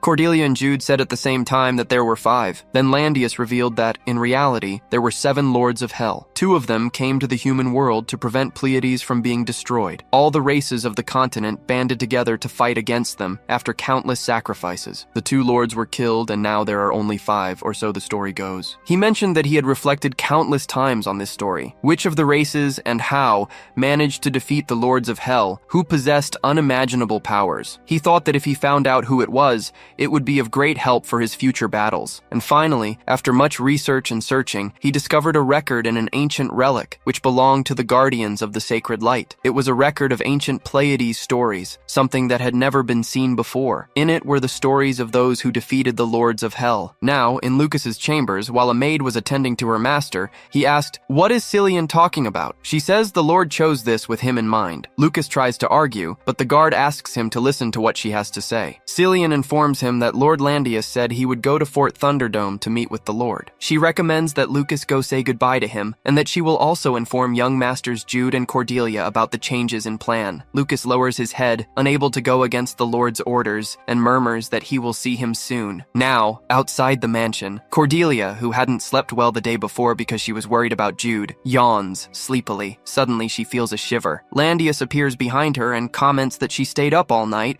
worried about the love of her life. Then, he asks her to go rest. Cordelia replies that it's fine, kidding herself that she just woke up too early. Landius's gaze turned to the sky. He tells Jude, "Although you don't have what it takes to complete it, you can't give up on the 9 gates of the 9 heavens. To even awaken the 8th gate, you had to go through an ancestral memory. However, that wasn't enough for you to learn the martial art completely." Landius recounts that in the last millennia, fewer than 10 people were born with the celestial martial constitution. Finding Jude here and seeing his potential made him very happy. He smiles and says there's nothing more he can teach because only Jude can open his gates. However, that doesn't mean he'll stop being his master, as there are countless things he can teach beyond the 9 gates of the 9 heavens. Jude remains silent for some time. Then his eyes show deep sadness. In Legend of Heroes 1, there were 5 MCs, and all of them met a cruel end except for one. Among them, the details of Landius's death remained a mystery, so he never appeared in Legend of Heroes 2. In the game, some executives of the demonic hand spoke about Landius's death. Because of this, several players believe he died at the hands of the demonic hand. Jude thinks that the only suspect for killing Landius is one of the demonic hand's top brass, the Duke. However, it seems much more likely that Landius could easily kill the Duke, and not the other way around, but he's still not sure. So Jude calls his master and says he has something to say. He explains that when he found the witch's soul in Trafalgar Forest, he couldn't understand what she was trying to say. Now he believes it's a prophecy about Landius. Cordelia looks at Jude and mentally asks if he's going to tell Landius about that. Jude looks back at her and mentally replies yes, asking if she agrees with it. Cordelia agrees and activates stirring the pot mode, swearing she also heard the witch talking about it. She reflects that she managed to meet one of the MCs from Legend of Heroes 1,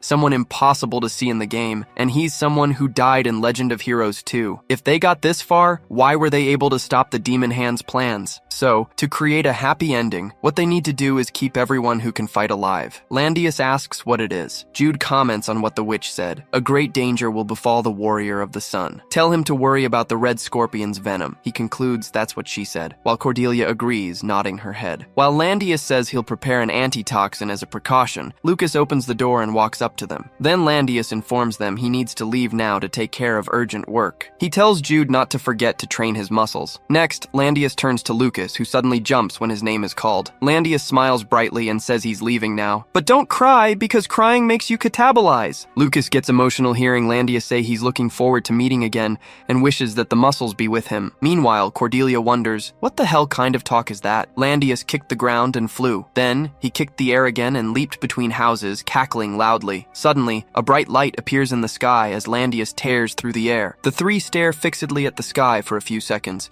still hearing the faint sound of Landius's laughter. Lucas is awestruck by the brilliant, heroic scene, while Cordelia and Jude think the same thing, that this guy is a bit off his rocker. Jude then says that since their master is gone, it's time for them to go too. Cordelia agrees, saying that sounds like a good idea, but Lucas interrupts them and asks them to wait. The two observe him, intrigued, waiting for what he has to say. Lucas lowers his head, feeling insecure as he informs them about the change of plans. After a few seconds, he reveals that something urgent has come up and he needs to tell them. Already in a room in the mansion, Cordelia slams the table and asks if what he's saying is true and if they won't be able to go to Frostianville. Lucas mentions that they've already been attacked by the demon hand twice so far. However, the other children of the 12 northern clans haven't been attacked a second time. Jude asks if, then, what he means is that the three of them are the demon hand's targets. Lucas says that the half-demon they faced with Landius mentioned his name and Miss Cordelia's. So, he thinks it's an acceptable theory. Cordelia turns away and Jude gives an awkward smile, both thinking they've been found out. Cordelia asks what will happen with the Sunfire flower. He informs them that his father said he would send subordinates to look for it, but that Lucas would need to investigate the demon hand before doing so. Jude questions if that means they'll have to stay there until the investigation is over. Lucas comments that, unfortunately, yes. If it's within Vitaphone, they can go anywhere, but outside the city, no. Cordelia looks at Jude, asking if this won't mess up their plans. Jude looks back and says, yes, it's gonna screw everything up. So, they'll have to change the plan, but first they need to get Lucas out of there. Lucas seemed disappointed. Then Jude says he'd like to take a walk around the city, because due to his 9 blocked yin pathways, this is his first time so far from home. He mentions that Miss Cordelia also said it's her first time in Vitaphone, and concludes by asking if Lucas can guide them. Lucas was visibly relieved and emotional. Suddenly, he jumps off the couch and replies, of course. He promises to do his best to show them the lands of Vitaphone, but says that, however, now is not the time for that, as it's late. He asked them to rest well today, because tomorrow will be tiring. Jude and Cordelia acted like a couple as they warmly received Lucas's answer, and Lucas immediately left the room with a bright face. After the door closed, Cordelia holds her head in her hands and says she's lying a bit better now, and Jude says she still needs to improve a lot to get there. She asks what they do now, because at this rate they're going to be stuck there unable to do anything. She questions if he has a plan, when suddenly Jude places 2 letters and a quill pen on the table. She looks at the letter with wide eyes, then immediately turns to him, asking if he must be kidding. Jude smiles and gestures with his hand, making a small heart, saying he'll think very carefully about its content, and that cooperation is what makes a group good. Cordelia clutches her hair tightly and says he's such a pain, swearing at him countless times. That same day, the window of Cordelia and Jude's room was open, but the two of them were no longer there. Only a letter written by Cordelia was left behind. It stated that she would be going on a honeymoon trip with her beloved man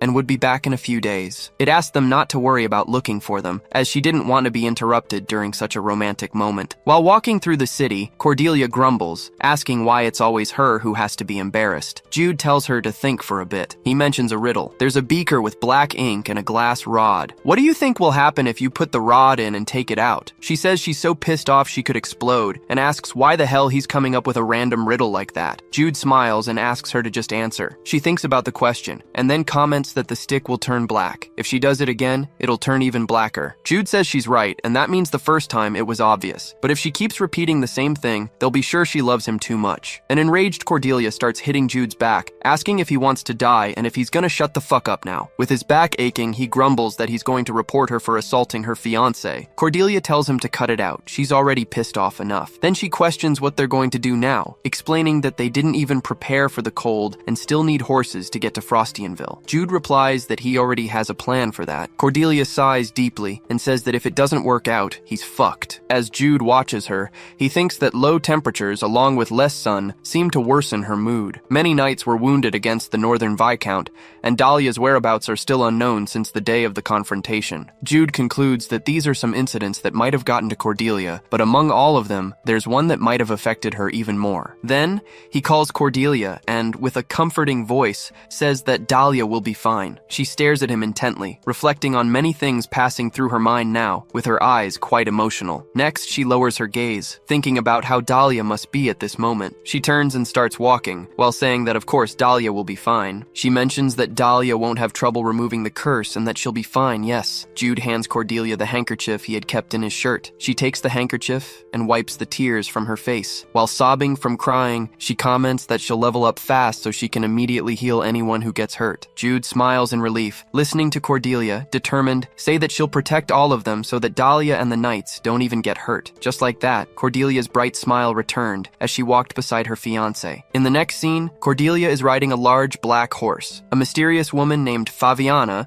who deals in anything worth money, asks what they thought of the horse. She informs them that he's quite strong and should easily be able to carry 2 people. Jude replies that he thinks the horse should be able to handle it. With him, they won't have any trouble getting where they want to go. Then, the woman says that the gate guards have left to rest, so it's a good time to leave on horseback at this hour. But she questions if he's fleeing to avoid punishment for a crime, or just going on a honeymoon trip. Jude smiled lightly and remained silent. Faviana figured that, given his silence, he wouldn't speak. So she says she won't complain about him not answering her, and wishes that luck always be on their side. Cordelia watched the woman walk away and murmured softly, asking why she said luck and not muscle. Jude replies that only the master says that. The two left the city, riding on the black horse. Cordelia smiled excitedly, and Jude asked if she was feeling better now. She replied that she had spent the day thinking about Dahlia, so she hadn't been able to focus on anything. Now, though, she was very happy because she was slowly accepting that they had done the right thing. Cordelia also said that she really wanted to save Landius and asked if, with the hint the two of them gave, he would be able to survive. Jude replied by asking if she liked him. She replied that among the MCs from the first game, he was the second one she liked the most. Jude questioned if the first was Helena. Cordelia asked how he knew. He commented that his favorite character from the second game was Cordelia, so that was already expected from her. Cordelia mentioned that she knew both of them were quite beautiful and all. Jude smiled and said, of course, thinking that she only chose characters for their beauty. She smiled faintly, reflecting that somehow the hint they gave Landius would save him in some way. Suddenly, she turned her face and got very close to Jude's lips. Cordelia asked if they would be able to save more characters from the game. Right after, a bright smile spread across Cordelia's beautiful face, enchanting Jude, who just observed every detail. He answered the question, saying yes, they would save all of them. Then, Cordelia asked what they would do after getting the sunflower. He replied that, after eating the sunflower, his 9 blocked yin paths would be healed. After that, he thought it would be a good idea to go see the Northern Barbarian Invasion event from the main story. Cordelia agreed that it was a good idea to visit the outskirts of the barbarian land. She asked about the death of the character Helena, if her death didn't happen at the same time as the invasion. Jude commented that it happened in barbarian territory, so they had to follow everything strictly. After they saved Helena, he said they would do something Cordelia would like. She became intrigued and asked what it would be. Jude gave a first hint and said the word master. Cordelia spent a moment reflecting, but couldn't remember. Then, he gave a second hint, saying that, just as they revealed throughout the story about the martial celestial constitution Jude had,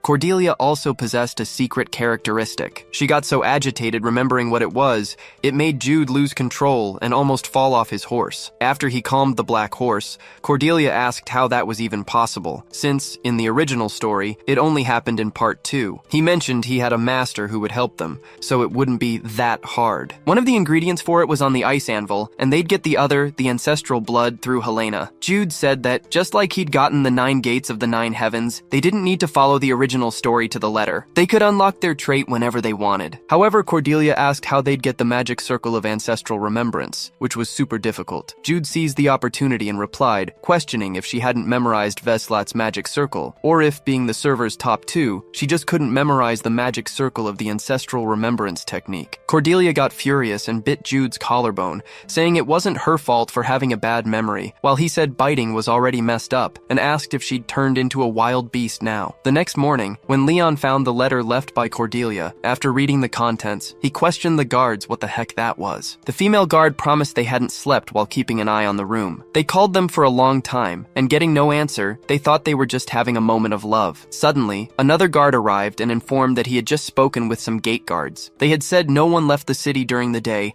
and that the runaways must have escaped at night through some hidden part of the main gate. Leon thought it didn't matter if they left on their own or not. Since they were guests, if anything happened to them, the responsibility would fall on Risbeldo County. Meanwhile, the two guards responsible for watching them were mentally screwed, thinking that if Adarum found out, they'd join the unemployment statistics. Leon ordered everyone to search the surroundings, as they probably hadn't gone that far, and to notify young Master Lucas so he could join the search. By a stream, Jude was finishing setting up a tent. Cordelia said he was good at that, and asked if camping was one of his hobbies in real life. He replied he just liked it a lot. He sat next to Cordelia, mentioning they'd have to stay there for the night, and asked if she was too cold. She replied she was fine, just letting him know she wasn't going to shower. Jude said she didn't need to justify herself, as he knew what happened in that event. Cordelia removed her hood, and without meeting Jude's eyes, commented that the Silver Fairies event only happens if someone stays alone at night in that icy valley, with no one around. Night fell. Cordelia and Jude were watched by two fairies murmuring to each other. They said the two were so beautiful, and one of them asked if they would like to play with them. In front of them, two winter fairies floated, smiling cheerfully, asking if they wanted to play with them. Jude smiled and put his hand on his chest, saying it would be an honor to play with two beautiful fairies. At that moment, the ring on his finger shone. The Silver Fairy asked if that ring was the fairy steps. The other said that if it truly was, it was an item of the Autumn Fairy Queen, Queen Lorelei. They questioned each other why that man had such a valuable item. Meanwhile, Jude thought they had fallen for it perfectly, since the game's lore said that the Winter Fairy Queen treated the Autumn Fairy Queen as her rival. Jude took advantage of this plotline and told the two fairies that he had won her ring after going to her banquet. Miss Lorelei had handed it to him personally. One of the fairies, with an expression of astonishment, asked if Queen Lorelei had really given the fairy steps personally. She turned to the other and said it was an emergency, stating it was no time for games. After talking and reaching a conclusion, the fairies said the two needed to come with them immediately. Walking through the snow forest, Cordelia mentioned, "This is exactly it." Jude asked if she was talking about how the scenery changed as they passed by. She replied it was so beautiful and mystical. The fairies flying ahead of them smiled cheerfully, asking if they were keeping up and if they were almost there. A brilliant blue door opened. Cordelia squinted due to the intense light, and after a few steps, the same thing happened again. This time, their vision seemed to blur for a moment. Suddenly, Jude and Cordelia arrived at the Winter Fairy Queen's room. The queen appeared before them and made a beautiful bow, mentioning that the two must be those who had met her sister Lorelei before coming there. She smiled and said that within this cozy winter, the Winter Fairy Queen, Gerude, welcomed them. Jude and Cordelia tried to greet her but didn't have time. The queen flew towards them and fixed her cold eyes on them, observing every detail. Then, she commented that it was as she'd imagined. While smiling, she said they both possessed the beauty needed to be invited to the Autumn Fairy's home. The queen asked if he really possessed the fairy steps. Jude replied yes, he'd received them directly from Queen Lorelei. Plus, she'd also given him the sacred moonlight staff, he concluded, commenting that he thought it was an exaggeration to have gotten so many things. But Lorelei had insisted, saying she always treated her guests appropriately. When Gerude heard Jude's answer, her expression got complicated. She thought she should at least do what Lorelei had done. Otherwise, she felt like she'd lost to Lorelei. She quickly passed between them and,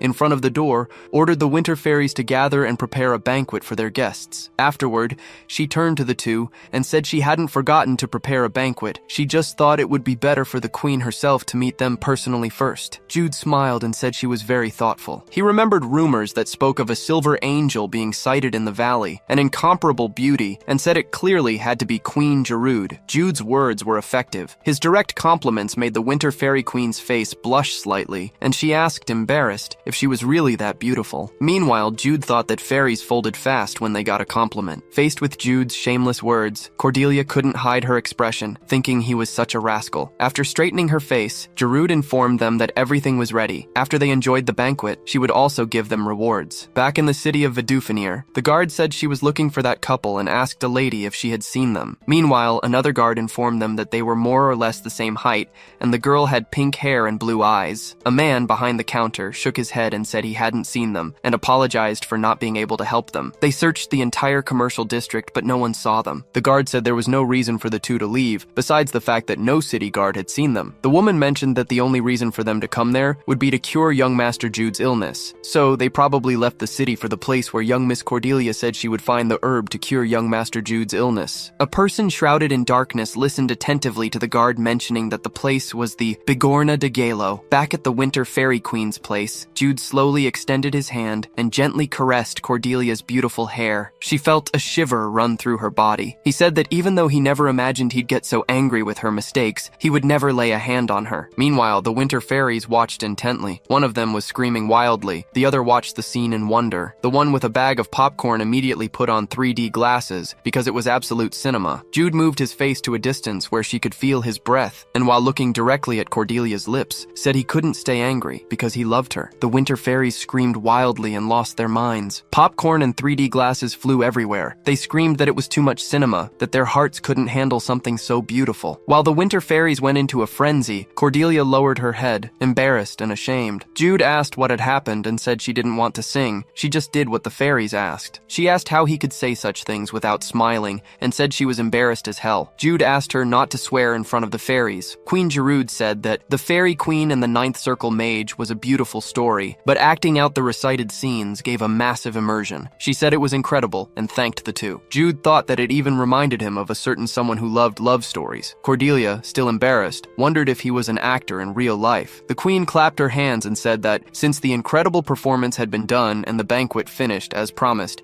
she would give them both the fairy unit and the Winter's Blessing. The Winter's Blessing granted resistance to all kinds of cold. Cordelia, now hyped up, thanked her for the generosity. Jude said that with this, they wouldn't suffer so much at the Bigorna de Galo. The queen paid attention to their conversation and said she'd been wondering why they had come there. Then she realized they were going after the Bigorna de Galo. She snapped her fingers and said she would help them with that, ordering that the item be brought. She smiled proudly, mentioning that she would burn into their minds that the Winter Fairies never lose to the Autumn Fairies. After a few minutes, the Fairy Knight brought a mystical feather that allowed them to traverse space. Gerude said that the ancient dwarves who created the Bigorna de Galo and them, the Winter Fairies, were very close. Thanks to this, she also knew the exact coordinates, and the feather would allow them to reach the Bigorna de Galo immediately. Cordelia responded with a smile to the Fairy Queen, while Jude thought that she had given them 2 bracelets, but only 1 magic feather, which was a single-use item. Gerude explained that, unfortunately, there was only 1 fairy feather left. At this rate, they could only use the simple method. Cordelia curiously asked what simple method the queen was talking about. Gerude closed her silver eyes thoughtfully. Thinking it was a really easy solution,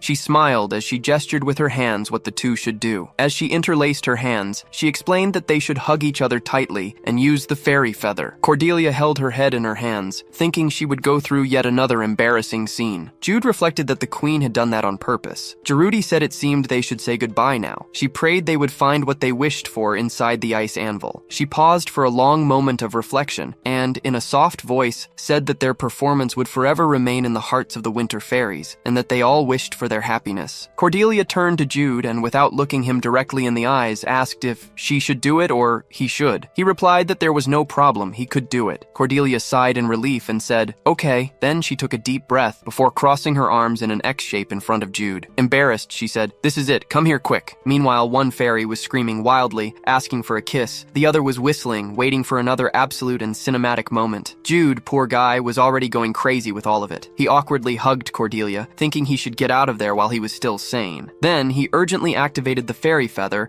and the two traversed space. At the same time, in a completely different place, the demonic hand executives gathered. 2 were physically present, while others used stone blocks that seemed to be controlled by magic. One of them said that Cordelia Chase had left the protection of Count Resbelge. When asked how this had happened, a woman replied that she had recently received a report from the spy planted in Vedofunir, informing that she seemed to have gone on a honeymoon with her fiancé, Jude Bile. The mysterious voice asks where they are going. The woman says they are going to the ice anvil. She informs that, from the beginning, Cordelia Chase's reason for visiting Resbelge County was to obtain a special ingredient. This ingredient can cure her fiancé's illness, and this cure seems to be the flower of legends said to bloom in the ice anvil. Suddenly, someone slammed their hand on the table, and, with the other, tried to hide replied an ironic smile. This person commented that, even after being ambushed twice, she still prioritizes curing her fiancé's illness. One of the demonic hand executives, named Chorus, said that she doesn't fear death. However, it's not something to smile about carelessly. After all, it's because of these love-struck fools that the plan Seleucia set up, which even mobilized a demon, ended in failure. Another of the executives, Seleucia, glared furiously at him. She was the one who planned all the operations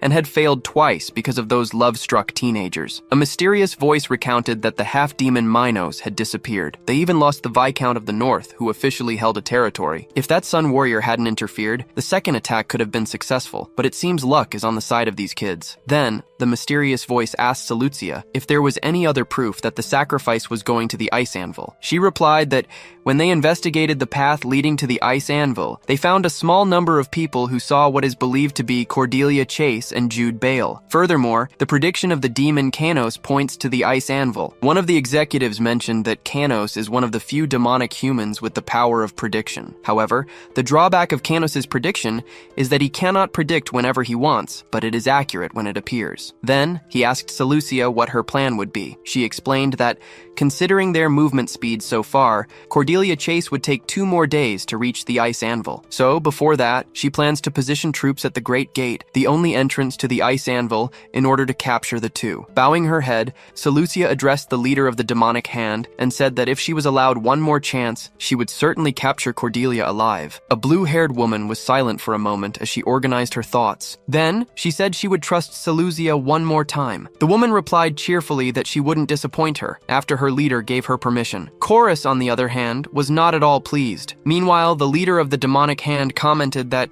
since they had resolved the topic, the meeting was adjourned for today. She concluded by saying, "May the favor of Asmodeus always be with you." After a few seconds, the other executives and everything else disappeared. Seleucia then slowly took a deep breath before opening her eyes. One of her subordinates waited for her return, politely asking how the meeting went. She explains that she received one last chance from the leader. Therefore, they must capture Cordelia Chase alive, even if they have to mobilize everyone. Next, she asks about the situation. The subordinate says that the demonic humans from Gald View Caillou and the Blade Demon have already arrived near the location. They must be setting up camp in front of the Great Gate right now. Since the Great Gate is the only entrance to the Ice Anvil, and since they've mobilized a demon too, they stand no chance, unless the Sun Warrior appears again. Seleucia smiled and agreed with him, asking what else they could do if they were ambushed at the only entrance. She says that, unless the sacrifice has teleportation coordinates to a kingdom that fell into ruins 1,000 years ago, her plan will proceed smoothly. The subordinate smiled and said she was very playful. He explains that teleportation isn't a spell someone can just use because they want to. Maybe they could if they were the legendary fairies,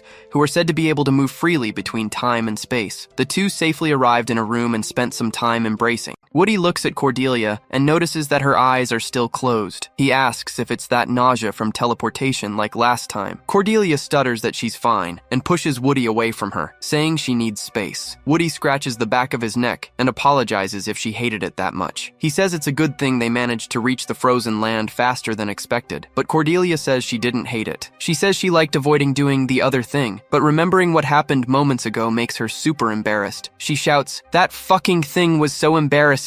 Woody thinks she didn't hate being hugged. He looks into nothing and is relieved that everything's all right. Cordelia takes a deep breath, telling herself she needs to calm down. She comments that it's still pretty cold, even with the winter blessing. Woody says there's nothing they can do, since this place was built like a freezer. Cordelia asks if he's cold because of his 9 paths whim block, and if he wants to use her cat cape to warm up. He replies that he doesn't need to. It's just the cold. They won't have problems if they prepare well. Cordelia says she got it, right after she yawns. Feeling really tired, she asks what preparations they're making. Woody says it's better to rest for today, and that he's yawning now too, because of her. She smiles and comments, "You'll be yawning next." She opens a random door and says this is the room for sleeping tonight. Then, they start cleaning up all the mess in the place. The two flop onto the bed, exhausted. Cordelia mentions that it's so good to lie down like this. Woody, feeling in paradise, comments that there's nothing better than lying in bed. Cordelia says he should sleep right there and can't cross that line, and if he does, she'll rat him out to her dad. Woody says he has a dad too. She asks if he's a child by any chance. Woody replies by asking if they haven't had this same conversation before. Cordelia smiles, says yes, and that she's she's going to sleep now, wishing him good night. After a few hours, she wakes up still drowsy. Woody asks if she's awake yet. She answers, yawning, that she is. He asks her to go back to sleep a bit more and informs her that he just started drawing the map. Cordelia asks what map that is. He replies that it's the internal map for the frozen land. Although the indications for each room are already marked in ancient script, they might get confused after passing through so many similar corridors many times. She asks if, even though he knows the ancient script, he's making a map. Woody says they have plenty of time, so it'd be good to prepare properly. Cordelia slams the table and says she doesn't believe him. He gets startled and questions what she means. She explains that she let it slide in the dungeon book, but the frozen land isn't a dungeon. It's an ancient underground city. She asks how good his memory is. Woody asks if she's ever heard of the Mind Palace. She asks if he's talking about that thing that appeared in Sherlock Holmes. He says it's a memory technique used since ancient times, a way to store information in one's mind. Cordelia asks if he has a book about ancient script in his library. He says it's similar to not being able to remember what's in a book before opening it. He adds that she'll probably be able to do it if he teaches her. She asks if he's serious. Woody replies, of course, because Cordelia is really smart. She gets furious and says that Yellowstorm is smart too. He asks her to calm down and that it's good to eat something since she just woke up. She holds herself back and says she'll let it slide since she's really hungry. Woody, observing her, thinks it's been a long time since he last heard Nick and Yellowstorm. He wonders if Woody and Cordelia's personalities are getting stronger because they only recently awakened their past life memories. He mumbles to himself that if things keep going like this, their Nicks will just be pet names they call each other at specific moments. Cordelia didn't quite hear what he said and asked if he'd said something. He replies that it's nothing. He's just overthinking. At the entrance of the ice anvil, in front of the Great Gate, a demon subordinate of Seleucia known as Paragold says in a threatening tone that he won't let any rat pass. He orders them to set all the traps they brought and close off the only entrance. A woman asks if he isn't looking forward to it. She says that Cordelia is coming there to cure her fiancé's illness, but she'll end up running into two demonic humans and a demon. The demon, named Red Witch, saw Kaio and wonders how much despair Cordelia Chase will feel. Paragold comments that these brats haven't faced a demon. The woman says that, of course, even though they defeated Minos, in the end, they're just children of nobles. Looking at the sealed coffin, the Red Witch says they just have to make sure to do this, so they don't have to break that thing's seal. The two smile maliciously, saying they're looking forward to seeing the expressions Eudabiel and Cordelia Chase will make when they arrive here. Meanwhile, Cordelia animatedly smiles after eating a delicious meal. She then asks where Jude learned to cook. He just says it was here and there abroad. She says that's natural, since he knows how to camp too, and that he'll cook more often in the future. Now that they've finished eating, Cordelia asks about that preparation Jude mentioned. He explains that because of the specific aroma the sun blossom emits when it's close to blooming, more and more monsters show up around there. She says there's nothing they can do since the aroma attracts monsters, and asks how many days are left until it blooms. Jude replies that they have 3 days. She asks if it's possible for the two of them to clear all the nearby monsters before then. He comments that the best method would be to put all their strength into defending the Great Gate, but Cordelia says that's impossible with just the two of them. Jude says yeah, that's why he's going to use another method. She gets curious and asks what method that is, and why they're leaving, since this is the entrance to the ice anvil. He replies that he's not leaving, and that the method he'll use is simple. Jude throws several items on the floor and says that the monsters will simply die if a lot of traps are placed at the entrance. Cordelia gets furious and mentions that she's the one who's going to put mana into the magic circles. Jude says he knows, which is why he prepared more than enough mana potions for her. The next day, after another meal prepared by Jude, Cordelia comments that the food is good, she can sleep as much as she wants, and she's also kept herself clean through magic, but she'd like to take a proper bath. Jude makes a sarcastic comment that human ambition never ends. He asks if she has any muscle pain, since she spent all day yesterday setting traps. She says she's not in pain, but she can taste the potions in her mouth. She then asks if they have to go to the 7th underground floor where the sun blossom is. He says yes, but they'll stop on the 5th floor on the way first. They both said at the same time, obviously, because there's an item there. Jude comments that addicts think alike. Cordelia agrees and says that's why Ruby calls them the addict couple. Let's get back to the story. Now, outside the ice anvil, monsters furiously attack the demonic hand. One of them is ripped right in half. Meanwhile, Paragold orders them not to retreat, to stand firm and face them, while screams of terror echo through the place. Paragold asks those on the front line to slowly retreat and lure the monsters into the traps, but one of his men says that the traps near the entrance have already been activated. He looks at the sky and sees more monsters arriving. On the ground, there are hordes of goblins and bears coming from all sides. He wonders where Cordelia Chase is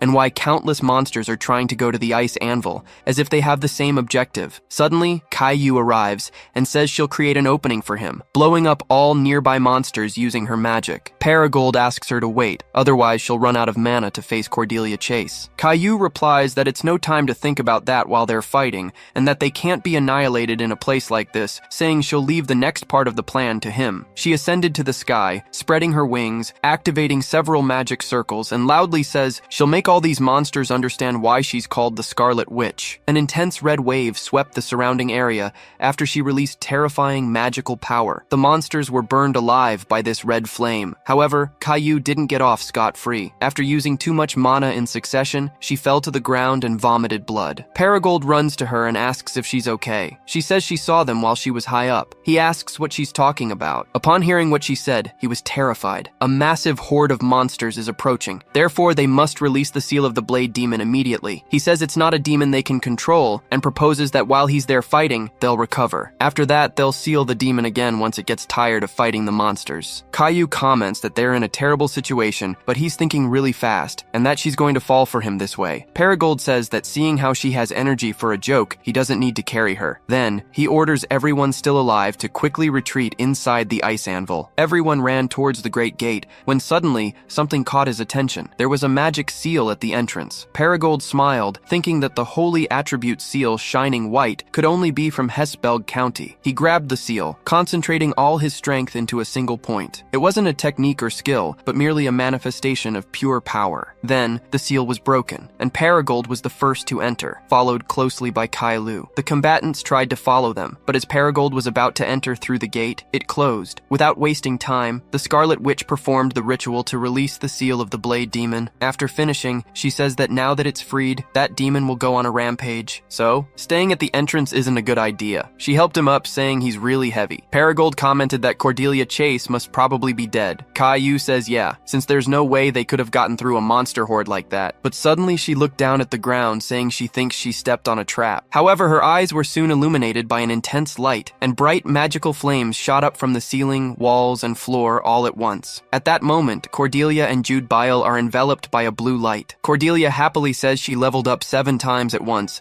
while Jude Bile asks if a monster activated a trap. Still thinking about it, he's sure the traps aren't strong enough to kill a monster horde that gives 7 levels. Suddenly, Cordelia points to a specific spot and says the secret passage straight to the arsenal is right there. She was overflowing with joy as she walked. Jude Bale still had doubts about all this, but seeing Cordelia humming about leveling up 7 times without even fighting, he couldn't help but smile, thinking he'd just let it go and be happy since she seemed pretty happy. Now, on their way to the ice anvil, the guard Celian mentions they passed through here since there's a blanket and 2 cups. And seeing how there's not much snow around, it seems they haven't been gone that long. She says they can reach the ice anvil on horseback if they don't stop to rest throughout the day. There's only one entrance there, so they'll head for the Great Gate as planned. The other guard asks if the door is sealed with Hesbelg's magic. Celian says yes. The woman adds that she feels like everything should be fine, but she strangely feels uneasy. Celian asks why. She says maybe she feels that couple might somehow be able to break the seal. Anyway, Celian comments that it's better to leave soon and put those speculations behind them. Cordelia smiles contentedly, saying everything inside is hers. Wood mentions she can't even use most of them. She puts on a huge helmet and says she knew the ancient dwarves were pretty big, but their equipment is just too big, so she doesn't think there will be anything useful for them. She asks what kind of equipment this is. In the game, they were part of the scenery, so you couldn't pick them up. Wood picks up the equipment and says the inside states it's a safety helmet. Looking closely at the specs, he says the defense is insane, and it would be a waste to leave it behind. Cordelia quickly cut him off, saying, "No way, absolutely not." She turns her head and says she refuses to wear something like that. Wood asks why, or if it's just because it doesn't fit. She says the size isn't the problem,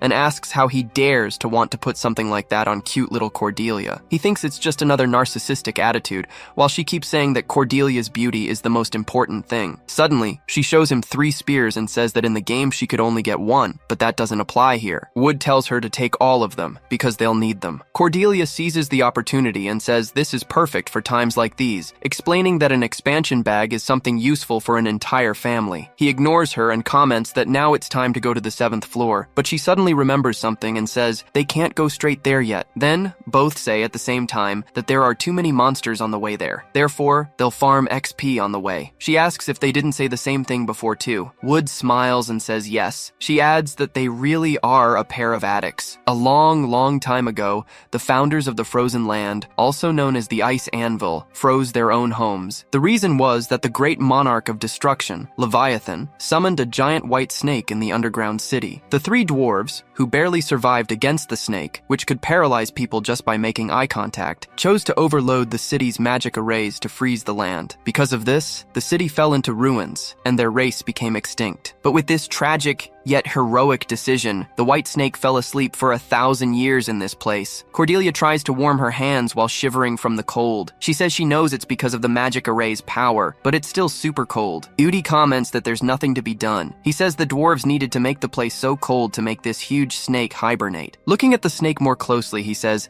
"This is great. It's still in deep sleep. Despite that, it will wake up when the sunflower blooms and emits its yang energy." Cordelia smiles and says that means the snake will stay in a deep sleep until the sunflower blooms, and it won't react no matter what happens. Udi grabs his spear and says now it's time for some easy XP farming. The two of them break into villainous smiles, both thinking this is like taking candy from a baby, and so, the enormous white snake, which brought despair to the entire frozen land a long time ago, met a mysterious end. Cordelia hummed as she walked, holding the items the white snake dropped. Suddenly she noticed something and pointed, asking Udi to look at it. It was the sunflower. In the original story, it was literally a yellow and crimson flower, but now it was purple. Cordelia asks if he said it would bloom at midnight tonight, and if his 9 yin paths blockage would be cured if he ate it. Udi replies that he probably wouldn't need to eat all of it. Suddenly his eyes widened. Cordelia said she hoped it would bloom soon, smiling genuinely at him. At that moment, Udi's heart thumped. He quickly shook his head, wondering why he felt something warm out of nowhere, or if he was just imagining things. Changing the subject, he commented on the white snake's magic core. Cordelia said that, in the game, it was just an item sold for a hefty price. Udi agreed since demon mana is practically poison for normal humans, but that's just in the game. He says Cordelia can probably absorb the core. She's intrigued and questions if she really can. Udi adds that yes, because she already possesses the witch's power, which originally comes from demons. He explains that he won't be able to move while absorbing the sunflower's essence. That's why he's suggesting she absorb the white snake's core during that time. Since 1,000 years have passed, there shouldn't be much magic power left, but for Cordelia's current level, it'll be a good boost. There was a reason they annihilated monsters on every floor, all the way from the armory to the 7th underground floor. While they're absorbing the sunflower and the white snake's core, they'll be defenseless. So when the sunflower blooms, she'll have to be ready. But noticing Cordelia trembling, Udi worriedly asks what's wrong. With sparkling emotional eyes, Cordelia says that being in a party with him is amazing. Udi stood there, observing the moment, then said, "Of course," thinking she was completely addicted to getting stronger, to the point of trembling. Excited, Cordelia asks how much time is left. Udi, also smiling, says it'll be soon. Holding the pocket watch in his hand, he counts down the seconds until midnight. An intense light illuminated the flower. The purple color occasionally turned yellow. As the faint light gradually grew stronger, the sight was like the sunrise illuminating the surroundings. When it finally bloomed, the entire room filled with warmth. MC Jude Biles' eyes sparkled and he said, "So this is the essence of extreme yang that blooms in extreme cold." Cordelia also watched the beautiful flower bloom before her eyes and said it was so bright and cozy at the same time. Cordelia's eyes shone even brighter as she smiled cheerfully, asking, "Don't you think it's beautiful too?" MC Jude Bale turned to look at Cordelia instead of the flower. He thought she was far more beautiful. Casually, he put a hand to his chest and told her he thought he was having arrhythmia symptoms. She asked if it hurt. MC Jude Bale replied that instead of hurting, his heart suddenly started beating really fast. Desperate, Cordelia asked if he was okay and if he could still eat the flower. MC Jude Bale replied that he was starting to feel better, so he didn't think it would be a problem while thinking, "What the hell is this?" Still worried, Cordelia said there was some relief, but if things got worse again, he'd have to tell her immediately. MC Jude Bile replied that he'd let her know if anything happened, and touching the flower, he mentioned that he should now cure his 9 pathways of the yin blockage. But before that, MC Jude Bile said that while she absorbed the white snake's core, if anything felt wrong, she should stop immediately. Cordelia asked, "What do you mean by something felt wrong?" MC Jude Bale mentioned that it might seem strange, since he was the one who suggested it in the first place, but being able to absorb it while in her witch form was, ultimately, just a theory. However, Cordelia said with a firm voice that she trusted his judgment and that he didn't need to worry. She also said she'd finish absorbing first, first, and then start drawing on his face. MC Jude Bale replied, "If possible, don't do that." She retorted, "If you're scared, then you should finish absorbing first." Cordelia mentioned that it wouldn't be good if their energies mixed. Therefore, she would absorb the core right there. She asked him to make sure to chew the sunflower well so he wouldn't get indigestion. MC Jude Bale asked, "Do you think it's salad?" and commented that he would just absorb its energy. As she walked away, she said, "It's the same thing. See you later." He replied, "Of course. Come back after you're stronger." She told him to stop talking like he was a villain who would join the good guys later. After their brief farewell, silence filled the place. They fixed their eyes on the items they were about to absorb. The moment MC Jude Bale closed his eyes and placed the flower on his chest, a warm light exploded. The flower's warmth permeated MC Jude Bale's entire body, emitting a yellowish energy. On the other side, Cordelia transformed with the witch's power, and her body was engulfed by intense cold. The snake's core slowly disintegrated as she absorbed the demonic power. Outside the frozen land, the guards walked down a blood-stained snow road. Cillian commented that they kept stumbling over snow-covered corpses, and his nose was irritated by the smell of blood. The guard beside him mentioned the air was so heavy it felt strange. The guard observed the situation, thinking that the goblins and winter bears seemed to have been killed while fleeing something, and even the bodies of winter harpy fell from the sky after being sliced up. She asked Cillian what he thought had happened. Suddenly, something caught their attention. Ahead of them, people were examining and analyzing the snow-covered bodies. A person approached them, introducing herself as Joanne and stating she was part of the Holy Cross Guardians. She explained they were currently in the middle of an investigation in the area and asked if they were all from Hesbelg County. Cillian replied yes and questioned why the Holy Cross Guardians were there. Joanne replied that after the Great Gate's seal was broken, a strong demonic power was detected, so they were sent there to investigate. In front of the Great Gate, the coffin holding the Blade Demon was opened, right after the seal was broken. Bodies of goblins, bears, and members of the demonic hand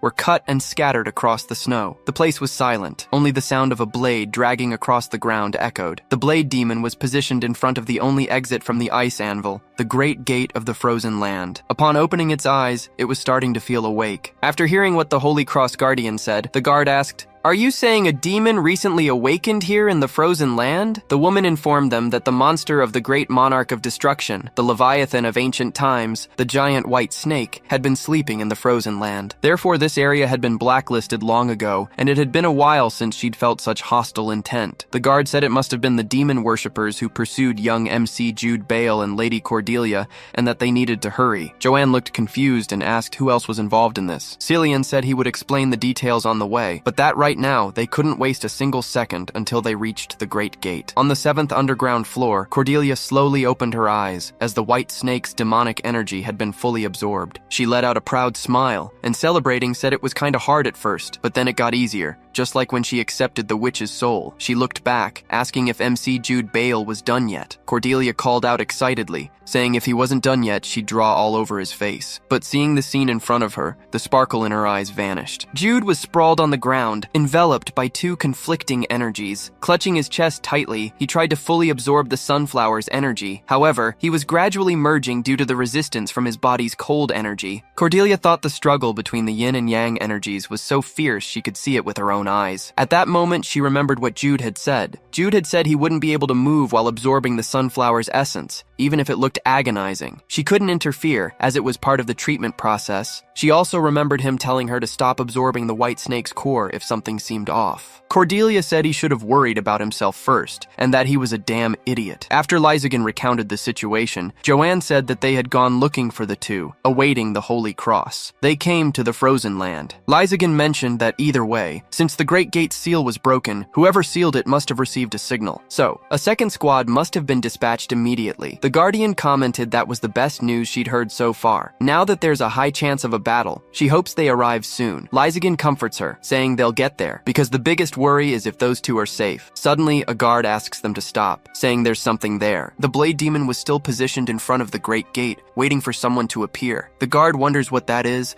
and says it looks like a monster made of black trees. Joanne immediately felt a strong demonic presence and told him to duck, but he didn't even have time to ask what happened as a blood slash reached him. Luckily, Joanne managed to react and jumped, grabbing onto him to dodge the attack and throwing herself to the ground. Cordelia's guard watched the tree branch get cut in seconds and was scared because a simple slash, which didn't even have mana, reached them. When they looked down, the blade demon was staring fixedly at them. The Holy Cross Guardians quickly acted, ordering them to place the seal. With their pride on the line, don't let this demon leave the frozen land. Cordelia sat down, looking depressed. She said she was the one who didn't notice before, because it certainly wouldn't be easy to change her body's energy into something completely different. She glanced hopefully at Jude, asking when he would wake up. She reflects that such a dark and quiet environment is making her think about a lot of things. Lucas must be looking for them, and have created a plan to sweep the whole area, and she's feeling guilty for lying to him. She also thinks they bothered their guards, and they mustn't just be worried. They probably came to the frozen land. Suddenly, she opens her eyes quickly, realizing something is very wrong. She was enjoying leveling up and was happy that Jude would finally be healed, so she didn't think much about the situation. At this point, their levels are around 20, even though all the monsters in the frozen land had fallen into their traps. There's no way they could have leveled up so much, and more than that.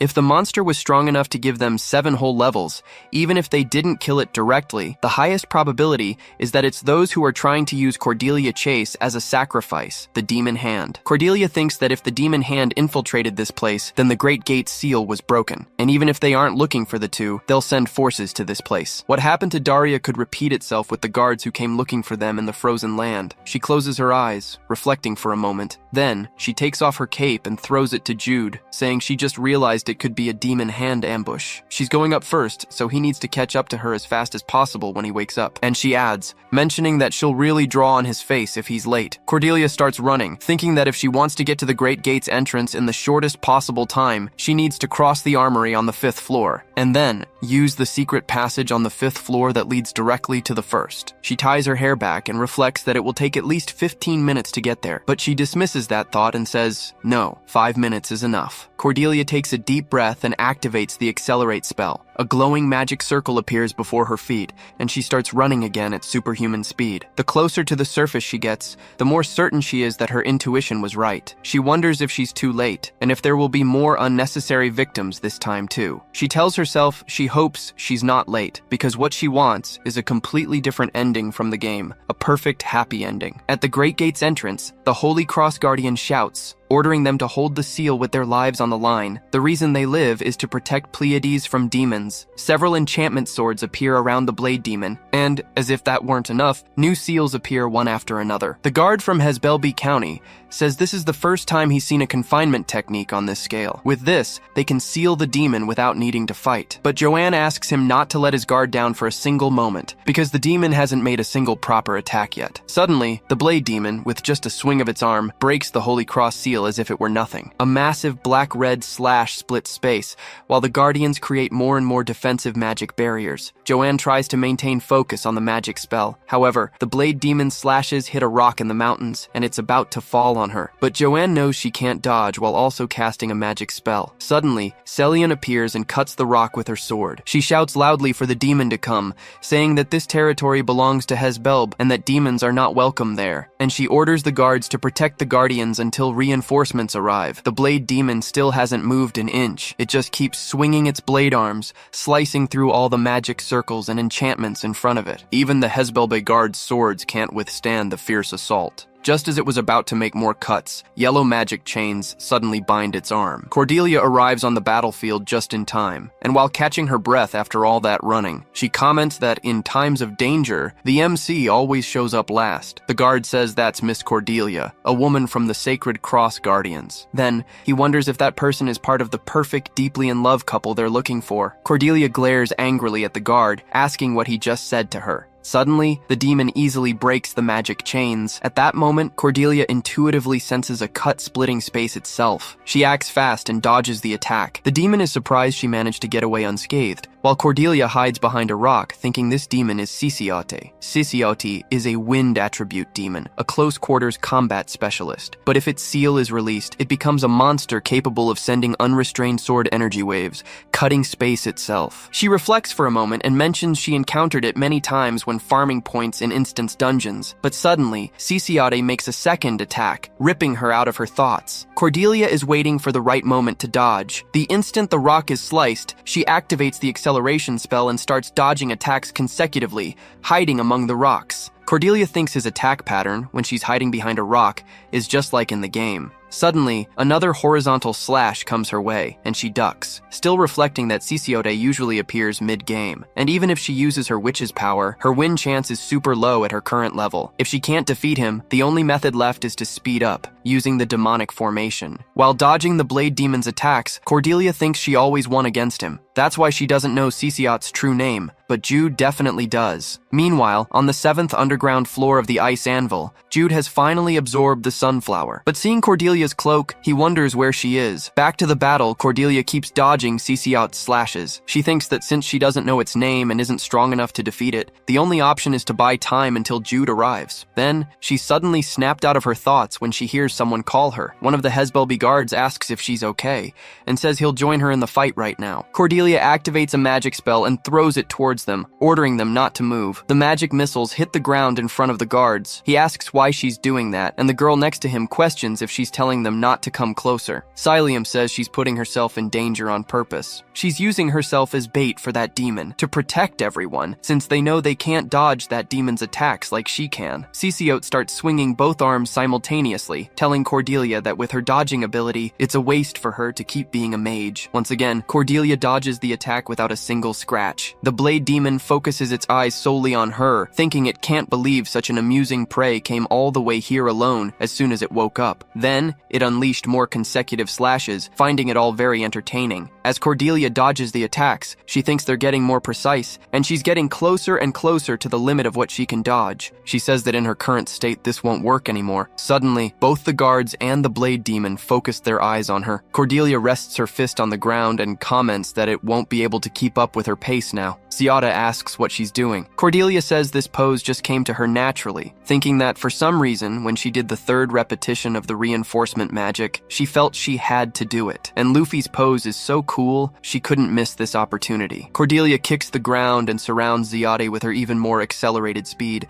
telling it that now the fight is going to get even more fun. While the demon thinks she's way faster, the slashes it unleashes only hit Cordelia's mirages. Its eyes grew even fiercer, reflecting that she's not so fast that it can't keep up with her. But a mage, a normal human, would never be able to reach that speed, and it's sure she must be having a hard time controlling herself. However, none of the attacks it made managed to even scratch her. This made it question the nature of her precise dodges. Was she judging every tiny movement of its arms and predicting the attacks? And if that wasn't the case, how did she have such an absurd reaction speed? At that moment, Ziat realized why she could dodge all its attacks. This whole time she wasn't predicting or reacting to it. All her movements came from beyond any deduction. It was pure intuition. The demon laughs loudly and says she's a true monster with a pretty unique talent. But he narrows his eyes and comments that it's easy for him to break that talent. Ziziote unleashes uncontrolled attacks across the battlefield, slicing through rocks, the ground, and space itself. Countless rocks flew towards Cordelia,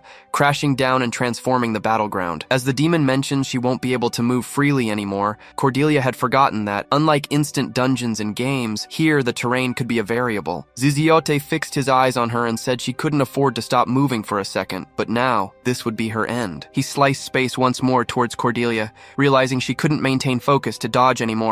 On impulse, she closed her eyes. The rocks behind her were sliced and destroyed in seconds. She slowly opened one eye and flinched, thinking that attack should have hit her, but now she felt as if she was floating in the air. Jude mentions he did say he'd hug her and throw her into the air. At that moment, a warm energy spread through her body. She quickly turned her gaze to see Jude and smiled, relieved and happy that he had finally arrived. Jude is holding her in his arms. As he lightly landed on a solitary rock, he looked at her smiling and said all that was left now was to carry her across the wall to patch her up. He descended from the rock, and Cordelia said he arrived just in time. By the way, she asks if he knows Ziziote's true name. He replies yes. She comments that this way they conceal him, but Jude questions if she's sure about that. Cordelia asks if he wants to capture him then. However, she doesn't have much mana left, so she can't deal that much damage. He says he knows and closely observes the Blade Demon. He mentions that, seeing how the black armor doesn't fully cover its body, he doesn't think this monster is in its perfected form yet. Therefore, just a single opportunity to deal massive massive damage should be enough. Cordelia asks if she basically needs to hold Ziziotti long enough. She smiles and says to leave it to her,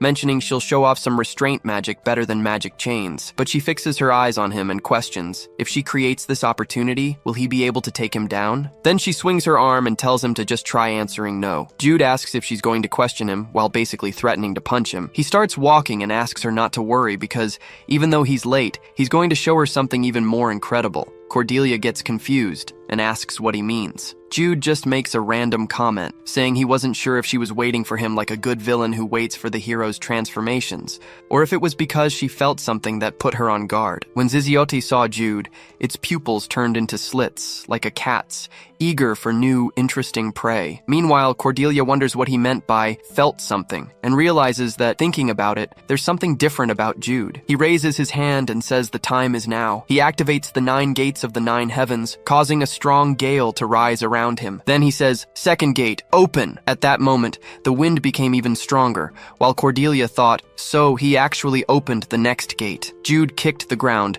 advancing at an absurd speed towards the blade demon. Feeling danger approach, Ziziotti swung its arms simultaneously, cutting everything in front of it. Jude thinks he doesn't have Cordelia's intuition to dodge these attacks like she does. So, he calculated his own body, his movements, his speed, and the trajectory he wanted to trace. He critically dodged Ziziotti's attack, reflecting that he needs to shorten the distance and create a situation where he can avoid its attacks all at once. Ziziotti spun its body and used the spatial slice again. Jude took advantage of the opening he found upon seeing it spin its body and advanced, suddenly stopping in front of the demon. He threw a right hook at one of the blade arms. In seconds, he adjusted his body and launched another hook, this time with his left, at Siziod's left arm. The demon fixed his eyes on him, thinking, Jude is aiming his strike at the exact point when I'm about to swing my arm, preventing me from using the spatial breaker slash. He wondered where a kid like this had come from. Jude continued attacking with consecutive hooks, aiming at the exact point that prevented Siziod from using his arms. Meanwhile, the guards commented that he was completely dominating him, and Cordelia reflected, the way he was bragging when they were in a bad situation made her think he was just being an idiot. But he's actually doing really well. It's not for nothing he's top 1. Jude landed another right hook on Siziod's blade arms. He thought this method was good enough to nullify his attacks, but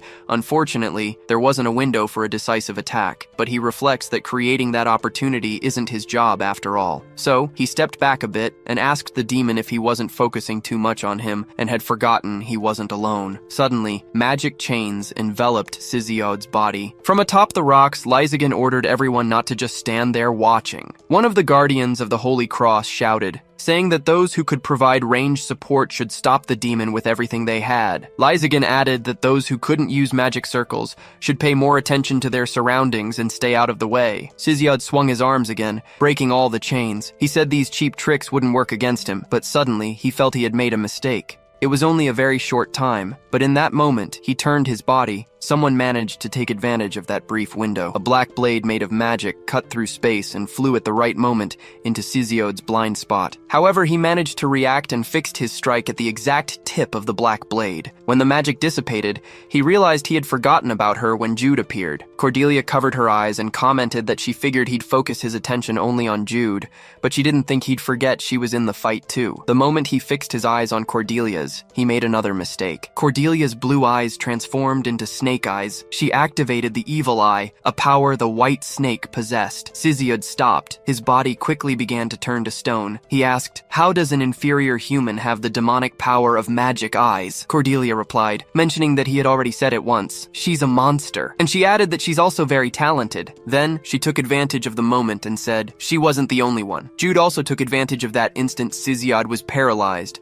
and appeared behind him to deliver a decisive blow. As he prepared, he recited Siziod's demonic name, which is Sizionis Gilbestone. A golden light circulated around his fists. Suddenly, papers inscribed with the demonic restriction technique appeared. Siziod, upon being restricted by his recited name, wondered how he knew it. Cordelia said, smiling, that he had already lost the moment he was forced to stop his arms. Just like Jude Bael, she recited the demonic being's name while activating the Black Blade's magic circle. Jude Bael shouted loudly, reciting Siziod's true name again, and gathering even more mana in his fist. Cordelia then threw the black blade using the only mana she had left. Jude Bale, with both hands, made 2 crosses penetrate the demon's body. Siziod could no longer move. Cracks of holy light penetrated his body, clashing against each other. The 2 collided before finally exploding. Siziod disintegrated and vanished. A bright blue light enveloped Cordelia, who was trying to catch her breath. Her eyes were milky white. She couldn't see anything. Maybe she had overdone it. She felt like she was going to faint. But first, she needed to check something. Cordelia called Jude Bale and asked how many levels he went up. Jude Bale replied that he went up 4 levels. However, it was a lie. He went up 5 levels and Cordelia only 4, since he landed the final blow. Cordelia said she also managed to go up 4 levels,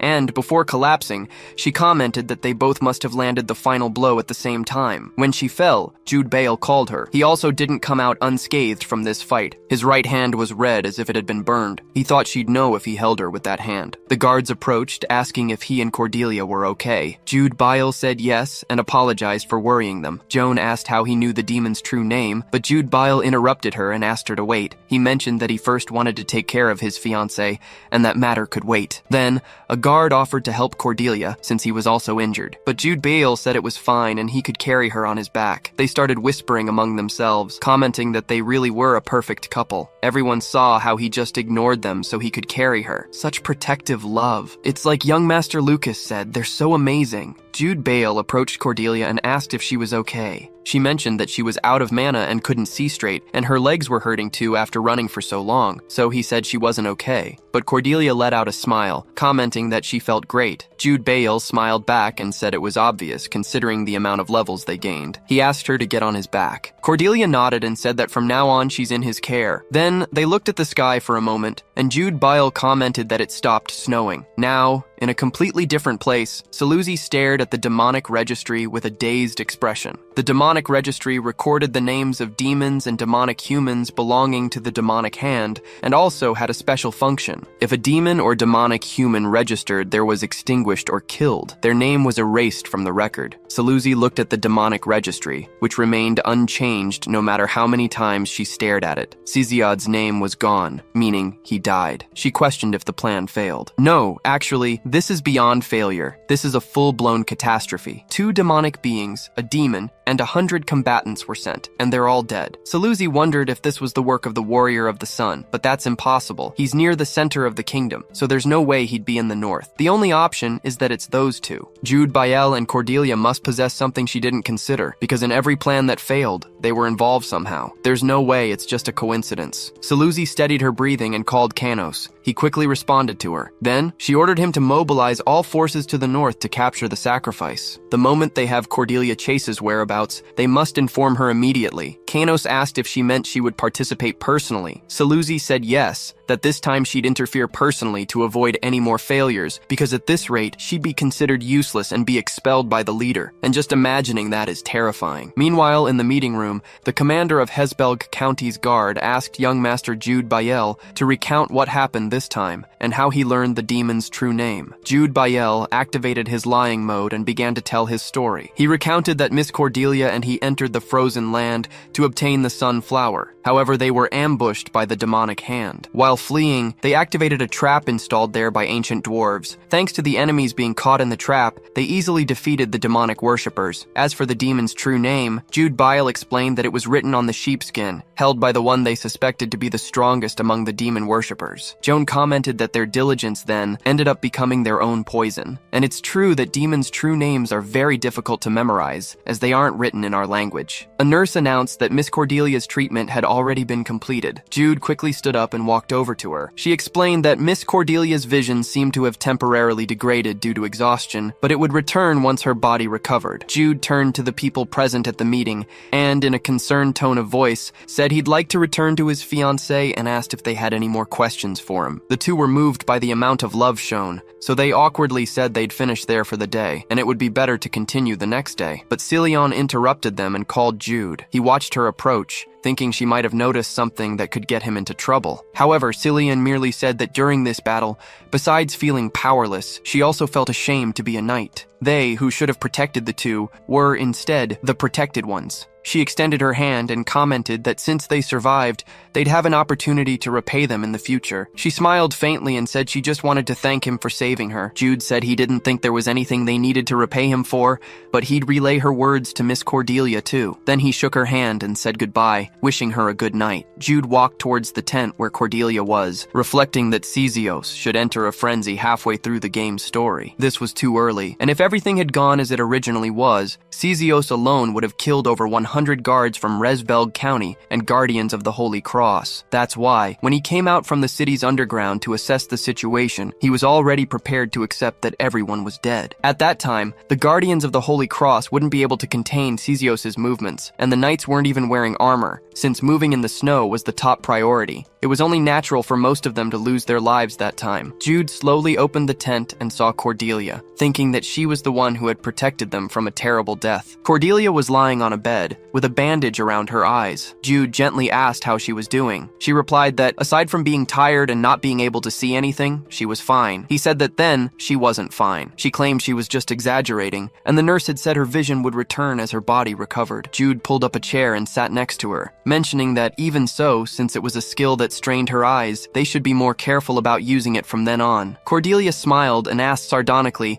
if he was worrying about her. Jude replied that yes, he was worrying a lot about her, and didn't want to see her in that state anymore. Cordelia turned her face away, embarrassed, and said she wouldn't use it too often so he wouldn't worry. Jude teased that her face was all red now, and she retorted that it wasn't. Then he changed the subject and mentioned that the guards and guardians had asked him to thank her on their behalf. They commented that, thanks to her early arrival, none of them ended up dying, even after encountering a demon. Cordelia got super excited and asked if it was really true, that everyone was safe. Jude said yes, and that they were very grateful she had saved them. She said that was a relief and was very happy. Next, she briefly cleared her throat and said she was also very grateful. Jude stared at her and asked for what. She timidly replied that when she was in danger, he had saved her. She turned her face away, because even with her eyes bandaged, she felt she couldn't look him directly in the eye, and said she was thankful for that. He, surprised, said it was only natural. Cordelia mentioned that she thought he'd say that, but, changing the subject, she asked how he had gotten out of there so quickly, if he had used some movement technique or something. Jude replied that he had just used the shortcut. He explained that if she touched the lip of the third statue on the 7th floor, a secret staircase would open. Cordelia started hitting him randomly, saying he should have told her about the shortcut before he ate the sunflower. She had to run the whole way, and he didn't know how tired she got. Jude asked how she managed to be so accurate with her slaps, even without being able to see. She tightly gripped the pillow, still trying to control her anger, and asked what else they had said. Jude, groaning in pain, replied that they would investigate the incident the next day and return to Resbelg County the day after. Cordelia mentioned that they couldn't go back since she had to do something about the Great Northern Invasion event, which would happen soon. He replied that yes, and reached into his trenchcoat pocket to pull out some letters, saying they would escape at midnight. The place was silent. Everyone slept soundly after an intense fight. However, in front of Cordelia's tent there was a letter written by Jude, stating that it was addressed to his great friend, young Master Lucas. It was written that Jude would continue his honeymoon trip with Lady Cordelia, whom he loved more than his life. After eating the sunflower, he had become much healthier, so Lucas didn't need to worry too much about them. They were truly sorry for acting on their own and causing Lucas such suffering. The letter concluded that he was truly happy now. After Jude recited the letter's content to Cordelia, she tried to hold back her laughter so as not to wake the guards, all while thinking, how the tables have turned. But when Jude said no one else could hear them, she burst out laughing, saying they had better find the letter soon. He asked if that made her so happy. She said yes, because this was the first time he had had to leave the letter behind, and it was always her who did it. Cordelia mentioned she was so happy she could die of happiness, but seeing Jude's expression, she asked what kind of reaction that was. He replied it was nothing. It was just that, with that, their relationship as a lovey-dovey couple was practically confirmed. He wondered if she was also happy about it, and added that he never thought she liked him that much. Cordelia stammered, asking what he was talking about and saying it wasn't like that at all. She then lowered her head, embarrassed and angry, thinking things shouldn't end like this. Now in the trading city of Langabusto, Jude knocked on the door and announced he was coming in. He asked if she'd managed to rest. She replied that she'd slept well, mentioning her head felt lighter after a good night's sleep, then asked him to tell her the plan before they were pursued. ensued. Jude commented that before that, she needed to fully recover and asked about her eyes if she could see yet. She smiled and said he didn't need to worry about that anymore. She slowly removed the bandages and declared, "Domain expansion, Muryu Kusho." Jude asked if she'd kept it bandaged this whole time just to do that. Cordelia replied that, "Of course, you gotta seize the opportunity." Then the two sat at the table, and Jude said that, according to the original game story, something big would happen 2 months from now. Beyond the northern border, there was a jungle. One day, a prophet in rags arrived at a village and said, "Here, in the land of the furious bull, a great king will appear. The one who will be king will receive great power and sweep across the world." The tribe leader believed the prophecy and prepared a ritual to receive this power, unaware that a group of demon worshippers was behind the prophet. Cordelia commented that then, after receiving the power of the great monarch of corruption, Belial, the furious bull tribe members unified all the jungle tribes. Afterward, they used the demon's power to corrupt the survivors before using them to advance against the kingdom. Jude mentioned that since the great northern invasion by the barbarians was part of the main scenario, there was no way to avoid it in Legend of Heroes 2-6. Cordelia asked if they could intervene now, stating they could go to the jungle, stop the unification organized by the enraged bulls, and completely prevent the invasion. But she herself said that, as nobles of Saloon, they shouldn't interfere in fights between tribes beyond the northern border,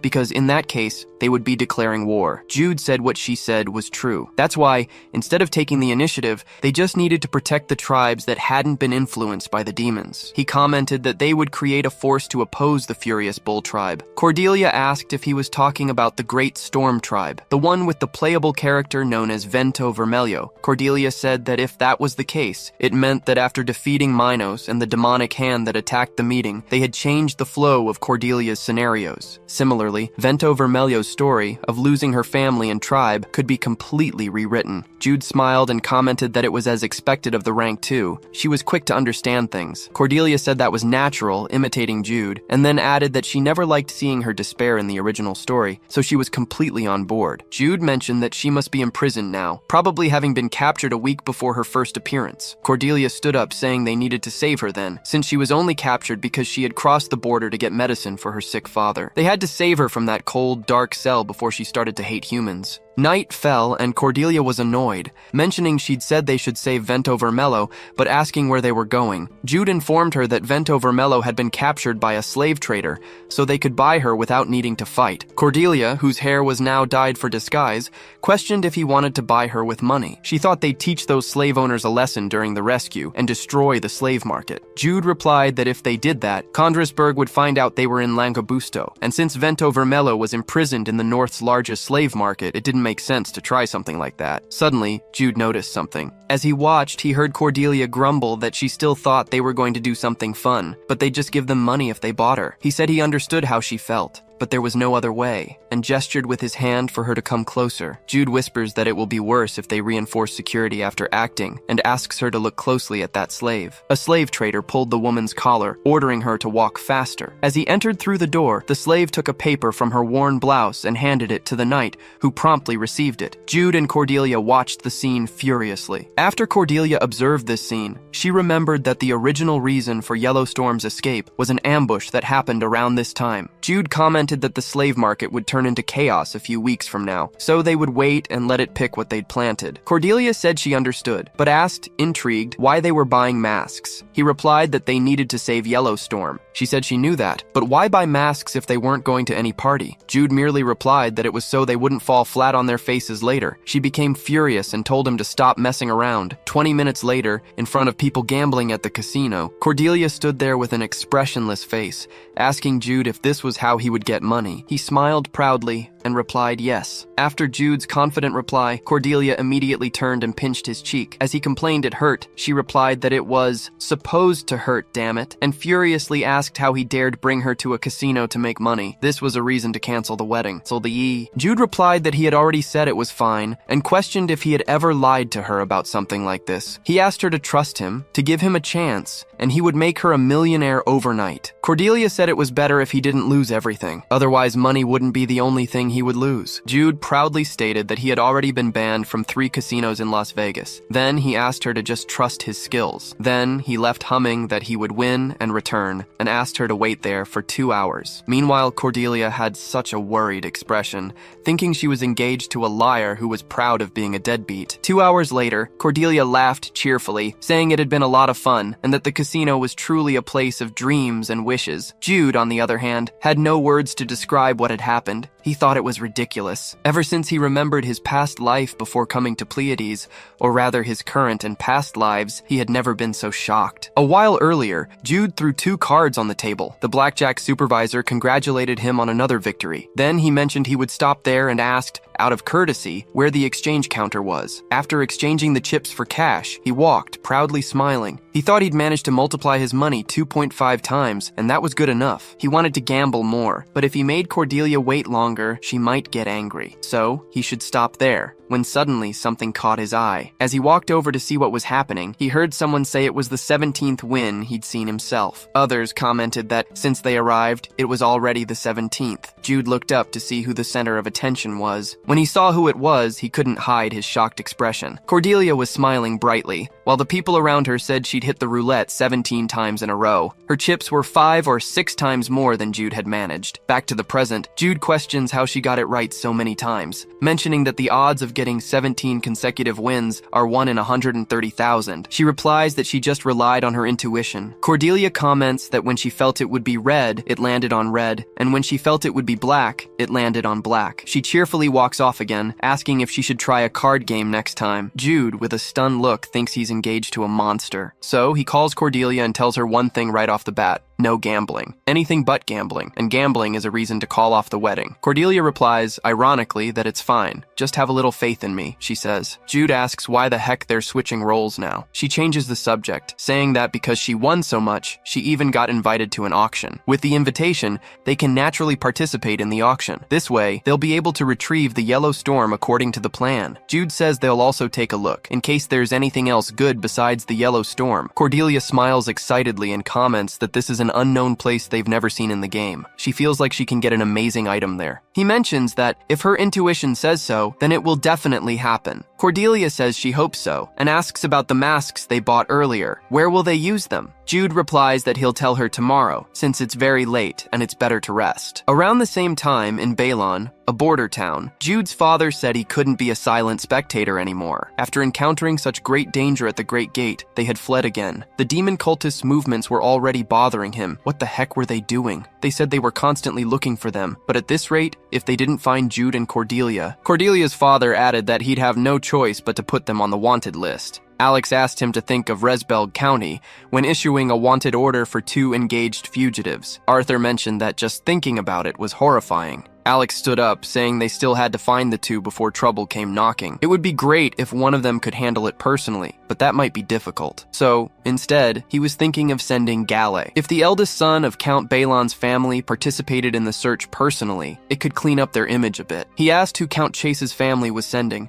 mentioning that Cordelia's knight hadn't recovered yet. Arthur replied that he would send Delia. Alex was surprised and questioned if he would really send her, and if he wasn't mistaken, she was in the central region. Count Chase said she had already returned from vacation, and that perhaps hearing about the problems between Jude and Cordelia had truly frustrated her and made her explode, and she said she would go personally this time. Alex smiled and commented that the children really took after him. Then, he said it had been a while since they last met. Now, in a carriage approaching the Chase mansion, a woman rests peacefully during the journey, with a calm expression and closed eyes. Meanwhile, she softly tells Cordelia to wait just a little longer, and soon her sister will be there to protect her. The next day, Gale asks Vitor if he has to go to Count Chase's estate first. He replies yes, informing that he heard they're sending a tracking magic user from Count Chase's estate. Suddenly, Gale looks to the side upon hearing his name called. Maya comments that she came here to bring this to him, since they can't know what the situation will be like while he's looking for young Master Jude Bile. She thought he should be prepared. She started showing various ingredients to prepare for the trip, in case Jude Bile catches a cold, gets poisoned, or has a headache. Gale asks her to calm down and mentions he needs to hurry not to be late. She comes back to herself and says she's just worried about young Master Jude Bale's health. She lowers her head and apologizes for acting that way. Gale thanks her for worrying about his brother and takes the bag of ingredients she prepared, saying he'll take very good care of it. He mounts his horse and tells Viter and Maya that he'll be back with his brother soon. The two bid him farewell and wish him a safe journey. Now, at Count Chase's estate, Gale arrives at the location and notices someone waiting in front of the entrance. This man is Edward Chase, the eldest son of Count Chase's family and heir to the estate. While yawning, he welcomes Gale and comments that he's not the person who will accompany him. He just woke up early to see something interesting. Gale questions what he means, when suddenly someone walks up to them and says it's been a while since she last saw him. A blonde-haired woman announces that she will be accompanying him on this search and hopes he gets along well during their time working together. Her name is Adelia Chase, one of the 7 captains of the Royal Magic Corporation of the Celion Kingdom, and Cordelia's sister. Gale awkwardly replies that he would be pleased to accompany her and mentions he heard she was in the capital. She responds that she took some time off from the Royal Corporation,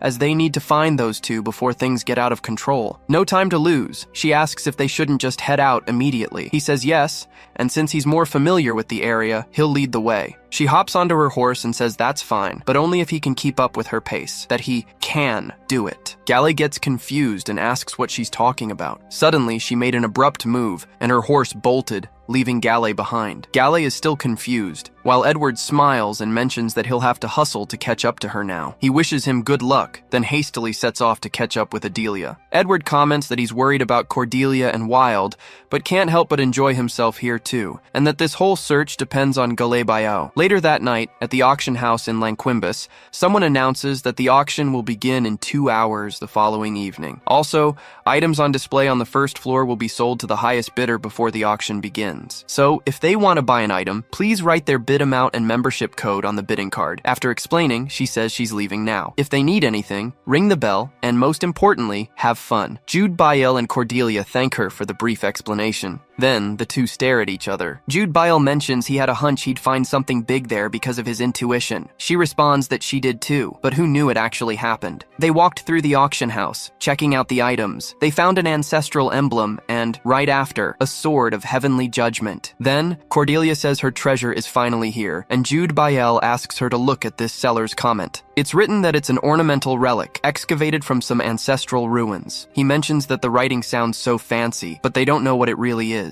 Cordelia looks at the bid and questions if that's really the highest bid, or if the seller forgot to add more zeros at the end. She asks him to bid quickly, while Jude Bael says that if he had known this, he would have come here first as soon as he woke up in this world. After the bid is made, Cordelia breathes a sigh of relief and asks if they didn't just hit the jackpot. Jude Bael responds that they did and feels he has to say it. She comments that she already knows what he's going to say, so the two say at the same time, "It's fucking lucky." They started running around looking for more valuable items for a steal, but suddenly remembered they forgot something important. They completely forgot about Vento Carmesum. Now, in the auction house's basement, Jude Bael and Cordelia were in a completely different atmosphere than the first floor. The place had a dark, sad, and subdued atmosphere. The seller stated that they made a good choice in buying her, saying she has distinctive ears, white skin, and slender limbs. It's hard to find such beauty among the northern barbarians. Cordelia's eyes were about to shed tears upon seeing Vento Carmesum, while the seller continues to describe that she might be a bit wild. Ultimately, it's normal, since her people are what they call barbarians. Vento Carmesum looked furiously at Cordelia. There was a deep fear in her blue eyes that couldn't hide her rage and hostility. At that moment, Cordelia tries to control herself by clenching her fist tightly so as not to cause trouble while Jude Bael is negotiating. After the man explains the details, Jude Bael responds that this is a sign of good health, so it's all good. But the slave dealer, with his eyes fixed on him, questions if he's really going to make the direct purchase without any negotiation. Jude thinks he's suspecting that the king didn't send them there for an inspection, so he replies yes, explaining that he's traveling with his sister and that she insists they leave Nantabust because it's too cold. The man comments that it makes sense, since, for those not used to it, the cold there can be quite harsh. Then he says he'll prepare the merchandise for immediate shipment. Jude is relieved, reflecting that guy's got a sharp wit. He tells the man he'll be waiting. While walking back to the first floor, Cordelia comments that she didn't know there was a rule that you had to cover your face with a mask to enter there. He mentions that in the game, they were only allowed to look at the basement during Vento Carmesum's escape. So, most people wouldn't know about it. Cordelia asks how he found that out. Jude explains that slavery is a vice that is gradually disappearing from the kingdom, but the fact that they insist on selling humans in such a shady way means they have a lot to hide. That's why he thought it was necessary. Cordelia says he's right, since nobody would want to show their face in these negotiations. This was done for nobles who need to maintain their dignity in the eyes of others. She thinks about those elements, the distinct smell of perfume mixed with the basement's mold, the sound of heavy chains and people evaluating the merchandise, eyes filled with vengeance, disgust, and fear. The excitement for the rare item she had found quickly vanished, replaced by indescribable emotions that filled her heart. Back on the first floor, a masked man comments that barbarians are really tough. He mentions he had recently bought one who had already won 2 gladiatorial matches. The last one he had bought, on the other hand,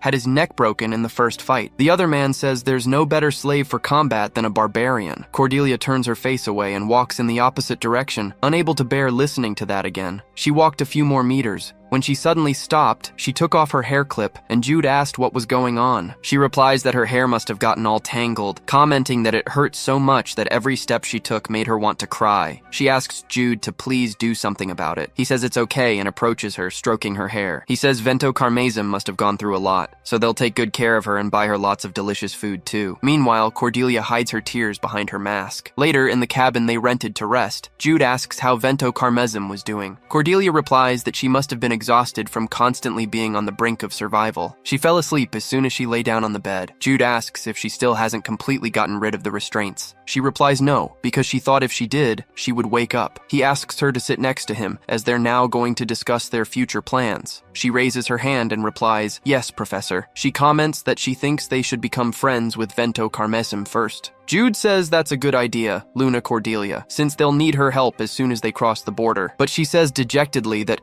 given how their first meeting with her went, it'll probably take a good while for her to open up to them. Jude agrees, mentioning that it should take a month, more or less, for her to let her guard down. Cordelia wonders what they'll do and asks if he has any plan in mind. Jude says yes, but asks, "What's with that face?" She says she has a feeling there's an evil plan behind this. He just comments that it's just going to be a little white lie. He first explains that they'll imbue the magic circle with some magic, and here's the script for her to read. Cordelia takes the script and says, "This is in the Northern Tribe's language," and asks, "How does he think I'd be able to read this?" He replies that he thought she could, being rank 2. But now there's no choice. He, as rank 1, will have to write down the pronunciation for her. Cordelia gets furious and mentions that bastard wrote this on purpose. Later, Vento Carmazim sleeps deeply. Suddenly, she hears an unknown voice asking her to awaken. She opens her eyes, startled, and quickly jumps out of bed, preparing to attack. However, she notices her restraints are gone, and she can see normally. She wonders what's happening, what that voice was from a moment ago, and where all this fog is coming from. Suddenly, an intense light appears before her eyes, making her close them and feel a deep fear.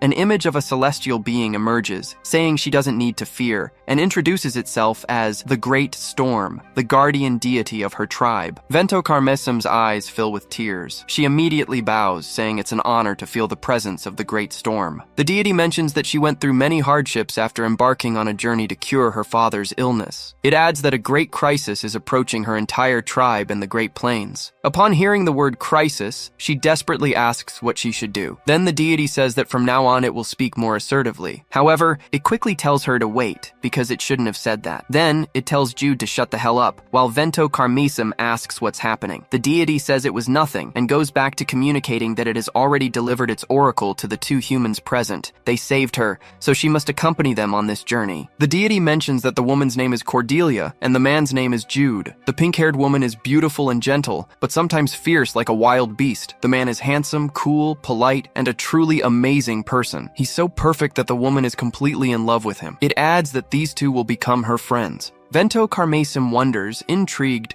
why she should become friends with humans who enslaved her. Meanwhile, Jude activates a magic circle. The deity asks her to trust it and them, and together, overcome this crisis in the north. Vento Carmazim closes her eyes due to the intense light while trying to say something to the guardian deity. However, suddenly, she starts to feel sleepy and falls to the ground unconscious. Now that the show's over, Cordelia turns off the fog and Jude approaches to turn off the lighting. He comments that he can't believe she fell asleep immediately, just with the sleep mask spell, combined with sleep and wind magic. He adds that now they're going to tie her up again. When she wakes up in the same state she was in when she fell asleep, she'll think she saw a real dream and an oracle. but Cordelia asks about that line from the script that said the woman was completely in love with him. He just says it means something good. She gets furious and mentions he's lying because she can't read their tribe's language. About an hour later, Vento Carmesum woke up hearing a soft and gentle voice. She tried to open her eyes immediately, but couldn't see anything but black because of the blindfold. Cordelia tells her to just hold on a sec, she'll take it off. She adjusted to the light. Her eyes caught the faces of two people, hearing the pink-haired girl ask if she was okay. Vento Carmesum's eyes widened. She immediately backed away to the corner of the bed, while Cordelia says there's no need to be that defensive. She adds that her name is Cordelia, and the man beside her is her fiancé, Jude. Upon hearing Cordelia and Jude's names, she remembered the words of the Great Storm, her tribe's guardian. Jude comments that the Great Storm guided them, and that's also why they bought her at the auction. Cordelia sits on the edge of the bed and mentions it's as he said, and she doesn't need to be scared since she's safe now. Cordelia extends her hand to Vento Carmesum, saying affectionately that they'll help her. Vento Carmesum, fixing her eyes on Cordelia's hand, reflected that when she crossed the border, she'd put it in her head that she'd get her father's medicine with her own power and return home. She told herself countless times that she couldn't trust anyone. After being caught, her belief that she couldn't trust any human of the kingdom became even stronger. Even under the Great Storm's orders,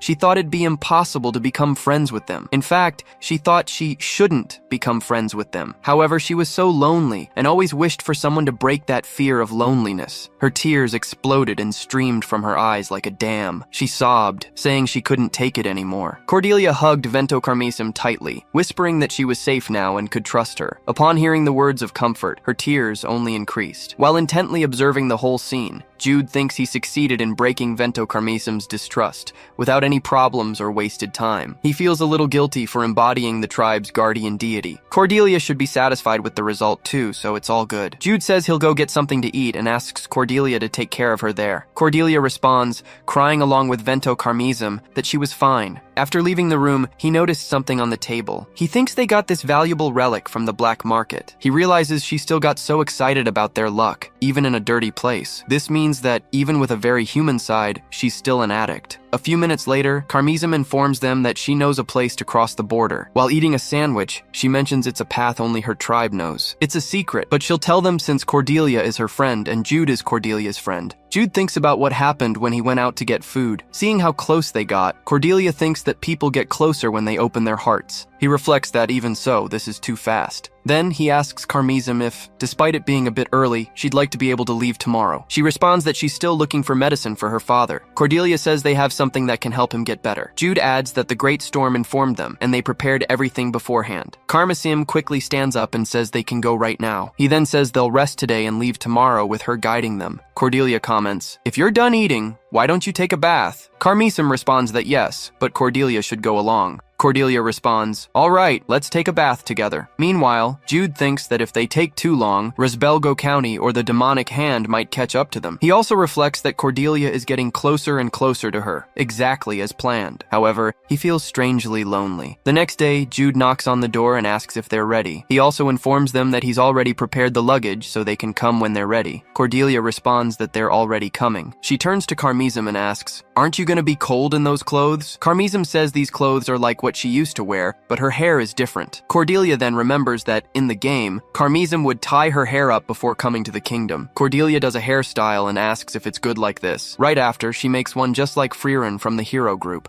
wondering if it's good. Then she makes another, like the elf from the Lord of the Rings movie. After trying so many hairstyles, she ties a ribbon on the tip of Carmesum's hair and asks, "Is it good like this now? Do you like it?" Carmesum looks at the ribbon tied to the tip of her hair and thinks it's beautiful. Cordelia anxiously asks if she should tie her hair up like before, but Carmesum responds with a beautiful smile, saying it's perfect and thanking Cordelia for helping her. Cordelia smiles back and says they should leave now. At the same time, near the Northern Viscount's territory, Gale asks if she found anything. Adelia replies that she found the direction they're going, north. Gale mentions that the two were last seen in the Frozen Land. If they go north from there, it would be Langambusto. Adelia adds that, further ahead, they would reach one of the kingdom's 3 shields, Crow's Nest, the Fort of Thundering Doom. But she says there's something strange. If you look at the map, those two aren't going in the direction of the fort, they're going somewhere else. Gale comments that there's only the border in that direction. Adelia questions, why are they going to the border? She thinks that ever since she was little, Cordelia wasn't someone who would go somewhere without telling anyone. She also used to get very scared when going to a new place, so she always stayed close to Dahlia or her. But that damn little playboy Jude dared to corrupt her sweet and innocent Cordelia. Then, Gale thinks of something and says to Adelia, if they're going to the border, could they be getting kidnapped? Adelia asks him to repeat what he just said, looking a bit expressionless. Gale then explains that maybe they were caught and forcibly taken by the demonic hand,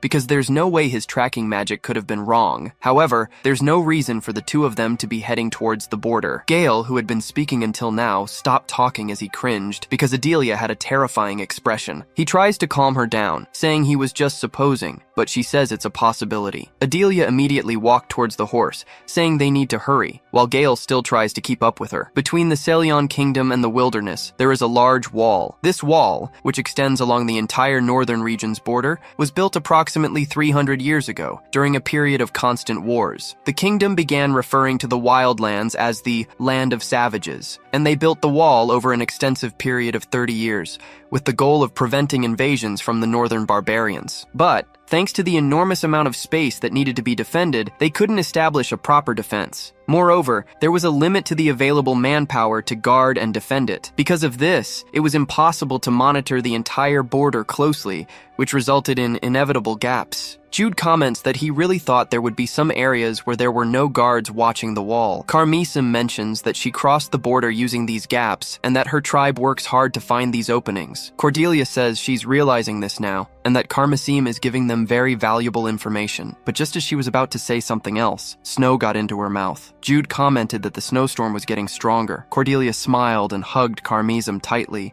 saying she couldn't see anything, and it was very windy. Carmesim said that if she kept hugging her like this, they'd fall. She mentioned that just ahead there was a cave for them to wait out the snowstorm. Jude took the lead and asked if the cave was around there, while Cordelia and Carmesim kept fooling around. Carmesim then remembered that she was supposed to be guiding and told Jude she had forgotten, promising to be more careful next time. He thought that now he needed to take care of two Cordelias. Once in the cave, Cordelia commented that the path and weather had become quite intense. Jude said this confirmed they were already far north, and asked Carmesim if, at this pace, they would reach the valley. She replied that they needed to walk just a bit more, and that in the valley, the trail was difficult. She turned and asked Cordelia if she would be okay, while Jude carefully observed her hairstyle. This was the hairstyle Yellowstorm used when playing with Crimson Wind in Legend of Heroes 2. Cordelia smiled and said, almost telepathically, "That's right, isn't it too cute?" Jude reflected that it was impressive that, even in this extreme situation, she would still do something like that. Suddenly, Carmesim said she had a question and asked, "What is fuck?" Cordelia went blank and asked what she was talking about. Carmesim then explained that Cordelia said that word a lot. Even when she was sleeping, she would say, fuck. Cordelia turned to Jude,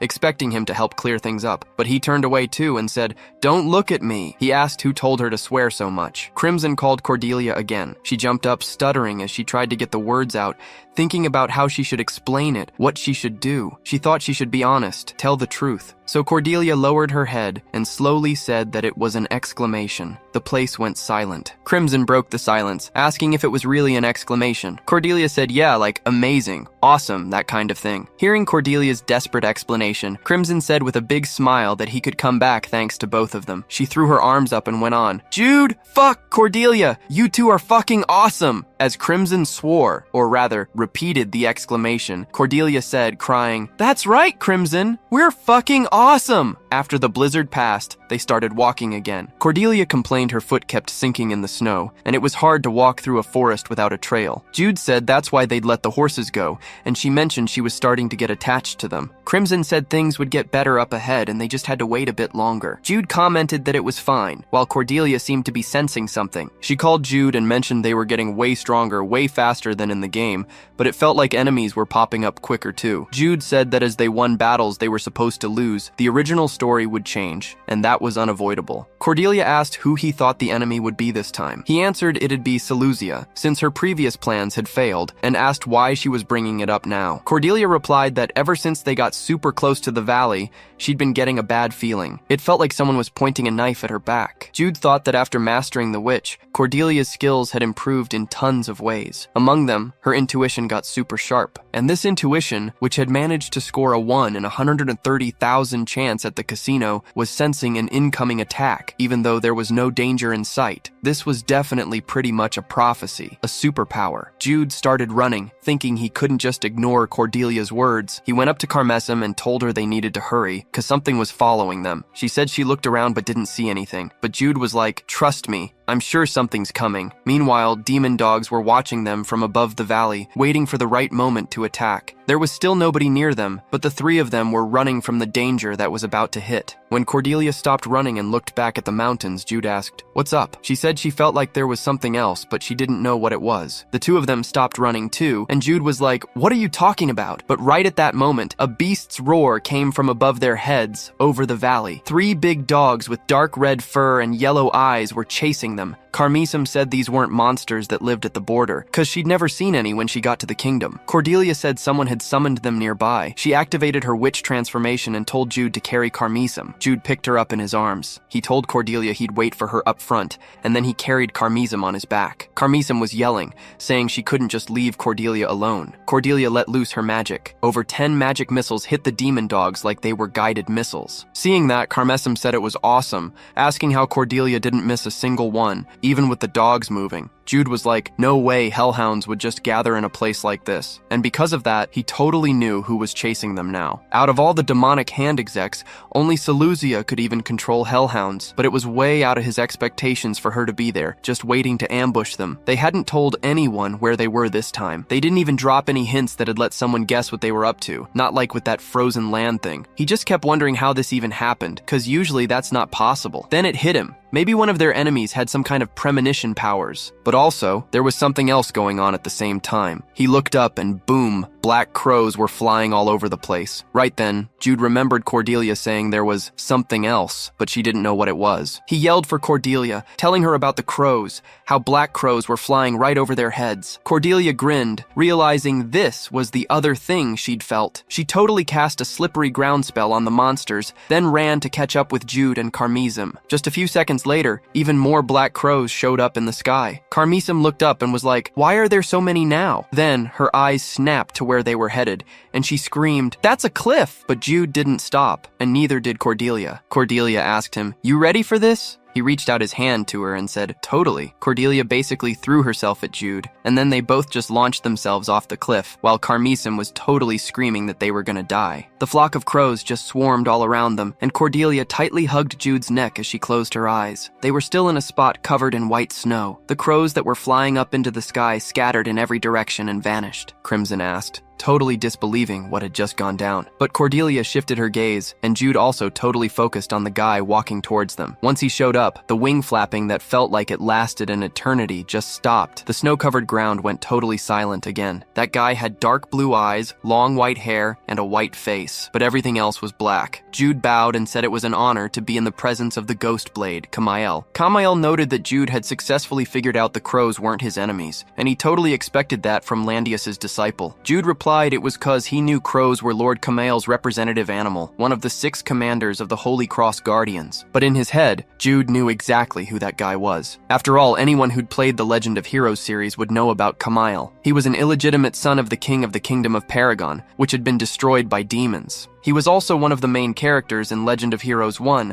known as Sun Warrior Landius. Plus, he was the only one who'd survived until the end of Legend of Heroes 2. He'd sworn an oath with a dragon to kill all demon worshippers, and that's how he became known as the Phantom Blade Swordsman. He asked Jude to stand up, and since Jude already knew who he was, he wouldn't give a long explanation. Kamael explains he was keeping an eye on their movements at Landius's request. He noticed Seleucia, one of the Demon Hand's executives, was on the move. While looking for her, he found them and saved them. Carmessum hides behind Cordelia. Cordelia asks what happened. She says it's nothing, but in her head she's totally surprised. His face is like a woman's, but his voice is a man's. Jude Bile tries to look surprised and says he didn't expect to be followed by an executive. Kamail asks where he was headed and mentions that if he keeps going that way, he'll only see the border, but he won't be able to cross it. Cordelia interrupts them and says they got orders from the guardian deity, the Great Storm. That's why they're crossing the border, to help Carmazim cure her dad's illness. Carmazim got scared and surprised when she heard Jude Bile say that her dad's illness seemed linked to demon power. Kamail's eyes narrowed. He said the region beyond the border is pretty unknown, even to him. It's worth checking out. He'll help and protect them until they hit the border. Jude Bile, though, comments that he thinks it'd be better if they moved separately. Kamail asks why he thinks that. He replies that if Kamail shows himself now,